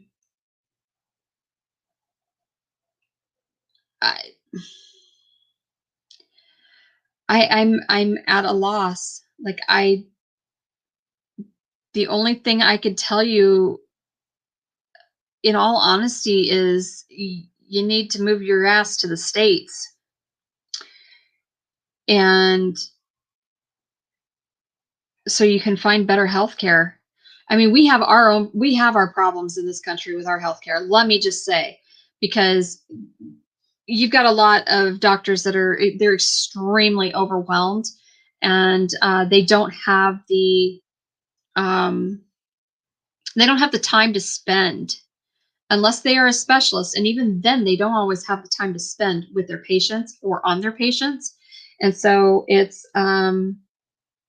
frustrating. It's super frustrating. And that's why you have to be, you have to be on top of being your own advocate, your own healthcare advocate.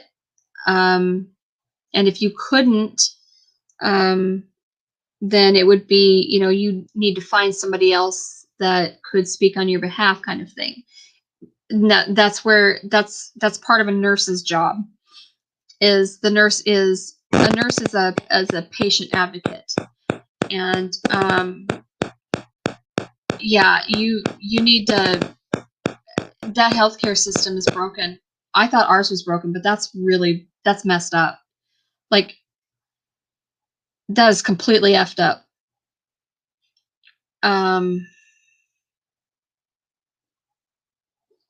God, that's what I got. You get an infection, bacteria, and parasites that shuts your immune system off. Thyroid, adrenals, lymphatic. Yes, yes. Okay, that's what I thought. So then I agree. Healing your gut is, yeah. You heal your gut, you're going to be able to heal a whole lot of other things. Um, so have you looked into, either one of you, looked into the anti-inflammatory protocol? Um, that would be a really good place to start with diet. But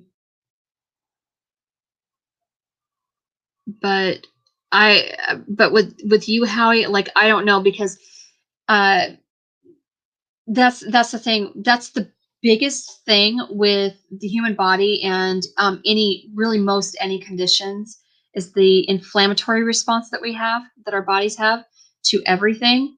And so, yeah, you might.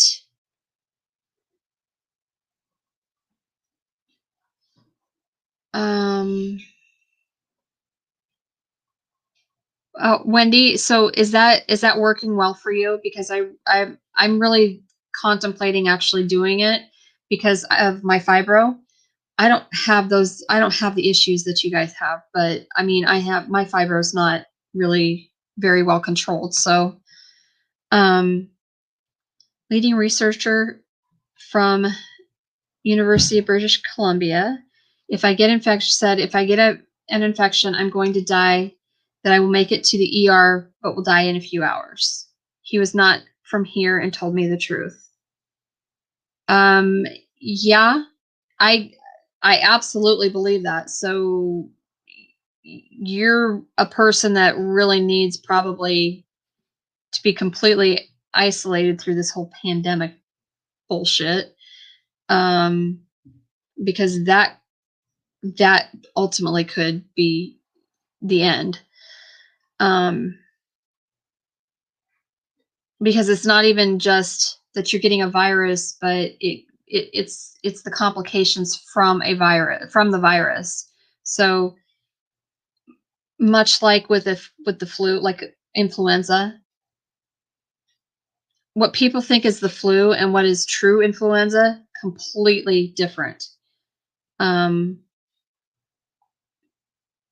So not even the same. So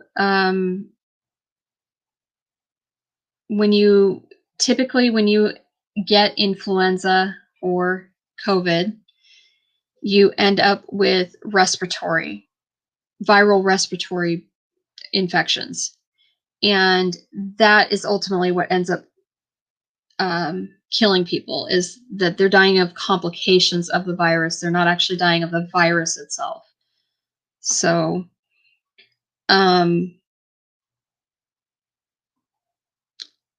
yeah, I still have so many issues. It's a nightmare. It really helps, but the tick disease is like a mixed bag of crazy. I never know each day what I will deal with. Right, because so it's Lyme disease essentially. Because Lyme disease, that's how Lyme disease attacks the body too, from a tick bite. So, my God, I can't even imagine, you guys, either one of you. Oh, Howie, absolutely, absolutely. I don't. I'm not an expert on anything. I'm not. Um, I do know a lot, but I'm not an expert, and I don't know. But I will gladly, freely give knowledge on anything that I can. So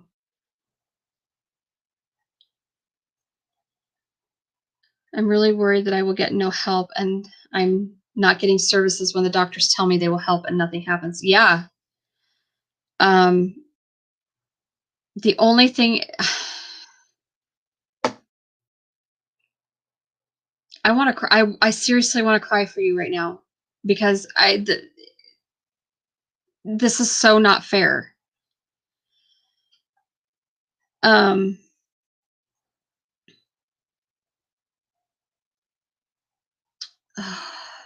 I'm literally at a loss for words. I truly am. That doesn't happen very often. I promise you. I've always got something to say, even if it's stupid. I've always got something to say, and I literally am at a loss for words. Like I don't know. The only thing I can tell you is to fight. You just got to keep fighting. That's that's all I can tell you to do. Try literally. I would try the anti-inflammatory protocol, AIP. It might help. It might help reboost your immune system. But with IgG4, the problem is that you're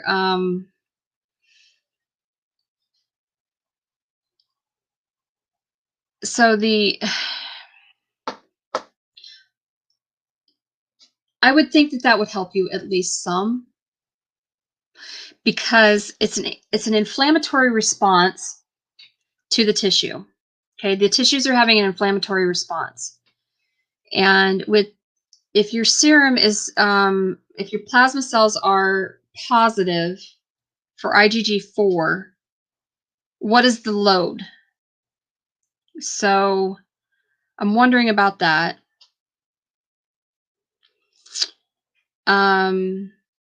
How extensive is the scarring, the fibrosis?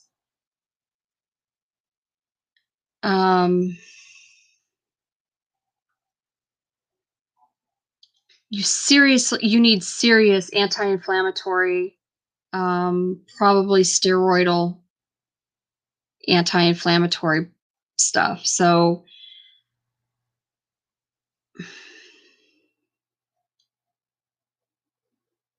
trying to think of what a good plant. I think probably a plant-based diet would be good for you. But I think you're mostly that anyway, aren't you? At this point. I I totally think you should go on social media and tell your story. Um, somebody's got to be able. Somebody at least in that healthcare system would have to see that and would have to be like, "Oh, we got to help you." Um, how do they have naturopath docs where you're at? Oh, do they? Um, yeah. Okay, so you have really bad scarring. So that's gonna be yeah, that's gonna be super super painful. Yes, gluten, sugars, nightshades. Do not don't eat them. I would start off with doing a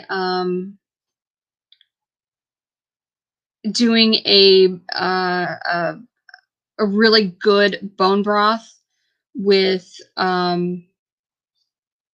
lots of marrow. So I would say because marrow is your red blood cell is packed with iron and red blood cells. So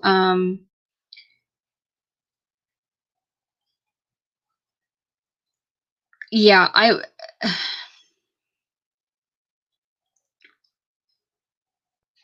your aorta is compressed. Uh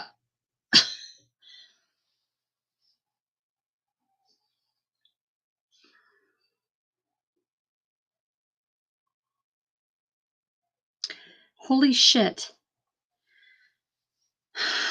Um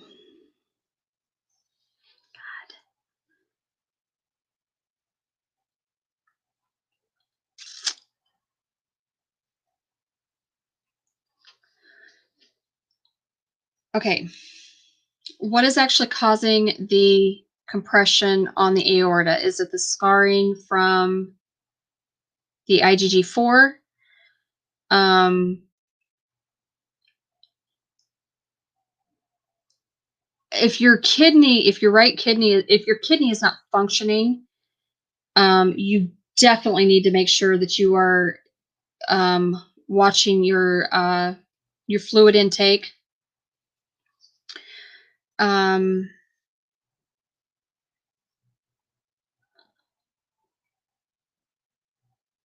fi- yeah, fiber.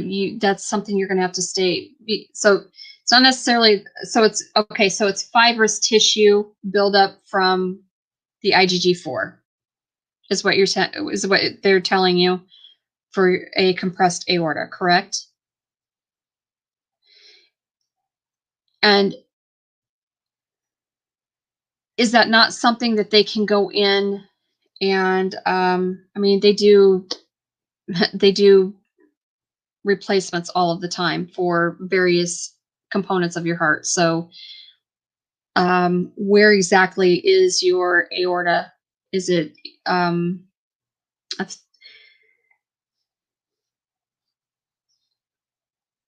tumors, large masses surround your capillaries?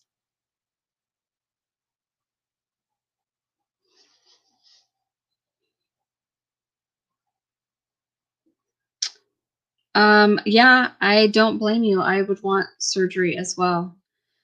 So the problem with having your capillaries, you need to have those tumors removed, obviously. The problem is that I would be concerned about tissue scarring around the area and that tissue scarring, that building back up. That's what I would be concerned about. but could also give you a much better chance and help you live a lot longer. Um,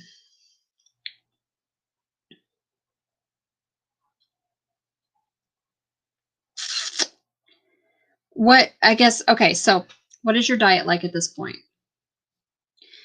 Do you eat a lot of red meats, etc.? Or just meats in general? I would say you need the marrow from the bone broth, but not necessarily, because you'll also get protein from that. But not necessarily need the actual fibrous protein. Okay. Um, okay. What part did you miss? I would say that you need bone broth.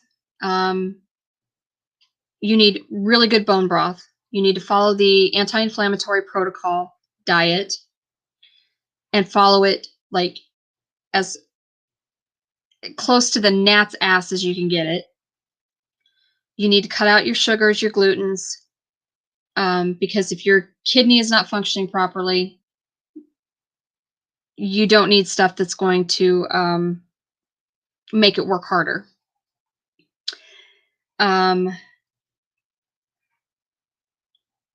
You need the marrow with the protein and the red blood and the iron, but the red meat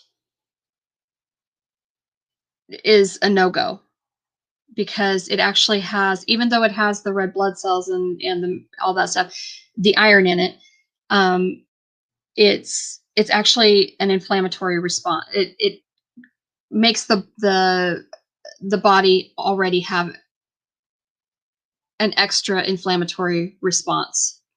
So you want to avoid that. What you're trying to do is cut down the inflammation in your body altogether. So yes, Wendy, that's if Wendy already follows the AIP, so I would absolutely do that and plant-based diet. But you need to be careful with the plant-based diet as well.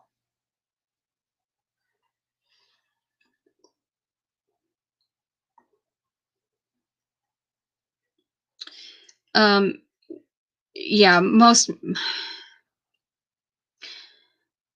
organ meat is probably your best bet as far as if you want like the super high nutrients, but I would say no. Yeah, I would stay away from the red meat and veggies. Like with the veggies, I would do I would definitely stay away from the nightshades, the starches. Um,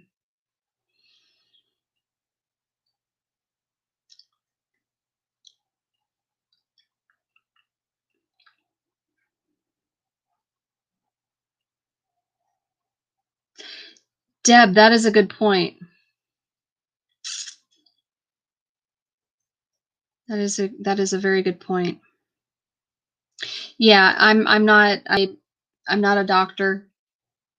I'm not an expert.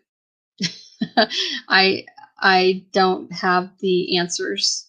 Like all the answers. I can just go by what oh, you're writing everything down. Okay.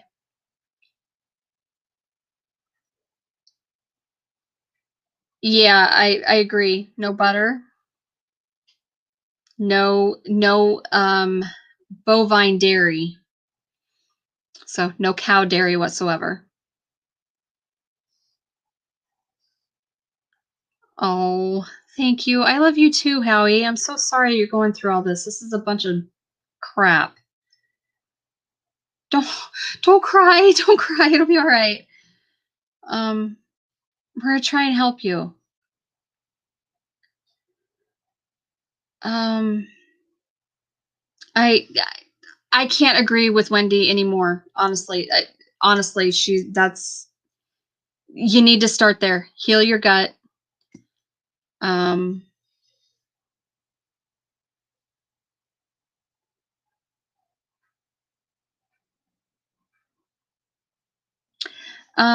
Deb, that's interesting.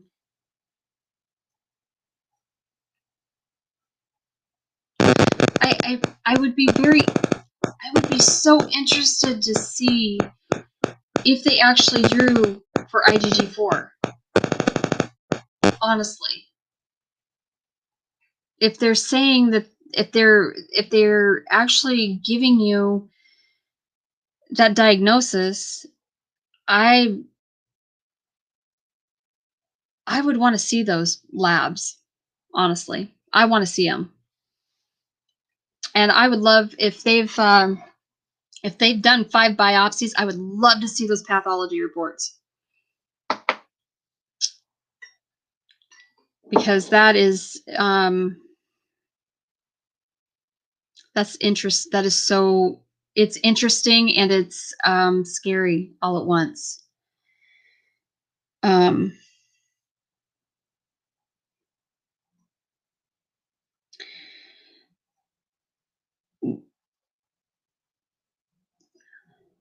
I don't believe in them anymore. Yeah, I can't say that I would believe in the doctors so much, but why are you not allowed to see your labs? Like, is that just part of your healthcare system? Like, I don't, that's not right. That is not right.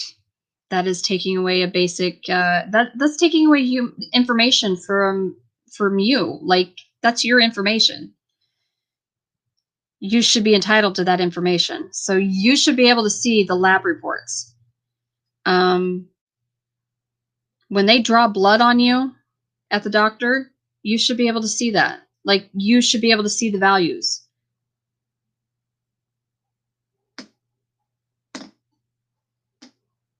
Oh, soy is a bad thing anyway. Like, I don't recommend soy anything to anyone. Soy causes so many problems with just hormones in general, and soy actually is has inflammatory properties. So I would not use soy.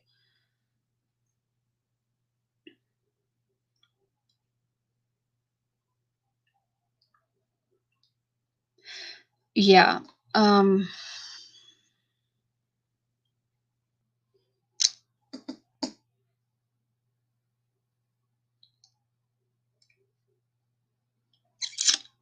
Yeah, that's what I was saying, Wendy, is that it's just it just jacks the hormones up so bad, and it has very high inflammatory properties to it. Soy does.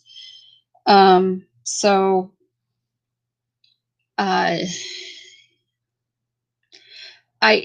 I'm seriously at a loss. Like, I'm angry for you that you're not seeing your healthcare information. You need that information. How does one make an informed decision on what to do if they can't see what their body is doing?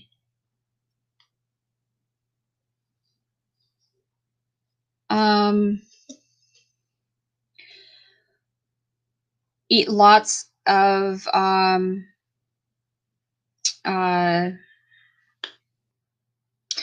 broccoli, cabbage, your cruciferous stuff, your stuff high in vitamin C, vitamin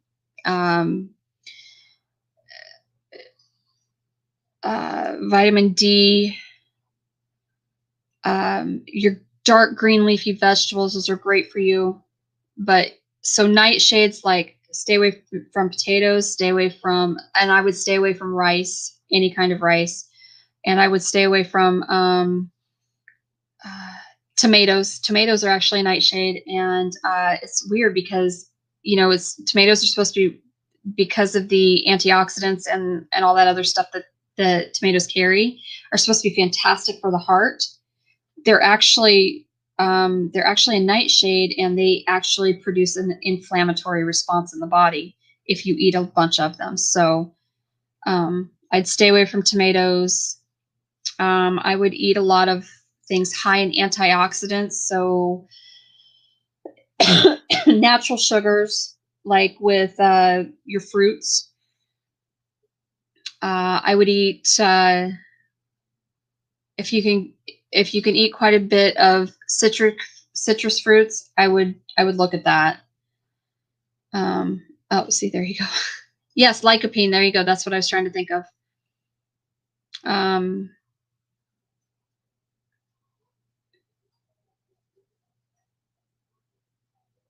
I agree with Deb. You need to try to find yourself a lawyer, and that'll help you get your medical information, and then they can also help you find a. They could probably even help you find a doctor, but you do need to find a doctor who will actually do real research for you. I agree with that.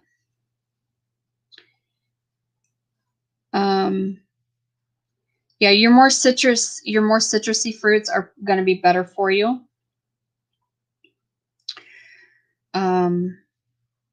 You like your lawyer? Well, you better get on him, and you better tell him this is ridiculous. We're not putting up with this shit anymore. I would. If he will, and if he won't go after the healthcare system with this shit, then you need to find a new lawyer.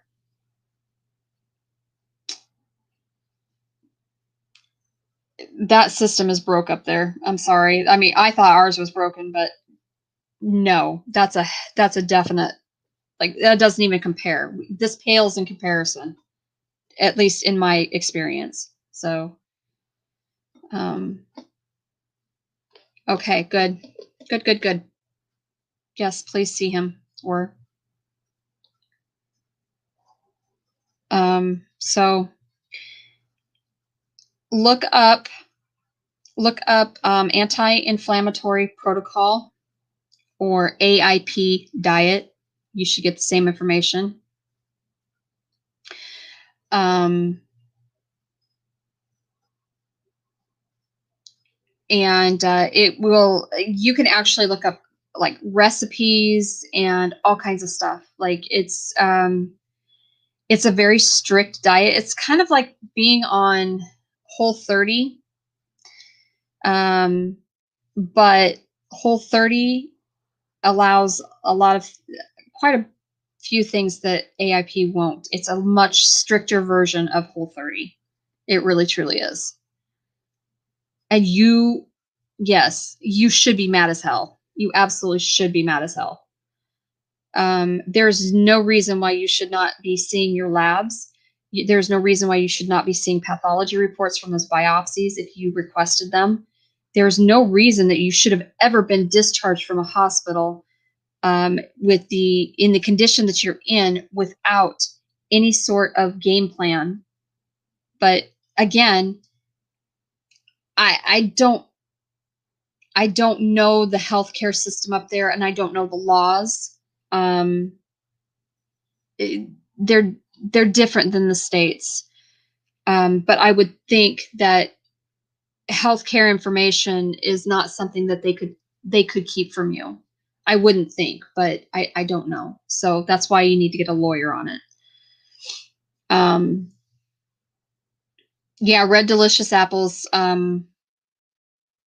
They don't. Yeah, you're right. They don't have as many of the nutrients and the stuff that the good fiber and all that. Yeah, Jonathan and Brayburn and Gala are all good. I love Honeycrisp apples. Honeycrisp are fantastic as well. Once you heal your gut and eat the anti-inflammatory plant-based diet, you will notice a difference. Take Epsom salt baths and lots of good purified water and lemons. Agreed. Oh, there you go. Oh, fantastic. Chef AJ on YouTube. Okay.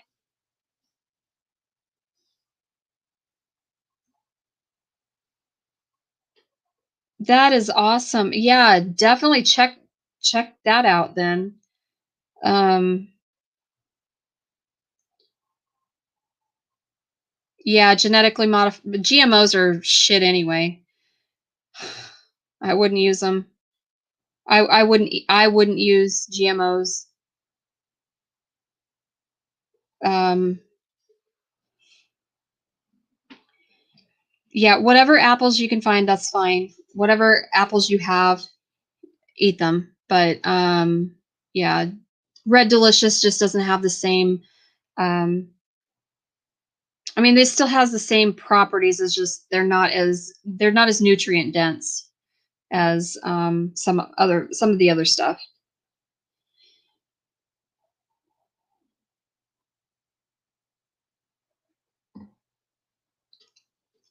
Yep, Deb, that is correct.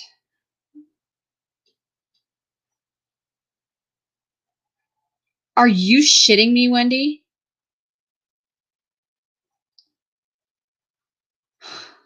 You know, Europe banned Monsanto for a reason. Just saying. Um, Monsanto, I know, cannot grow. They can't do anything in Germany, and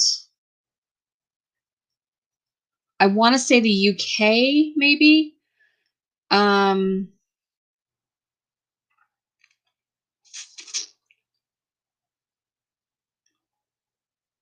it might actually be the whole of Europe. I know I don't think they're allowed in France either. So,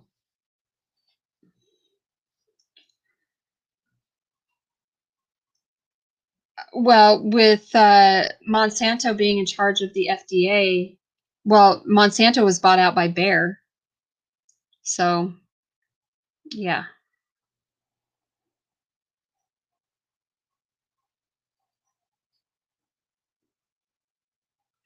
That's a good diet to have, is all organic, Howie. If you can eat all organic, yeah, absolutely.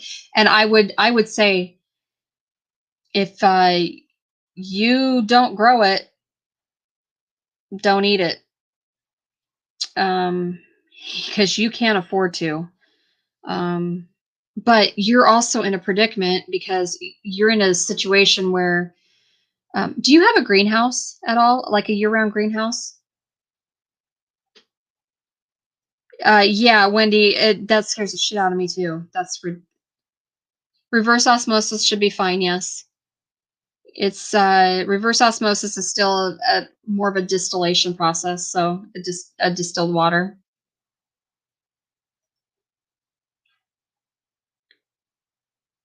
Monsanto should not be in charge of anything. Okay, so you have a greenhouse. Um, yeah, I would definitely start just. I thought you did, but I wasn't sure. I haven't, and I'm sorry. I feel really bad. I haven't been on your channel for a while. I haven't been really on anybody's channels for a while because everybody has a busy life, but I just have. Okay, I won't go anywhere. Yeah, I haven't really spent a lot of time on people's channels because I don't spend a ton of time on YouTube anymore. And the reason for that is because I am, I have a very busy life as it is. And so while I really truly want to meet the monetization goals and whatnot, um, I'm not getting a lot of, um, I'm not really gaining any subscribers. I've been sitting at 595, 594. Like I can't get out of the 500, the mid 500s, mid to high 500s. I can't, for whatever reason. Now I would assume that a lot of it is because I'm not putting out content. I'm basically doing lives. And so like I totally understand that, but uh there are channels out there that are, this is all they do anyway, how, with live chats. So how do they grow? How did they grow? So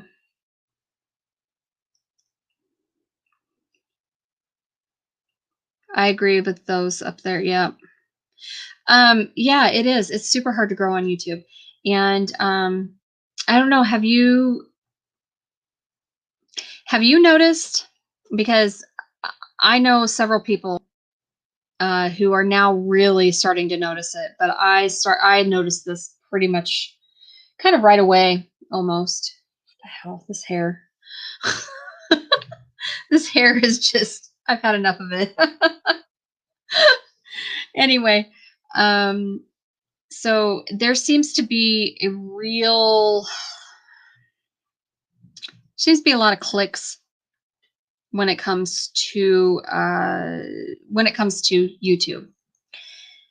And I think that there are a lot of clicks within each subset, each niche, I guess you could say, on YouTube. But because I am in, I've aimed to be in the homesteading community. I've met some absolutely amazing people. And I have met some really not very good people. So I have been on YouTube for, my 2-year anniversary was January 9th. And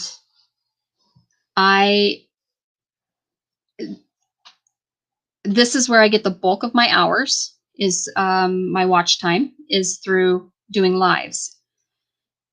I don't gain a lot of subs that way. So because I'm not doing a ton of stupid things or whatever, even on my lives, it's just I'm talking, and oftentimes I'm talking about nothing. So but the people that I do have that show up to my lives are loyal to me, and they like to be here, and they like to talk to me and interact with me, and those are the people that I love to keep in my life. So if I don't, if I don't ever get monetized, I don't get monetized. If I don't ever get enough subs, I don't get enough subs. But this seriously is the way that I get my watch time in, is by doing lives. It's not, it's not very typical. Well, actually, on December 28th, I did a 12-hour live. I'm not even kidding you. I started at noon my time, and I didn't end until midnight. I made it 12 full hours, and I didn't even get up to pee. That's how crazy that was. But I did. I pulled a 12-hour live. And I usually use StreamYard now, because then I can pull people up on the screen if they want to, or, if I want to, or if they want to come up.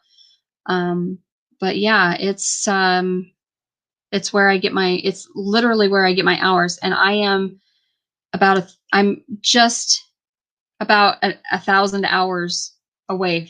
I'm sitting right at 3K for my hours, but I only have 595 subs, 596, something like that. I'm not gaining the subs, but I'm also, like I said, I'm not putting out content. I'm just basically doing lives. So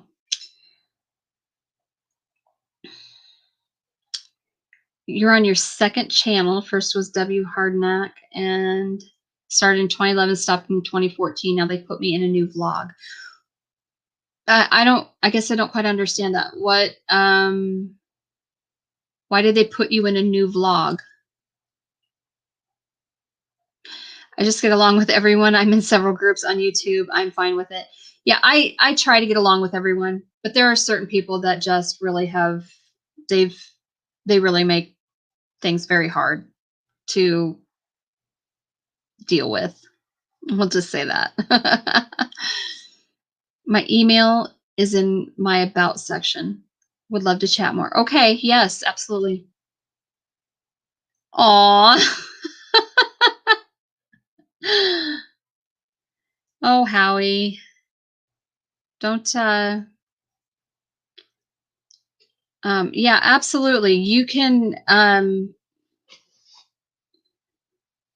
will type mine in.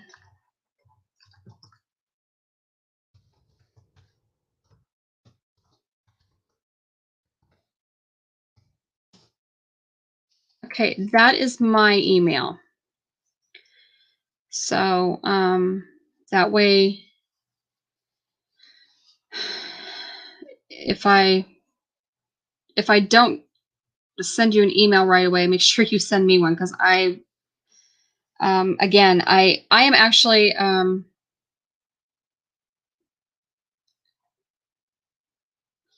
had a channel before and stopped when we had a fire. Then I started over and YouTube put me in a new vlog. Oh,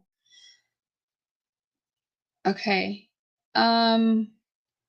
Were you? No. Where are you at, Wendy?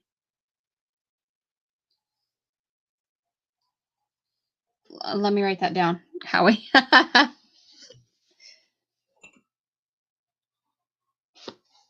Because I don't want to forget.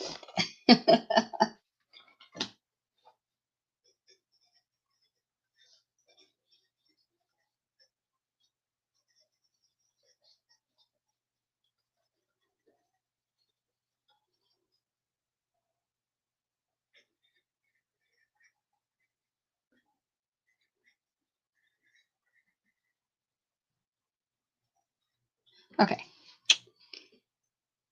Guthrie, Oklahoma. Okay. So you're still in you're in this time zone then. My God, we're still up at 12:15 in the morning.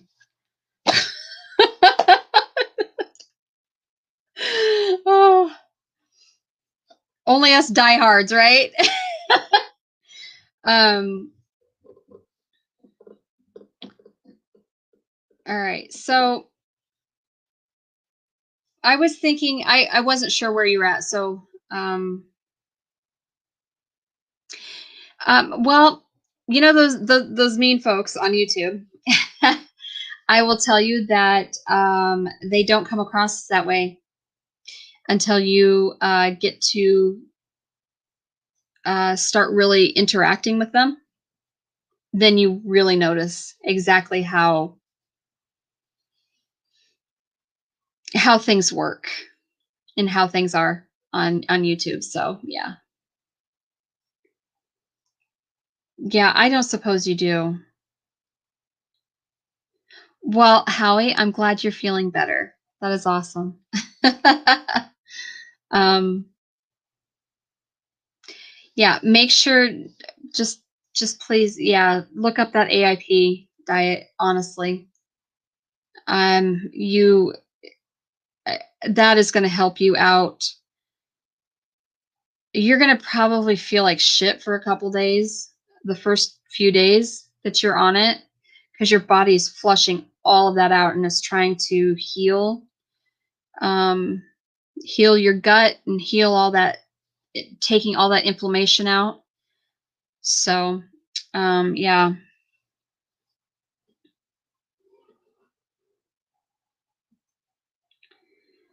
Yep, and I unsubscribed and stay that way. Some are about just watch me, support me, support me. Yep, yep.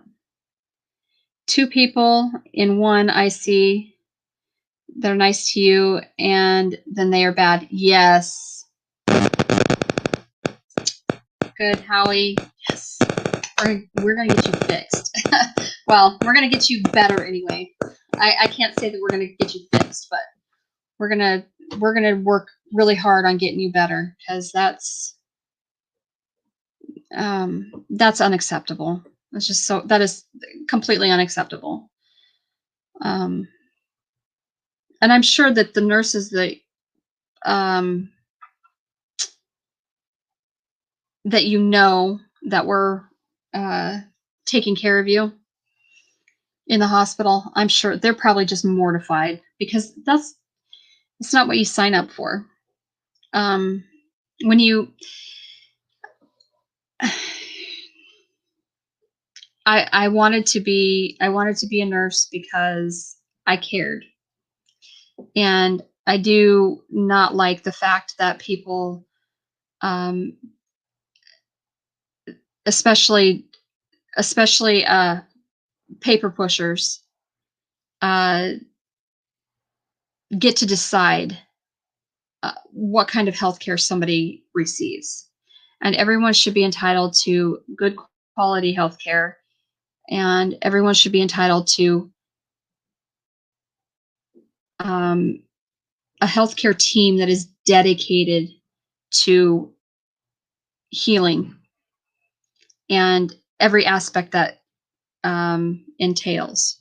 So it doesn't matter how good or bad of a person you are. Doesn't You don't deserve any less in healthcare, you know. And so we'll just see we'll see what we can get you, what we can help you with, because again, laws are different, healthcare systems are different, insurance is different. Everything's different. It's an entirely different country. But I'm calling my badass brother that wants to be mean to the system, that hurting his little brother. I always told him not to. Now I'm going to ask him for help. Yes, you should. Absolutely. Anyone and everyone that will listen, do so. I just tell them. Tell them what's going on. I have nurses as best friends, and my daughter is an LPN, and grandmother's an RN.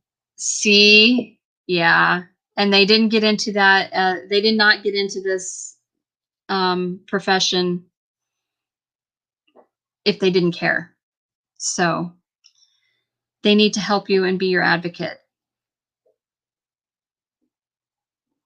So I'm an LPN as well. I'm a licensed practical nurse. I was working on my RN and my bachelor's. Anyone and everyone, yes, yes. Even if they don't listen, you holler. um, I was actually working on my RN and bachelor's, but the economy kind of dropped. It tanked pretty good in 2008. We ended up moving back home, back here to Iowa. We were in Omaha at the time, in Nebraska. So we ended up moving back here, and that was in June of 2009. And we bought this house in August of 2009, and I went back to work working in long-term care. And then I started school, and things changed real fast because I couldn't work full-time and go to school full-time.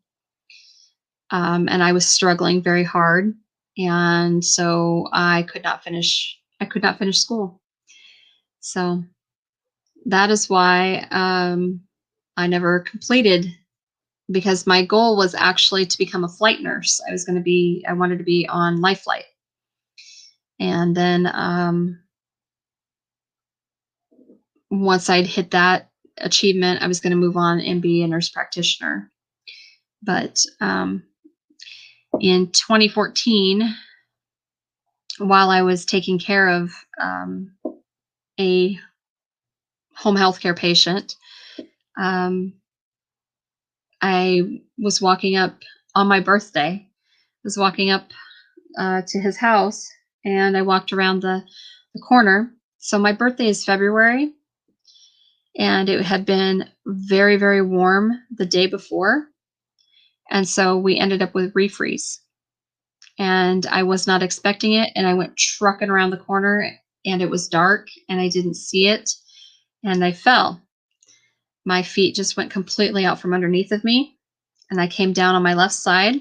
I have, it broke my shoulder, and it gave me an MTBI, which is a mild traumatic brain injury. And I have whiplash, but my whiplash is not front to back like most people's, it's side to side. And unfortunately, that's not something that is cured very easily. It's not something that you really recover from very easily, if at all. And this caused me to have chronic migraines. And so I fought for 2 years to get disability, but I was trying to go back to work. And, the judge said, can you plan a day to have a migraine? I'm like, no. She goes, your neurologist is awesome. I'm just telling you. So anyway, I ended up on disability, and that's why I'm no longer nursing. It sucks because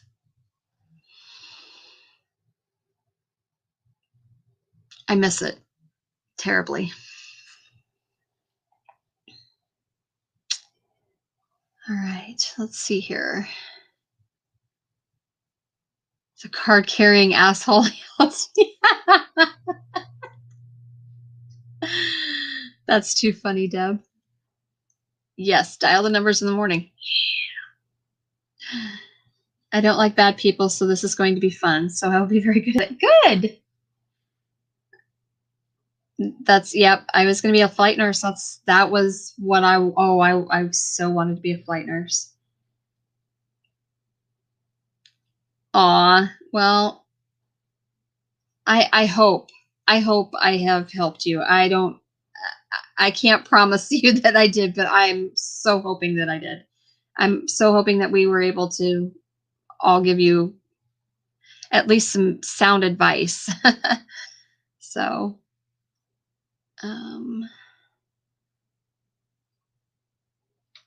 thank you. Oh, I love moonbeams. Just saying.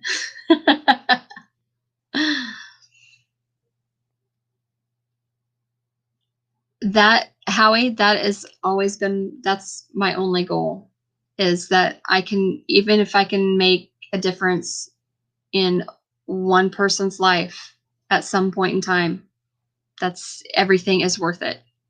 So that is why that's the biggest reason why I became a nurse, because if I can help just one person,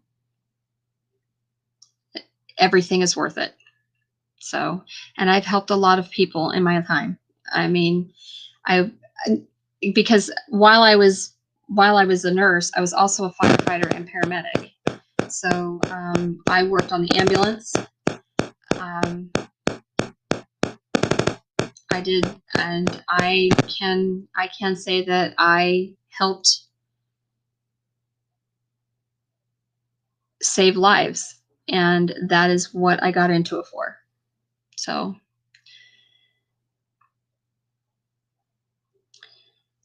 right back working at the VA. I was never able to go back to school for my RN. I wanted to be a midwife and deliver babies. I know you are.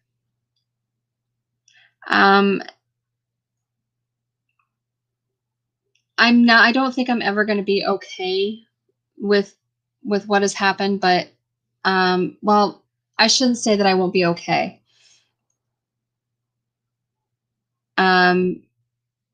Because I think about it still, and it has been, my birthday will be 7 years. And that's another reason why I absolutely despise my birthdays, because that was my 38th birthday present, was the loss of my career. And so yeah, that's a big reason why I absolutely despise my birthday. And that is why Chrissy and Deanna last year went out of their way to make sure that they're like, you need to celebrate your birthday. And I'm like, I don't really have a reason to. Like, I lost such a huge part of myself. I hate my birthday. And they're like, nope, you need to celebrate it. So, um,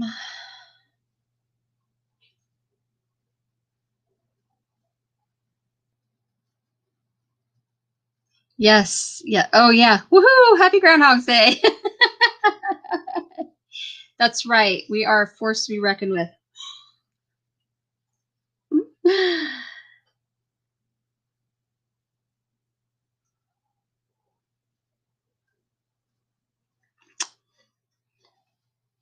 Thank you, Howie.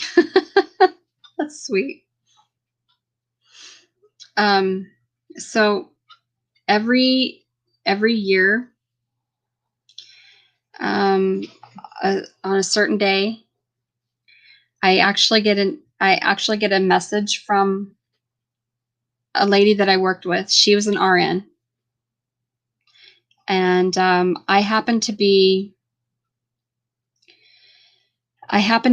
working on the ambulance the day that her daughter quit breathing, and so she every year on this day she messages me on this particular day, and she said, I just wanted to say that I love you and thank you, and just know that my daughter is here because of you. And I'm like, I just did what I needed to do, you know. And so yeah, I may not have talked to her the entire year, but every day on that year she messages me. So that makes me feel really good. And I live in a very small community, so I do. There are people in the community who I know that I have touched. I've touched their lives in a very positive way when it comes to healthcare, and it doesn't matter that we're not close or that we're not like best friends kind of thing, but that when they see me, they'll say things like, you know, you may not think it's a lot, but I have a friend that she when she sees me, she'll say, you may not think it's a lot, that it meant anything, or that you were just doing your job, but the day my dad died and you held me while I wept, I will never forget that. And that is an awesome feeling. Let me just tell you, like, how awesome that is. Because I couldn't do anything to save her dad. But I was there, and I held her, I hugged her while she wept.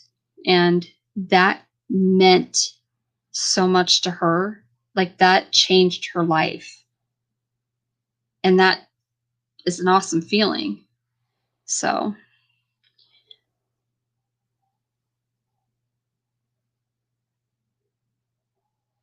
yeah, it is a heavy story, but so anyway, oh, I have an itchy nose.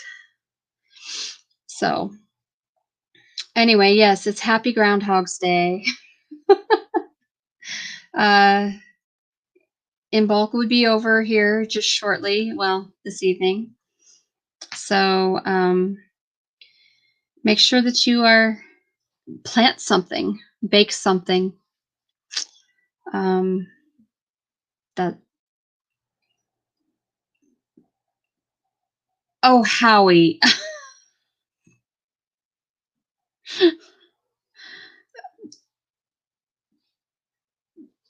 you are too sweet. Thank you.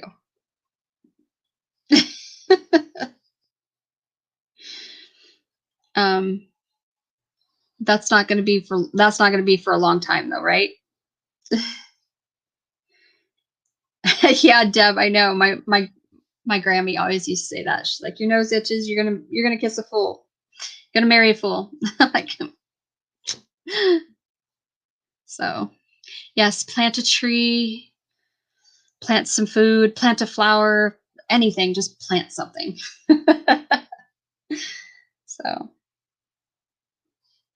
that's right. Absolutely.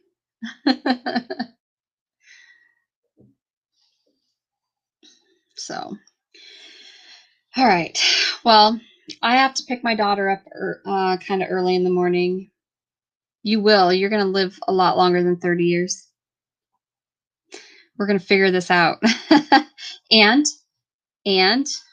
you plant a tree, you'll live on until there is no more planting to be done. So,